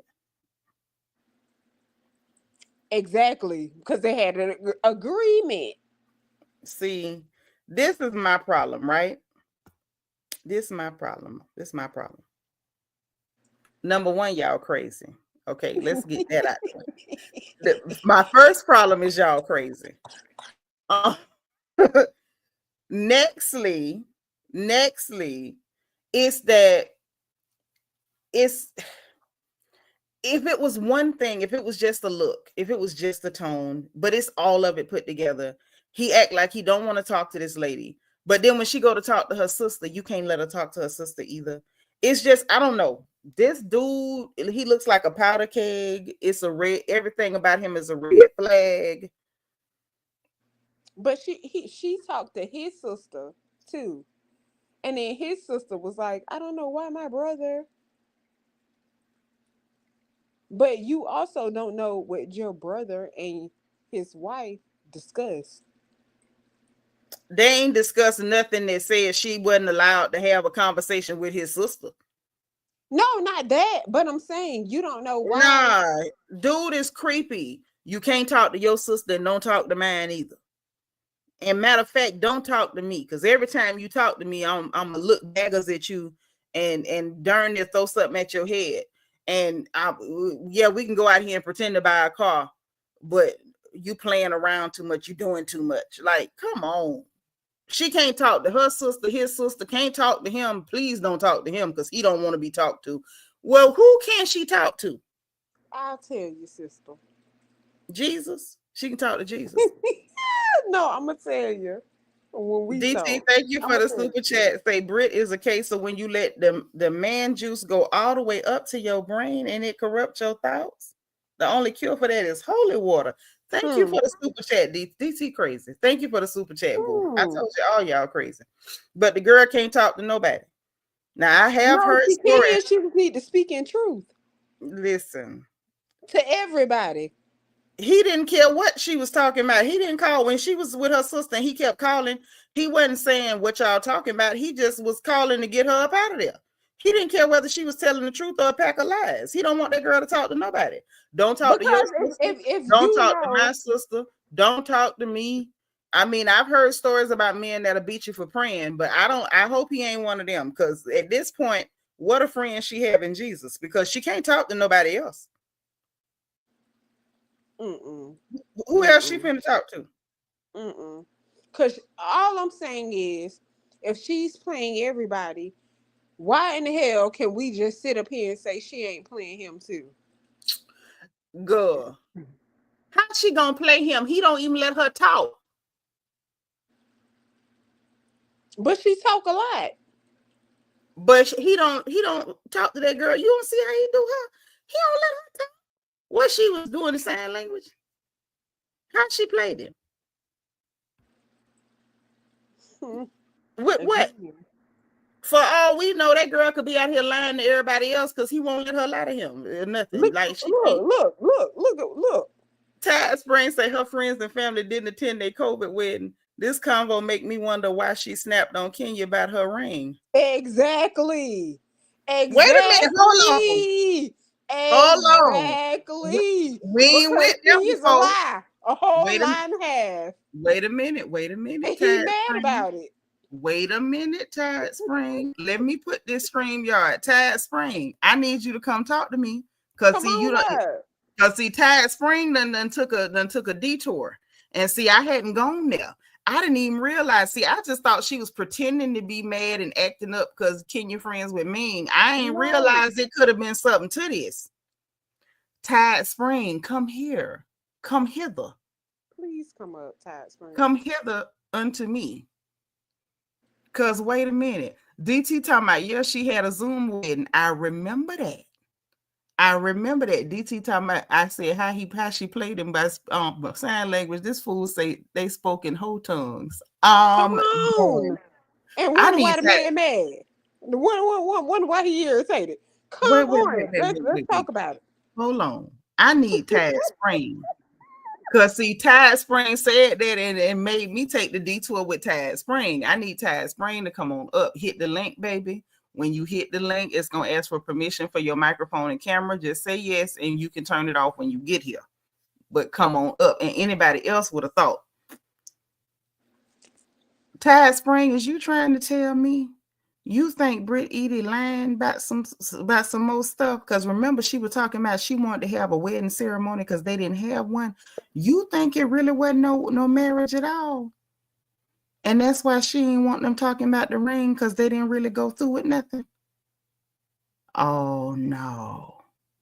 What y'all think going on? Now my brain is itching. That's her pimp. You said it a long time ago, Ree. You said it a long time ago. What's the pimp? And that's what I'm saying. Ain't nobody sitting up here falling for this brick crap. No.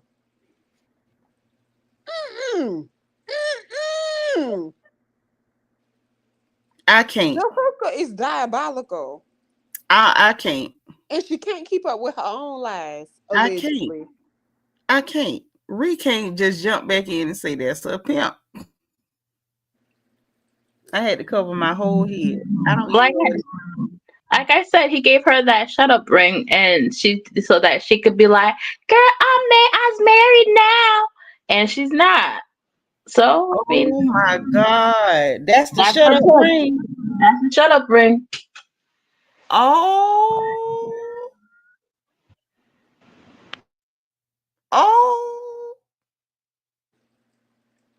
I can't stand her. Oh, she need to be gone at this point. Like there's nothing that I believe about her. That's why I'm saying when her, whatever we call him, sitting up here acting like he act, Oh, here because come my y'all had an Tide Spring. agreement. Oh, Hold on. Y'all just everybody hold your horses, hold your mule if you're Shirley Caesar. Tide Spring, tell Auntie what you thinking. Hi everybody. What I actually think is, I do think that definitely Brit is involved in some sort of high class type of, escort work, something of that nature. I think the same client she had in her younger days, I think she's kept that same clientele, only it's sort of evolved. And I do believe that her husband knows about it, and I think it's just a case of, well, I say husband, but I think, I don't know if they're legally married per se. Because, one thing that she did say is, I had my COVID wedding, my family wasn't able to be there. So, you know, she mentioned it, and I don't know why I forgot about it, but she did mention that, and she was now thinking about, they're talking about wanting a baby. So I do think, I don't know if that's actually her legally married husband, because if she was married, um, you know, unless that band is her wedding ring, which maybe if you want to have a band as your wedding ring, no problem. The whole conversation with Kenya, she shouldn't have reacted that way. I feel as though Britney overreacts and blows up when she's caught up with a lie on a lie, and because she's not very fast, she sort of starts sparking at somebody. Same thing with Angela. She wasn't really expecting, why did Any they, pushback? what happened to your license? So she just kind of, exactly, she needs some sort of pushback. And another thing, I know this is not about Britney, but I do just want to say, I think Kelly's the snake. I think Kelly's a snake. Big I one, do still like her. The thing for me is I can big dislike a one. characteristic about you, but it's not going to make me dislike you. But Kelly is a snake, snake, snake. And given how the suit and the appearance of her ex-husband in their wedding picture, it gives me that, she's a gold digger, and she probably, got him from somewhere. I'm not discrediting her hard work to build herself to wherever she is right now, but I do feel as though the way his suit was, I mean, if your partner doesn't have a good fashion sense, when you improve his stuff. I have literally taken ex-partners shopping, like, okay, let's use your money and get you some new clothes. But the way he was dressed at their wedding was just given as though she'd secured the bag. And unlike Portia, she wasn't trying to have him look better than he was because she didn't want any attention on him. He looked so ridiculous in their wedding But that's photos. you right, Tide It was Spring. too much. But I'm gonna tell you something, right? Some of us girls over here in the States, we do stuff like that. I'm just gonna tell you, we do stuff like that. We do. Oh. Yeah, we do. And it's for the reason you said, but not completely. Not completely. You don't fix I them think up it's too. globally. I think it's globally, but I get what you're saying. They're not too much. Yeah, you don't fix them up too good.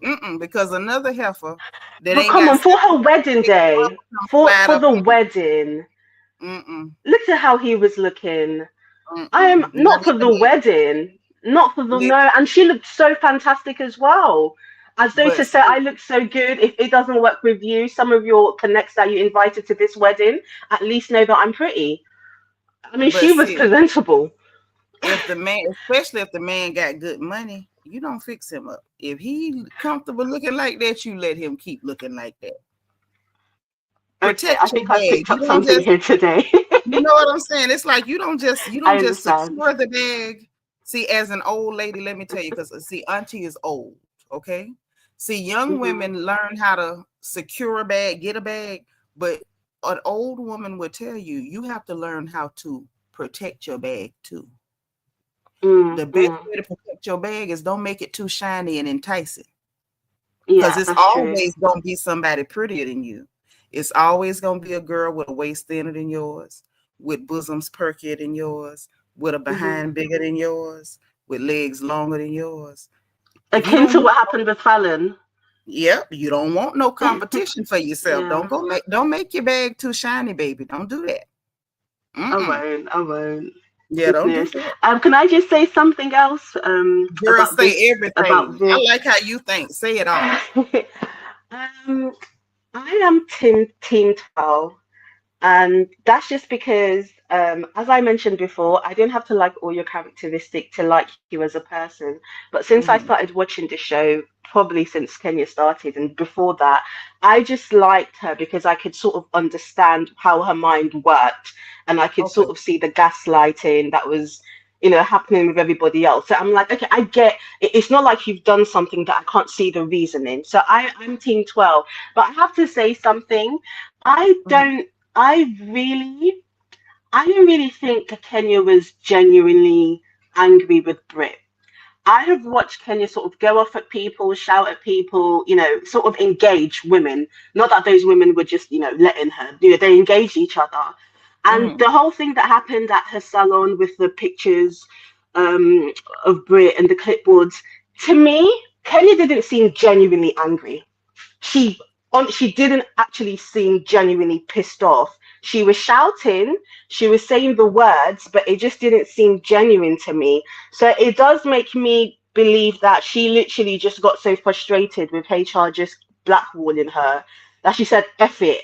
But I don't even think it was a dislike of Brittany. I think it was genuine concern of this girl is a bit off, and I need you guys to do something.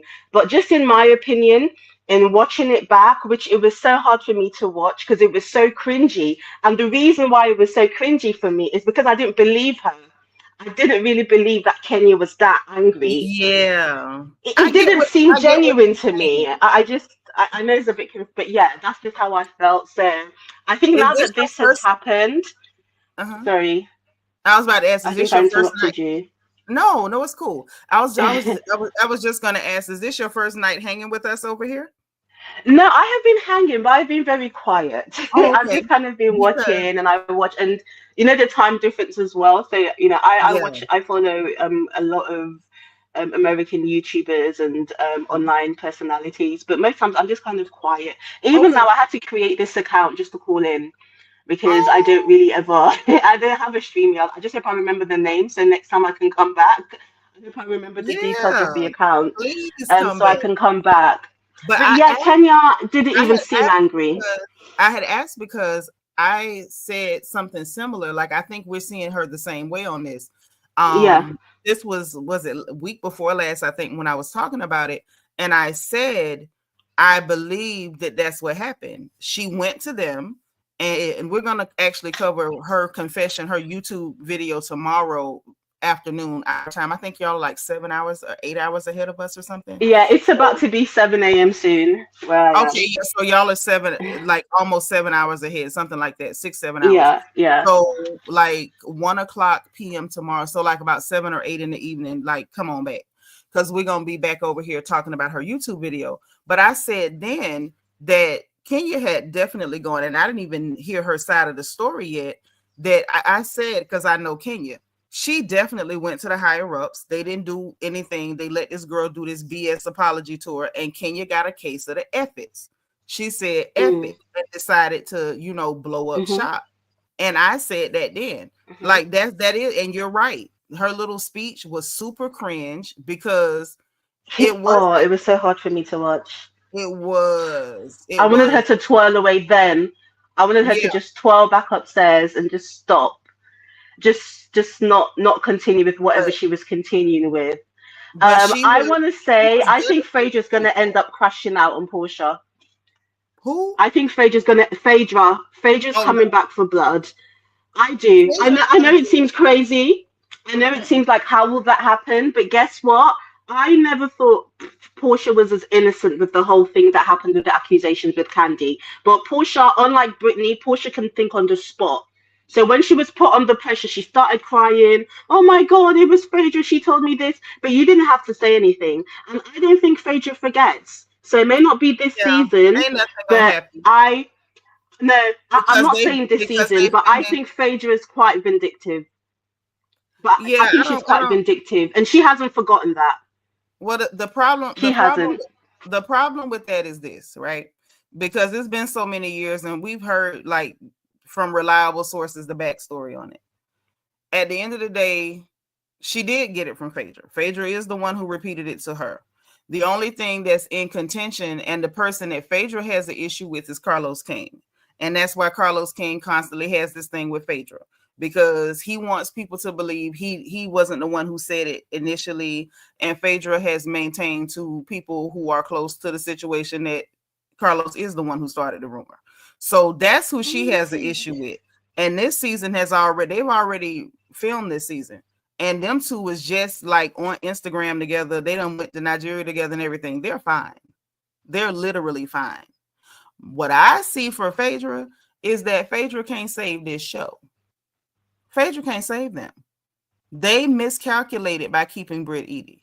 If they were going to use this to get rid of Kenya so they didn't have to pay Kenya, they should have also used this like, okay, we used you to get rid of Kenya. Okay, she gone, you gone too. Where Bravo messed up was keeping Britt Edie and them thinking that they can bring Phaedra in to clean this up. It ain't going to work. Yeah, I think kind of like what you were saying before. I don't know if it was you, but somebody was talking about how it's done in the music industry.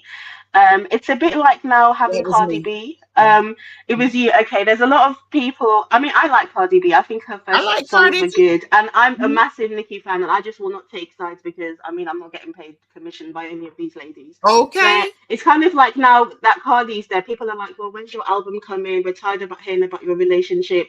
I get what you're saying. You can try to replace the actual talent, but if what you're bringing in is a substandard product, people aren't going to be happy. So I think it is a bit awkward having Britney there. For me, this episode, even her conversation with Drew was a bit awkward, and there was a moment that I kind of saw Drew look at her. I feel like Drew wanted to go up because Drew just kind of looked at her like, what are you talking about? What? Because Brittany was there, if it was you and that happened to you, I mean, and somebody made you out to be a whore. And Drew gave her a look like, you are a whore. You are a whore. Drew looked at her. Yeah, exactly. Drew looked at her like, you are a whore. But I feel like Drew just kept it cute. I feel like there was a moment, I just saw the decision being made in Drew's face, like, how am I going to go about this? And I think Drew, like Kenya should have done, decided you're going to go down on your own anyway. I'm not going to get into it with you. And Drew just kept it cute. But I think there was a moment where Drew had to make a decision and she decided, I'm not going to. She decided, you're messing with Angela already. Drew knows that she's volatile.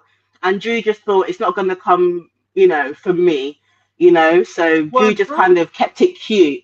Drew knows she can't really go head to head with anybody right now. Like period, to be honest. Hold on one second, honey. Ree, you still there? I'm still here.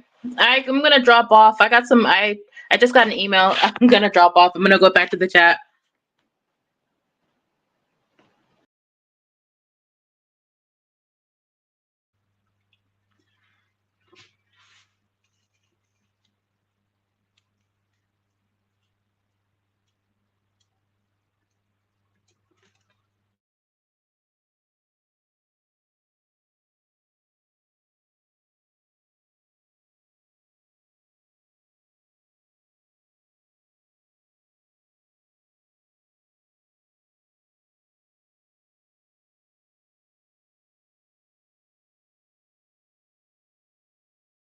Okay, my bad.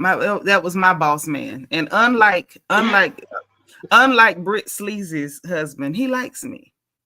He likes me. So he will. But yeah, sorry, that's even what we were talking about. I don't think it's a case of he dislikes her. I think that there's just so much going on that he's aware of, that he just looks at her sometimes like she's a bit crazy. And also, I do think he might be on the spectrum. I know when I made that comment in the chat, it seemed a bit weird, but he could be autistic. And there's different type of, how can I say it? There's different spectrums. So it doesn't mean he has to be non-verbal or anything like that. But sometimes someone having awkward reactions, I do sometimes think, oh, does he have some? And because the way he does act, he's just a bit, he just seems like he doesn't want to be bothered. But I do think their relationship is genuine, and I feel like he knows the real her. And like, you know, your other guests were saying, they have a certain plan. They have an ammo. You know, Kenya said in her confessionals, oh, how can you come on this kind of thing and think nobody will find out? I think they knew people would find out. I mean, it's not like she's been a hidden type of escort. So I think Yeah. it's just a case of he's a bit fed up. And I don't know, there's something not clean in the milk with Brit and Something definitely her is not her clean anymore. husband. And even with the sister, even the whole thing with the sister, It's oh, my weird. sister's jealous of me. Her sister seemed to actually genuinely want to resolve their issues. Her And sister one, really did seem like she was serious about the conversation, but Brit yeah, just seemed like it was just a scene for her.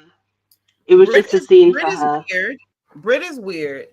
And like I was saying though, like I dig what you're saying, but my point that I would like with what I was saying to Bianca was that if it was one thing, okay. But it's just too many things that don't add up with this guy. Mm. Something's not right. But Something's not right. I get that. But do you know why I agree with you? But do you know why I agree with you on a less heightened level? It's because I think Brit is not right. Brit is I got not right. So to me, I they got match. So I don't have. So I do get your point. There's that concern, but I'm like, no, they match. These are two people that understand each other. They work together. They're in this relationship together, and I think they match. They actually match. If I you think know, they're I in feel it like together. they're on I the agree same with you. level of cuckoo, but it's just Mm, expressed differently. She sparks, he doesn't. You know, mm, I feel like he I, might in the car probably twist her neck and strangle her for a few seconds. I feel like they exhibit their characteristics differently, but I think they actually match, and I honestly think they care for mm, each other. You have some yeah, people that are bad together, you I know, don't see like, it. I don't see it. I don't see it. The old lady in me don't see it. I see trouble on that man. I don't see nothing but well, red then that's that flags wisdom. That's on that that wisdom. man. And I'm telling you, if her mother was worth her salt, she would have told her baby, run from that man. But All money. but hold on. Remember, nobody was at the wedding. Maybe But her not mother just did say but that already. but this is the thing. It's not even being at the wedding. By the time your daughter marries somebody, he been around for a while. A mother worth her salt would have said run. But when She was would have Brit said run. dating Rick Ross? I'm But so this sorry. is I don't know why I'm putting this on you. Let me but Google this it. When was but hold Britney dating Rick Ross? this is from years ago. This is like Okay, two. so it's This not is like recent. yeah. This is from like 2 faces ago. This Okay. like 2 faces before her current face. But at the end of the day, this is the same mama that let her be a video vixen in high school. She's not a good mother because a good mother would have saw the same red flags I'm seeing. Something But ain't how come her sisters weren't there? How come her sisters weren't there? Brit isn't child. an only child. No, but no, Let I'm me tell you, sorry. The Britney is let not an me only tell you child. So how come something. her sisters weren't all running wild? Tide Spring, let me tell you what I see. This man, for whatever reason, he feels the need to control her, but he's not showing affection toward this woman.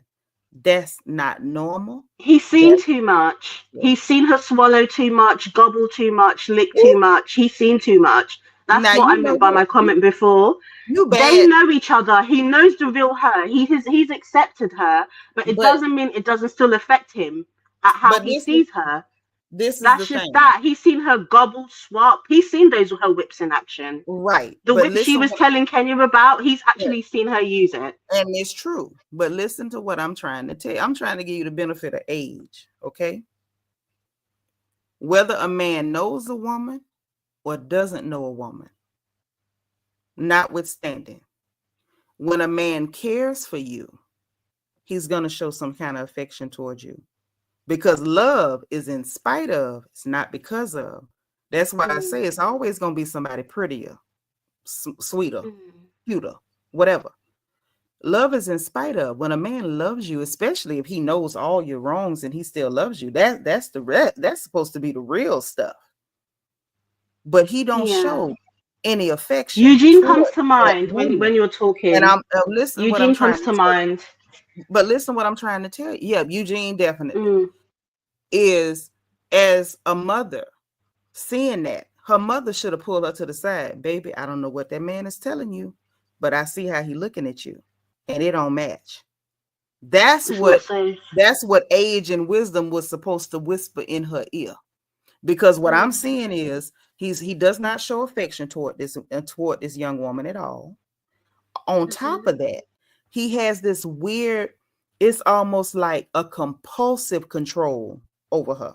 It's not a protective control. It's not, um, you know, I'm just so enamored by her. I just gotta be around her every second. Cause that's different. We usually as women mm. think that's kind of cute. Oh, child, he just love my drawers, you know. But that's not the same thing. She goes to sit down and talk with her sister. What do we hear the sister say? I can't ever talk to you without him there. He in the same house with him and his family. She in another room talking to sister. He couldn't even stand for that. Nothing. Something ain't right. She going to cast events. He drop her off and wait around the corner to pick her up. What's gonna happen with her there with them women? What? I think he's autistic. I don't think he's all there.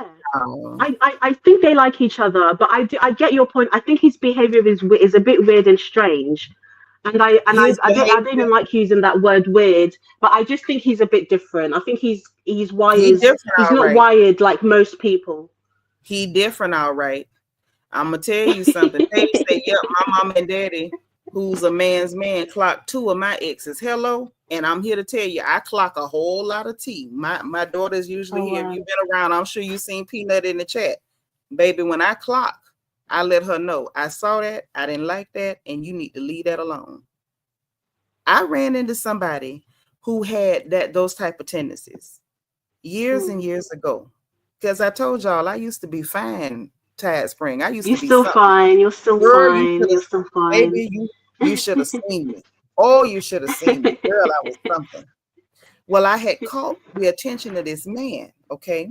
Mhm. And the man in question, he played for the Jets at the time. He was a defensive end. And I thought he was nice looking. And girl, he had plenty of money. You know, auntie And loved money money. was flowing. Oh, baby. The money was flowing like water through a sieve. And my mama peep game, because I was still young, you know, like I said, still young and fine. Mama peep game. Mama didn't see that man around me but one time. And she said, all money ain't good money. That man is trouble and he don't mean no good. Well, Tide Spring, I've never been hard-headed and I always listened to my mother, especially when it came to men, you know. She just had a thing about her. Even when it came to other stuff, sometimes she would call me on a weekend and I was about to go out with my girls and she'd say, wherever you were gonna go tonight, don't go. I had a bad feeling. And I would genuinely take my clothes back off and sit down. Take my hair back off too if I had a wig on. And I would sit right on back down and would tell them, child, Emily, Emily tripping. She say she didn't had a bad feeling. I'm not going. So if my mama told me something about men, they never survived. If Emma said she didn't like you, you really was gonna go. Because I always had in the back of my mind, if I don't listen, this is gonna be the one to kill me. Well, mama said she didn't like him. And so I started like slowly backing off, you know, because daddy always said, don't snatch your head out the lion's mouth, ease it out. So I started Yeah, slowly yeah. backing off. And so one faithful day, he had a couple of car lots in my city. And so we had left one of his car lots and we stopped at a gas station and we were talking. And I had spoke with this guy named Tony. He used to own a club in town called Cloud9 there in Ocala. And I wanted to do a fashion show and I wanted to use his club. And I had met up with him and his manager, Wendy, and I was talking to them about what I wanted to do. And they was like, do open bar, no bar. Did I want money off the door or anything like that? And so we had met up. And so we stopped at this gas station and we were going inside and he asked me something about it. And I said, I've already taken care of it. And we went on in the store and came back out. And he came to my side of the truck and I was like, okay, that's fine. I guess he wanted to get the door for me.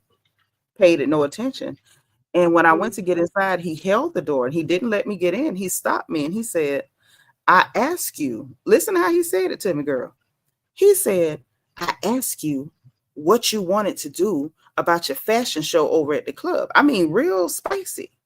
And I It's told him, my I said, fashion show. Why are you so bothered? I mean, right. And I said to him, I said, and I told you I've already taken care of everything. And he said, you already met with Tony? And I said, yes. And so he said, oh, so I introduced you to him and you didn't need me anymore. And I was younger and my mouth was terrible. And so I said some, some fancy words. They were not Sunday school words. Okay. And so I said to him, I never needed you. And I didn't need you to introduce me to him. I knew him because he was buying cocaine from my cousin. Powder from my cousin. I didn't need you to introduce me to this man. And so he's like, you don't need me.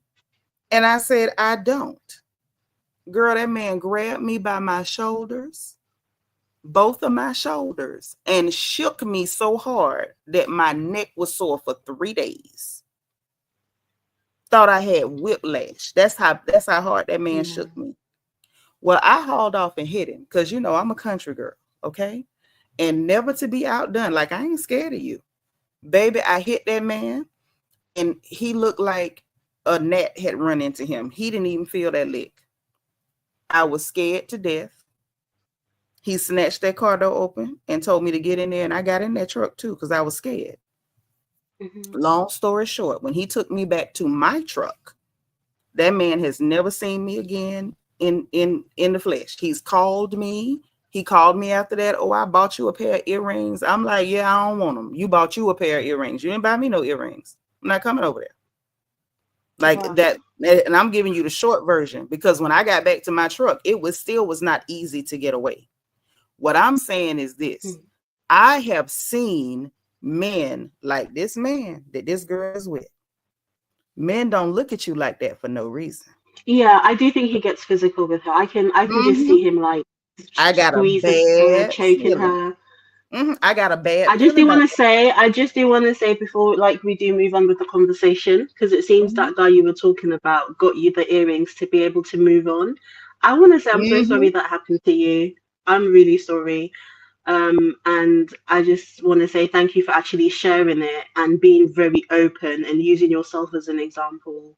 Because that sounds really, really messed up. I think we deal with things, but the fact that happened to you, that should not have happened. And I'm very happy that you were able to be able to move away from him, and unfortunately, not with him. And thank you for saying that. And unfortunately, it happens to a whole lot of women. Like, I'm not unique. Like, that happens to so many women, especially young women. And that's why you have to, like, pay attention to the signs. Like, don't excuse them. Don't try to give them. Brittany should be careful having pals around. She should be careful having pals around him. Well, she should be careful with that. But at the same time. But at the same time, baby, she might need that same pow for him. Need it. Yeah. So my point is, pay attention to those signs. And it's not just for you. That's for any young lady that might be listening. Pay attention to those signs. Do not give men excuses in your head. And what I mean by that is, when you see something that don't look right, don't start, explaining it away in your mind. Like, oh, it could be just this, or it could be just that. Minimizing. Yeah. When it don't look right, it's not right, baby. If it don't look right, it ain't right. If it don't feel right, it ain't right. As much as she was up there with them crocodile tears, honey, he was supposed to be comforting her. Her covering. Thank you. Especially as a husband. That's a normal thing. And and that's, again, not just her. That's for anybody. If you going through it and you are distraught, even if you dead wrong, he's supposed to be able to comfort you and then correct you. But the fact that, where was his rush to comfort her? When did he embrace her? When did he calm her down? When did he say, hey, That's quite interesting because Brittany wanted him around, and she kept asking for him. Even the day with the thing at the Vault restaurant they were all at, she kept asking for her husband. But I just really like what you just noticed there, that even when she's around him, he wasn't a calming. He wasn't a calming, factor. So it's kind of interesting. She wanted him so much, but even when he then got there, he didn't seem responsive at all. I never would have seen that if you hadn't kind of just broken that down. It's kind of You know interesting what because I'm maybe if saying? you want somebody they're going to be comforting to you or help you to calm down, but he didn't really. So it's kind of like, I don't know. She was yearning for That's him, but but that's why? what I'm What is trying she to yearning tell you. for then? But this is the thing, and I'm glad we talking about it. Bianca said she like how we end up in these conversations. I love it too because these conversations have to happen. And Deborah, welcome, honey. I saw you. I just didn't get a chance to address you yet. Welcome, welcome, welcome. But these are the things that we have to address as women too, right? Because sometimes you can end up craving the man or you can end up liking the man. I don't believe that she dislikes him. It's clear that he don't have that affection for her. I believe she has affection toward him. And I think as He may not women, have it to give. no, it How ain't that he's he ain't got wired. it. No, baby, don't believe that. Don't believe that. That's just a lie men tell y'all and y'all believe, okay? He Oh has it. wow. If it was Mm, somebody he wanted to have it for, he would have it. mm, Understand? If a man wants to, he will. If he wants to, he will. You understand what I'm trying to tell you? It's mm-hmm. not, oh, he don't have the capacity. You know the stuff that women make up and men just agree to because it gives them a cop out. Oh, he don't Yeah. have a capacity. He don't know how. He just doesn't have it in him. Yes, he does. Yes, he do. Just not for you.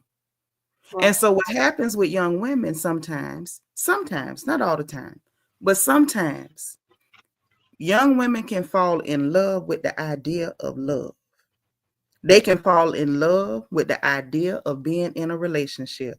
They can fall in love with the idea of having a man or having a marriage, all that stuff. And so, yeah, Mm, she's like, where's my husband, my husband? Because she's wanting him to show up as a husband, even though her reality is starkly different. We've seen this yeah. man be there physically, but emotionally, baby, it's an electric fence around this Negro. He is Yeah. keeping her at arm's length, even if they sit next to each other. Something Hmm. about that ain't right. That man is a red flag, and y'all can mark my words. He is a red flag. Just No, because a man let you spend his I think you're money, right. just because a Mm. man let you spend his money, it don't mean that he means you any good. You got to pay attention to stuff. Something about this man, it rubs me all the And wrong way. I'm so sorry to interrupt you. Now going back to when she raised her leg, is she wanted a reaction from him? She's now Yes, she fishing for did. something, anything, just And he anything, gave, you and he know? gave her that. Yeah, He gave her a yeah. scowl and a shoe. What just came to my mind? Shoot, do, do. There's a song like that. I just can't remember all the lyrics. But he You funny. literally. Eddie Butler, thank you for the super sticker. But for real, like that's what it was. And you hit the nail on the head, darling. She wanted a reaction, and he couldn't even be bothered to do that. He couldn't even be bothered. That's a red flag. Let me lose my mind and put my good WD-40 on my hip and some Come bando on. and kick my leg in the air. Papa is gonna have a fit. With the cameras there. I'll be like, first of all, woman, did you lose your mind? And you need to wait and do that when we get back to the house. Why are you doing this? Oh, You know what I'm saying? It's not don't going waste the leg movement. He'll tell you, don't waste right. all that leg movement. Keep it for the right time. Yeah, grease your hip up when we get back home. It's not gonna be that man shoot her off like she stink. And I don't believe she stinks. Like And the I just fact that she didn't continue doing other things showed that she just wasn't being giddy because she stopped right away. It wasn't of a immediately case she was like, oh, come on, play with me. She literally just stopped. she stopped That was the end immediately. of that. But you know what else? Hold on. Candy Butler, thank you so much for the stupid sticker, sis. Thank you so much. I love you and I appreciate the support. Let me tell you something else. Her stopping immediately, do you know what that actually says? That's not her first time getting that response from him, and she knows what happens if she does not stop immediately. Something is wrong there. Something wrong there. I did not get old by being dumb. I know what I'm seeing. That's why I'm telling y'all something is wrong with that man. She stopped too quick, baby. If you want to know if somebody's in a bad situation, watch how they react to the person they with. Watch. Wow, that's true. Because it's not like we don't see that she has it in her to be Raz. She's God. She's very Raz. But it's real funny when it comes to him. She know to shut up too sweet. You don't think that's a little funny? I think, yeah, it is a bit funny, especially because I think he's aware of how she is, but she just doesn't take it to him. He's aware that she knows she bet not take it to him. You know what? I'm so sorry, but I just have to say this. Pimp. It's given pimp. See, that's what y'all keep saying. I'm going to cover my head all the way back up. Do you know what I want to say? Even if he's not hooking her up as in setting things up for her, if she in the past has been engaged in that type of dynamic, she might still seek it in her relationship. So even if he's not pimping her, she may have had somebody who maybe abused her or took advantage of her that way, because if she's making her money, somebody taking the cut is just taking advantage of her. So she might just be used to the dynamic of having someone she might yearn it and need it. I don't know. It's trauma can do a lot. I don't know what to say, but I get what you're saying there. With him, she treats him like a boss, and that's why I said pimp. Like how you act a certain way with all your colleagues, but when it's your boss, you just talk differently. You make your points differently. And don't get me wrong, you're supposed to talk to your husband different than you talk to other people, but it should not be a trauma response. It should not be, and it don't matter what went on in your past. That man that's supposed to be your covering, that man that's supposed to be sent by God, you shouldn't have a trauma response to him. That man is supposed to be somebody who has made you feel so comfortable and so protected that a trauma response is not what you give. Him scowling and shooing her off should not have gotten immediately shut down, and now we in zombie mode. That is not what should have happened. That's what I'm saying. She should have at least played it off, because I feel like even I'm not in a relationship right now, but even previously when I have been in a relationship, and say my person I was with was correcting me, as human we all have pride, so even if I take the correction, I might kind of try and use comedy. Okay, I'll stop doing it, but come on, don't get your knickers in a twist. I get what you're saying, that there would be some kind of ending. If your husband tells you off, you may stop, but you try and clean it up a little bit, like keep it as a playful energy. Even if you're not going to continue, you might say like, okay, fine, let me serve you your plate. Clearly you're hungry, but especially with the cameras being there. But you're right. She really did kind of just freeze, and I never really thought about all of this in such detail. But again, this is why when we should have these conversations. Yeah, we have to, because it's like real. That's why I say, like, I look at these shows as much as we laugh and joke about the little things that happen, but I think it's good because it provides a mechanism for social commentary. And I think it's necessary. I think conversations, like, as long as I've been on YouTube, anytime something comes up and I see a dynamic that's off between men and women, I'm going to point it out, because Black femicide rates are through the roof. And so we obviously somewhere along the line, the real we, not the imaginary we, are missing some very important cues from these men to tell you when you're in danger. Exactly. We're missing the cues. Somewhere along the line, they're giving the cues and our sisters are missing them. And so we keep getting these horrible stories of this young lady. Oh, she's beautiful. She's educated, and the man took her life. And this one, oh, she moved on to somebody else and he took her life. Like, how many times? are we going to see this kind of thing happen? And I'm not saying that he's a psycho killer. I'm just saying that I see red flags. And I'm wondering why the elders in her life are not saying, hey, Britt, you sure you know what you're doing right there? Boom. Somebody should have said something. Boom. Hence why I keep saying he is the wrong person that she chose to go public with. He is the wrong person. We all are sitting up here calling out everything wrong that this man is doing. He's blatantly showing you. You sitting up here crying, and he sitting up here looking like He said, GAF. he said, oh, wow. Oh Don't worry wow! about it. I Wow. wish man would, because at that moment I would have went off on him. Like, excuse me? What do you mean? Oh wow! However, it looks like it was coerced. And that's why I can't believe anything that Britt Eady is saying or doing at this point. That is why. And that's why I can't blame him, because, girl, you are on the show. You are the one that's driving the narrative. Yeah, don't get me wrong. I'm not driving. Don't get me wrong, B. I'm not blaming him. I'm just calling the thing a thing. Oh, no, I know. The man is dangerous to me. I feel like I see red flag on top of red flag on top of red flag. The man is dangerous.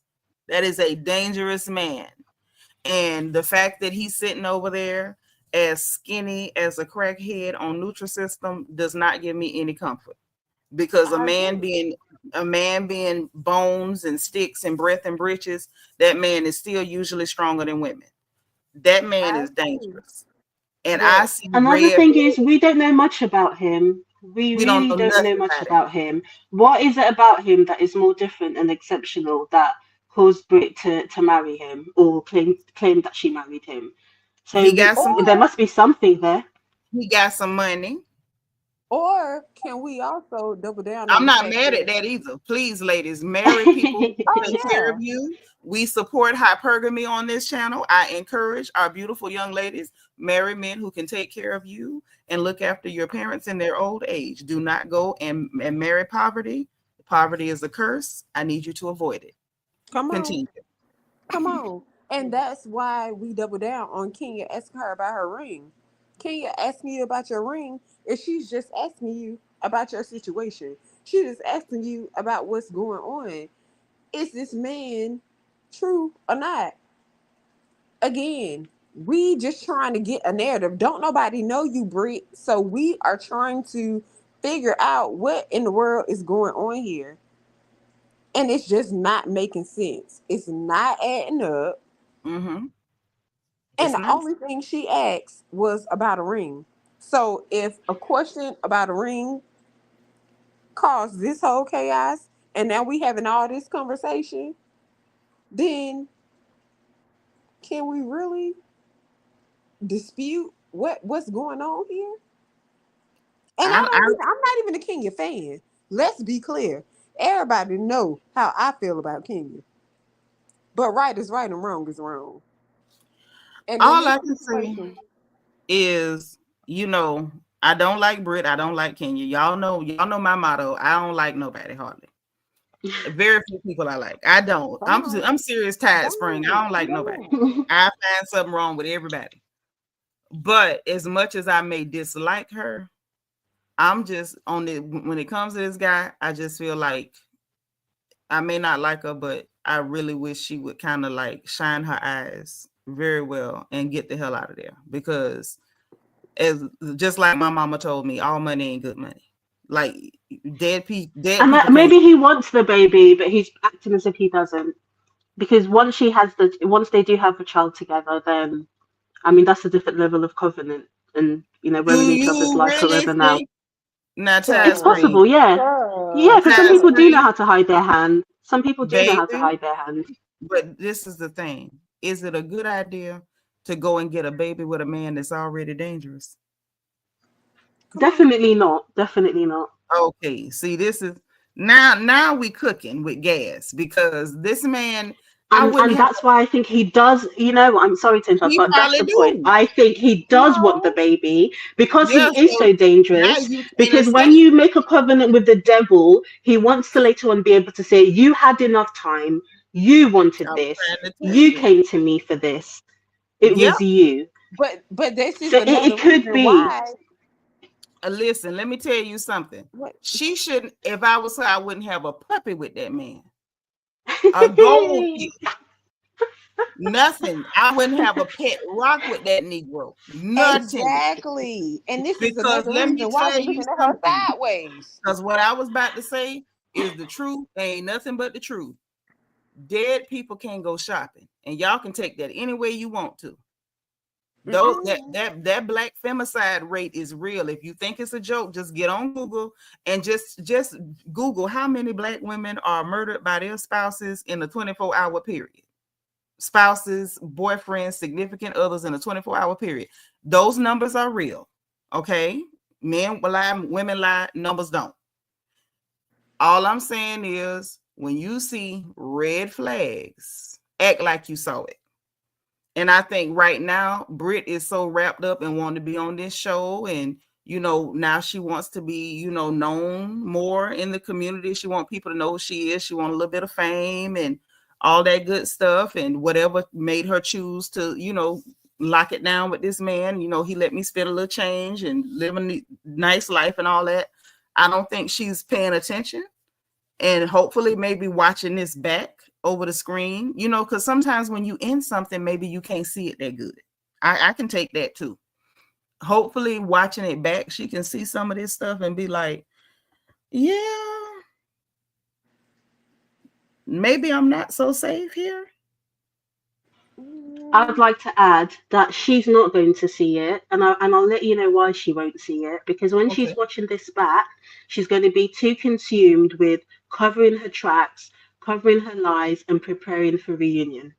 That's Because So true. at the end of the That's day, this what do we're we not know having, that this was this all thought planned process and we're having. plotted? Do we no not know that? Like, everybody is negating the fact that this could have all been a part of the plan. She just didn't see it backfiring in this way as yeah. well. But what Tide Springs saying is a good point, though. I wanted her to finish that point. Y'all kind of just was talking at the same Collided. time. Yeah, Okay. collided a little bit. No, no. Tide Springs, I maybe you can explain my point a bit more because I kind of have said it. So I think you okay. understand me, and you can expand on that a bit Yeah, more. you made a like baby sister made a very, very good point here. Watching it back, you right. She is gonna be too consumed with who likes Kenya, who's not believing her. How do I cover this up? Oh, they caught on to this, but I'll say this at the reunion, and what I'm gonna say to Kelly, you right. She ain't gonna even peep that you in the house with Michael Myers. Like you, girl, run. Like I'm watching this, like how you watch the horror movie, you like, don't go in that room. Like that's how I feel watching her with this man. I'm not even She's gone to the priest for prayer, and the priest is the demon. thank you. I'm like, girl, Father Flanagan eyes is red. They red. Run. Like that's how I feel. Like get out the confessional now. Go, girl. You ain't hear his voice change. Run. Like that's how I feel watching her with this man. Like he's Like, literally levitating, hovering over her when she sleeps at night, and she thinks he's right. sleeping. Like, girl, his feet ain't touching the floor. You don't see this? But you know Run. what? We're laughing. We're laughing. His negative energy could be something diabolical and spiritual. Oh, Because there's a lot of we're laughing about it, but it's come up naturally in our conversation, and I usually pay you're attention to right. things like that. Maybe And he's I into watch some a lot dark of horror stuff. movies. I Because watch a lot of horror. dark energy, it's not. Yes, violence could be there, but there could be more to it as well. As in, those DD parties could have been more than just the sex. That there's more things that happen with dark energy. So it's just kind of Oh, for me anyway. And maybe everyone's like, okay, Tide Spring's doing too much. But I feel like the fact that it's even come up in our conversation naturally, yeah, it could be more to that dark Tide energy. Springs. You own Because to it. there's people that will eat on you. There's people that will eat your energy, siphon your energy. Because this is the thing. She wants her husband. Where's my husband? Where's my husband? But to us, he wasn't. He didn't give her nothing. But on a vibrational level, there could be things there. That's in there. Now you know what? Because you know, I don't know how long you've been watching us, but I told y'all way back, I thought Simon had put a root on Portia, and I believe he had. I just think it stopped working for whatever reason. But I think it stopped working after his mama died. But I digress. But what? Ooh, I am West African, and yes, maybe the mom Yes, was the head witch. Go on. you I'm did. sorry. When you Thank said that, you. I just go I on, ain't go want on. to say it. Spring, thank you for saying it because I didn't want to say it. But I noticed that the minute Martina died, he lost control of Portia. He had Portia under his thumb until Martina died. And I said, wait a minute. And you know they're Edo, they're Benin people. So I was like, ooh, wait a minute. What's going on? And it was this one video, and I had talked about it. I played it over here, right? Where they was in the mall, wherever they were, and she walked up and put that ring on his hand. I got a ring for you. And her eyes was all glassed over. I said, he got that girl somewhere tied up in a jar. She don't even know what she doing. I said, run, Portia, run. And we saw Portia like do a whole 180. That's when we started seeing her in caftans and conservative clothes. And it, the minute Martina died, my dear, Portia went back to her hoochie mama clothes, and he lost control of her. I personally believe The fufu didn't taste the same anymore. When her mother-in-law died, Portia said, "This fufu, this egusi, it's not what I thought it was. Okay, I want some. I want some. Now I need some collard greens and cornbread because this banger soup is not banging. Okay, it ain't banging. This designer stew, it ain't designing. Now her energy is back on Dennis where it was, because after her reality show, Portia and the Family, Portia realized, I don't think she thought Dennis would have the reception he did. But as you're saying, that Egusi and Fufu was still slapping, so now that it doesn't take time. Because if you remember during that show, she was about to beat Dennis' tail. Dennis couldn't even get within an inch of her in peace. That's when that's when the juju was still jujuing. But when Martina died, I said, now this gonna tell the whole story right here. Paige, thank you for the super chat. She said, sis update spitting knowledge. Listen, I'm trying not to say too much, but I got one of my sisters up here, so we talking. Okay. And but when that happened, I was like, And you know what, sis, Tide Spring, little sister, they didn't believe me either. They thought I was just telling jokes because y'all know I joke a lot. So when I said it, they was like, oh, you joking or whatever. And it was somebody that went in my replay comments and was like, well, you have family in West Africa and you being racist, not racist, xenophobic. I was like, first of all, you sound dumb. I'm saying what I'm saying because I know what I'm saying. It's given.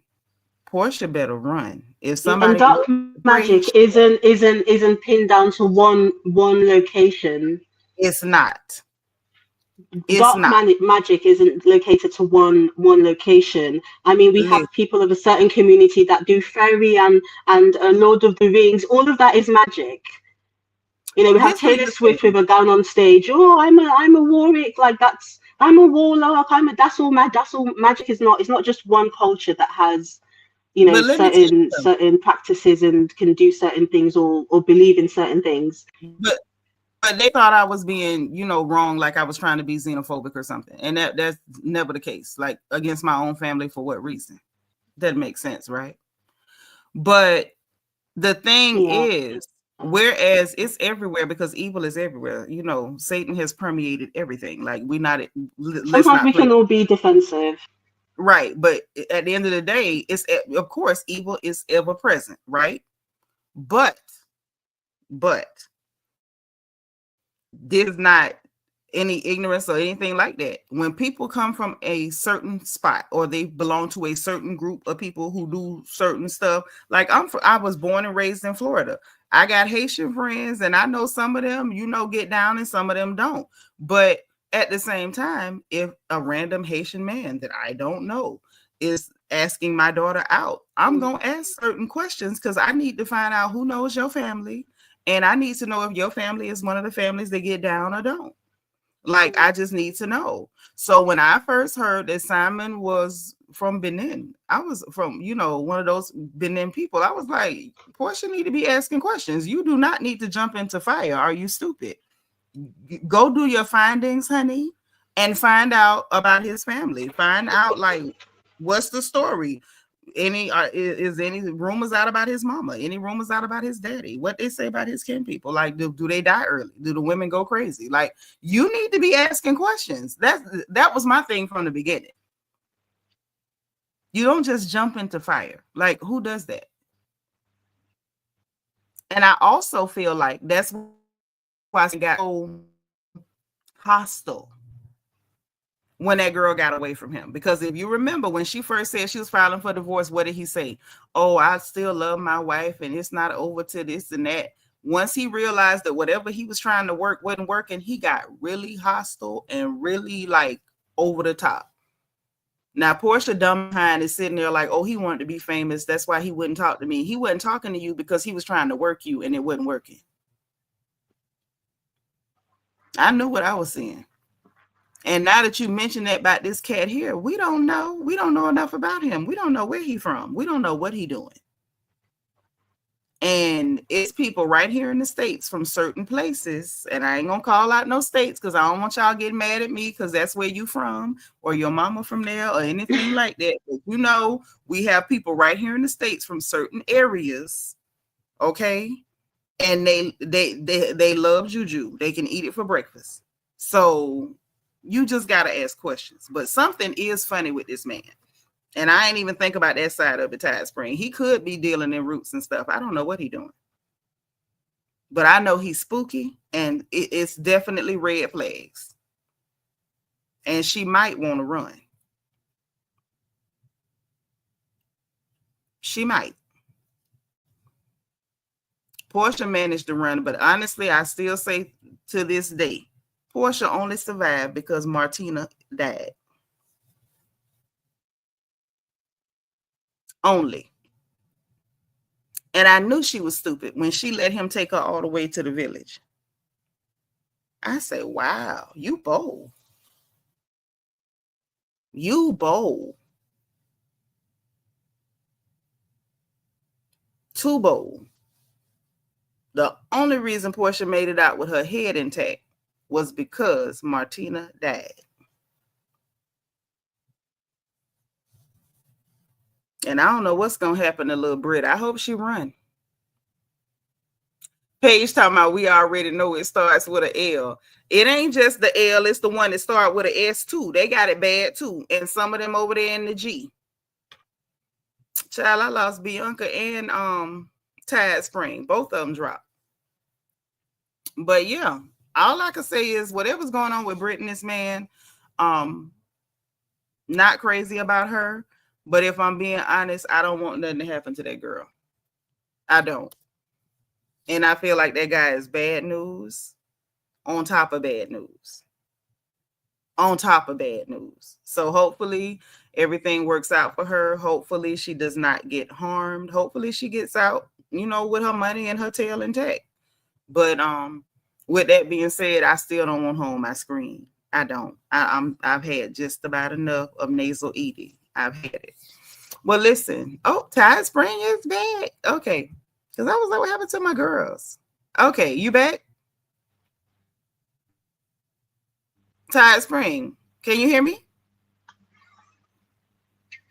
Yeah, I can. I actually went out and came back in. I was having some issues with my connection. Oh, okay, good. I can hear you now.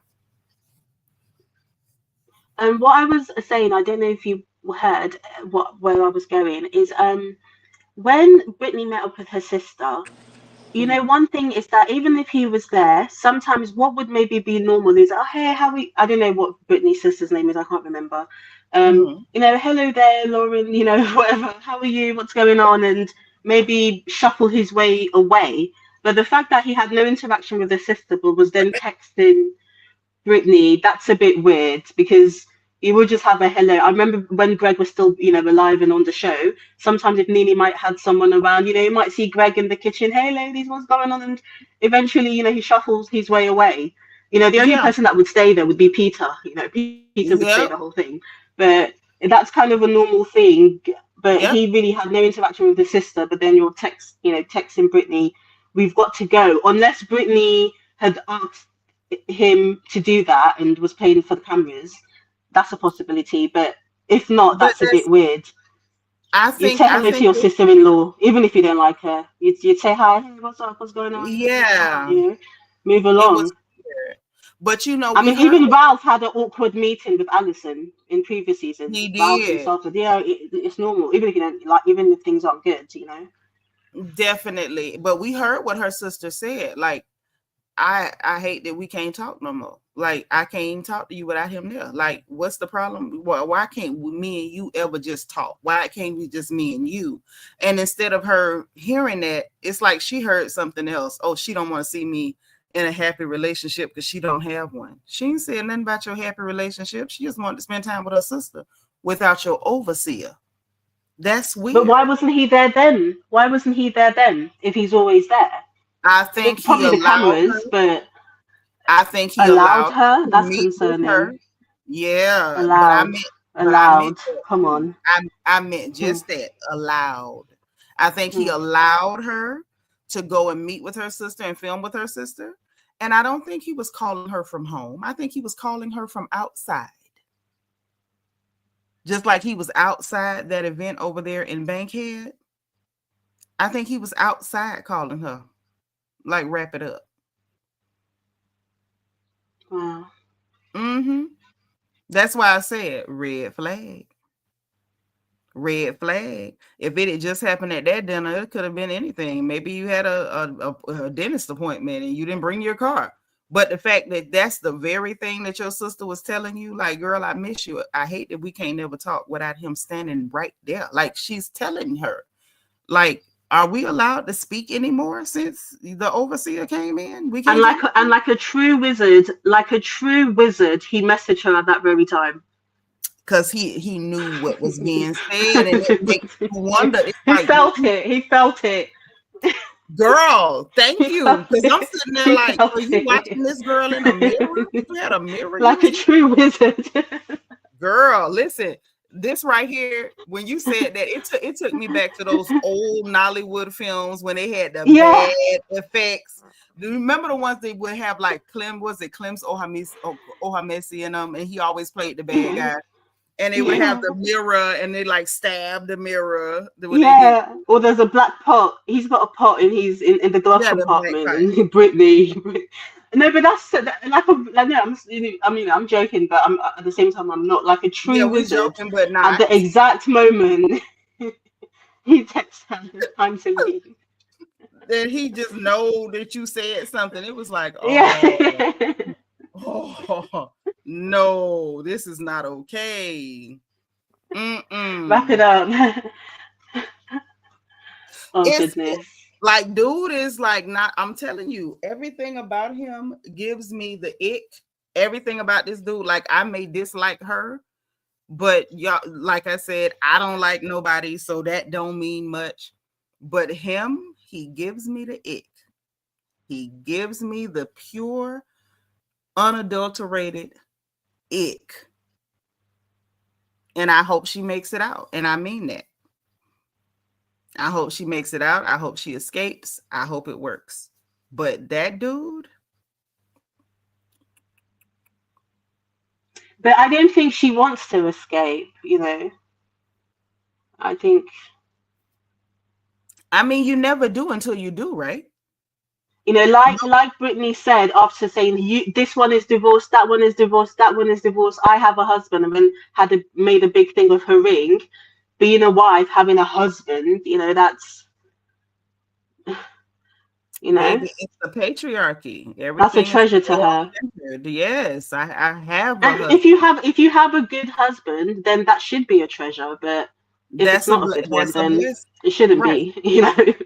If you It's a have a good husband, then blessing. sure, but Mhm. not under these, this circumstance. Not just to say you got somebody that you literally are living with Freddy Krueger. Like, no. No. Absolutely not. Jason Voorhees is not your husband. Like, girl, run. Run. Okay? She doesn't want to. Don't save her. She doesn't want to be saved. Like, she doesn't want to be. she's I she's very love happy. it. She's looking forward to her baby. That's what she's that's what she wants to do. I just hope she's okay. Like, and I really mean that. Like I said, that regardless of whether I like these people's television personas, the fakeness, whatever, I don't like women in certain situations. I just don't. Like, it will bug me to see stuff like that. Like that season we watched, Marlo out Todd for saying that crap about Candy, and he didn't deny it. Like, I could have drop kicked Teddy Ruxpin off the island. Like, why would you sit there and not, like, if there was ever a time to lie, Todd, this was the time. This was it. This was your time to do your big one. Like, I don't like when men, do certain things. Like, it bugs me. Like, it gets under my skin. Just why? Didn't like it. Didn't like it one bit. But listen, this episode, It'll be interesting to see what he does at the reunion. How Brittany's my husband, her husband. Like, it'll be interesting to see how he interacts with facing Andy's questions.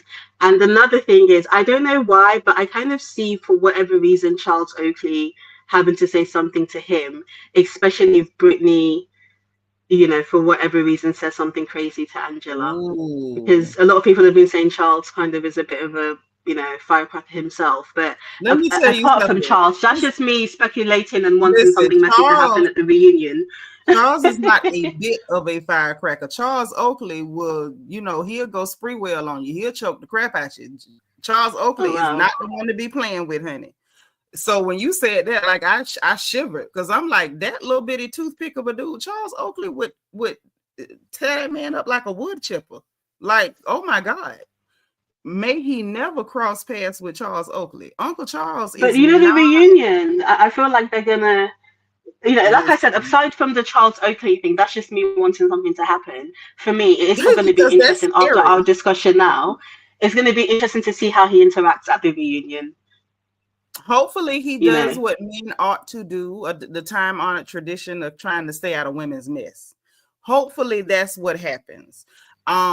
I kind of shivered because you might be onto something, especially after tonight with Brittany making comments about Charles' outside child, because ain't nobody else said nothing. The rest of them played it off like, of course, everybody's heard, but everybody else played it off. Yeah, Portia poked the bear, but she was just she ran away from the bear in the end. She poked the bear, but she backed immediately told her, girl, I don't know nothing about Charles. I was just playing. I'm sorry. I shouldn't have played with you like that.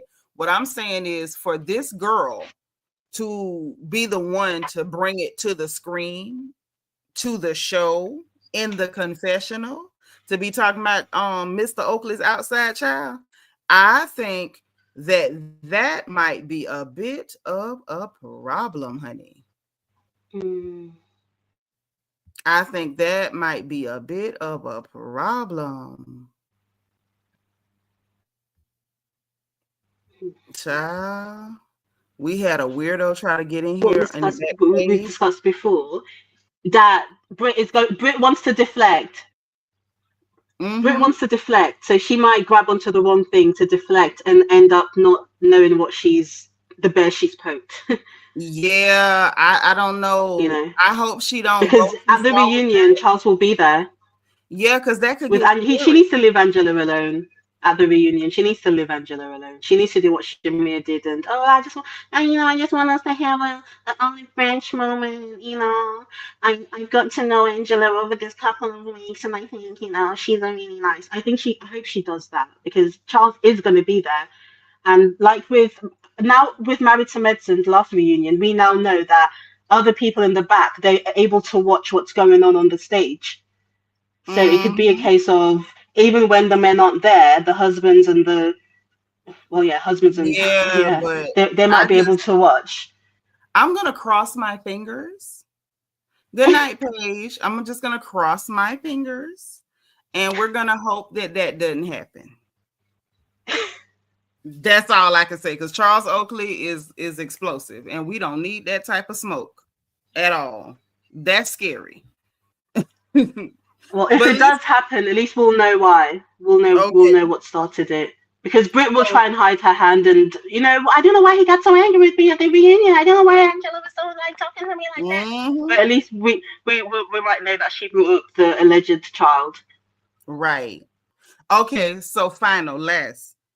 How are you rating tonight's episode 1 through 10? What you giving them? And y'all rate in the chat. 5. You giving them a 5? It's mid, because it's even kind of your handling of this conversation that has made this conversation so interesting. Well, I'm gonna give them a 7. I'm gonna give them a little bit of a 7. But that's it. In the chat, y'all rate it. We about to go. Any final thoughts for the people before you slide, Miss Tyus? No, not at all. Not at all. Looking forward to the discussion about the confessional with Kenya.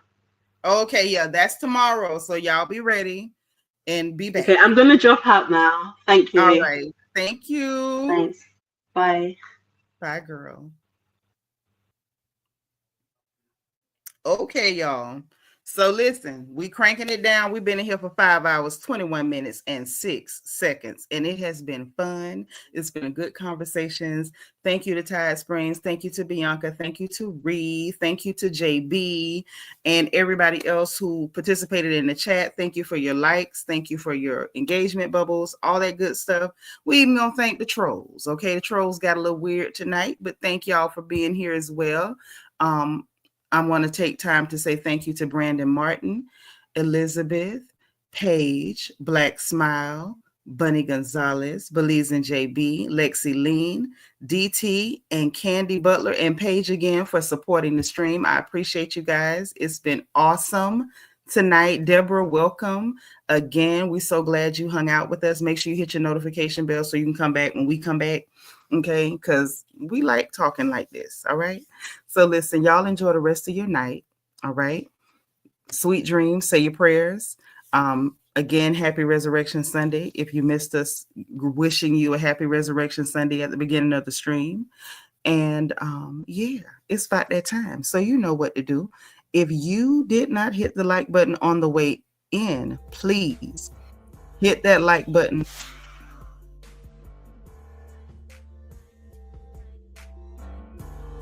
We go live on this good channel, okay?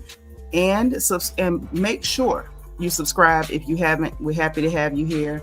If you want to join channel membership, remember there's a join button beneath the video and a link in the description box. Also in the description box, we got the link for our storefront on Amazon so we can all shop together. We got the link for our my Amazon wish list in case you want to send me more notepads, pens, snacks, goodies, any type of support I appreciate. We have the link for our merchandise store so you can get your crown gear and represent for the royal family. All right, that is there. We also have the link for my book, Little Girl, Big World. It is a survival guide for girls leaving home for the first time, an absolute must have. Make sure all the little girls that you know have a copy. We want our girls to be safe at all times, and I mean just that, at all times. Okay, so listen, we're gonna get up out of here. Again, I appreciate you guys. It's been a great stream, a lot of fun. I'm actually kind of tired for a change, so I'm gonna try to get a little bit of rest too. And as always, be positive, be productive, encourage others. Try to encourage yourself too. Please do that. And in case no one else says it to you, remember, guys, God loves you, I love you, and it ain't nothing you can do about it. We'll talk again soon, okay? Bye.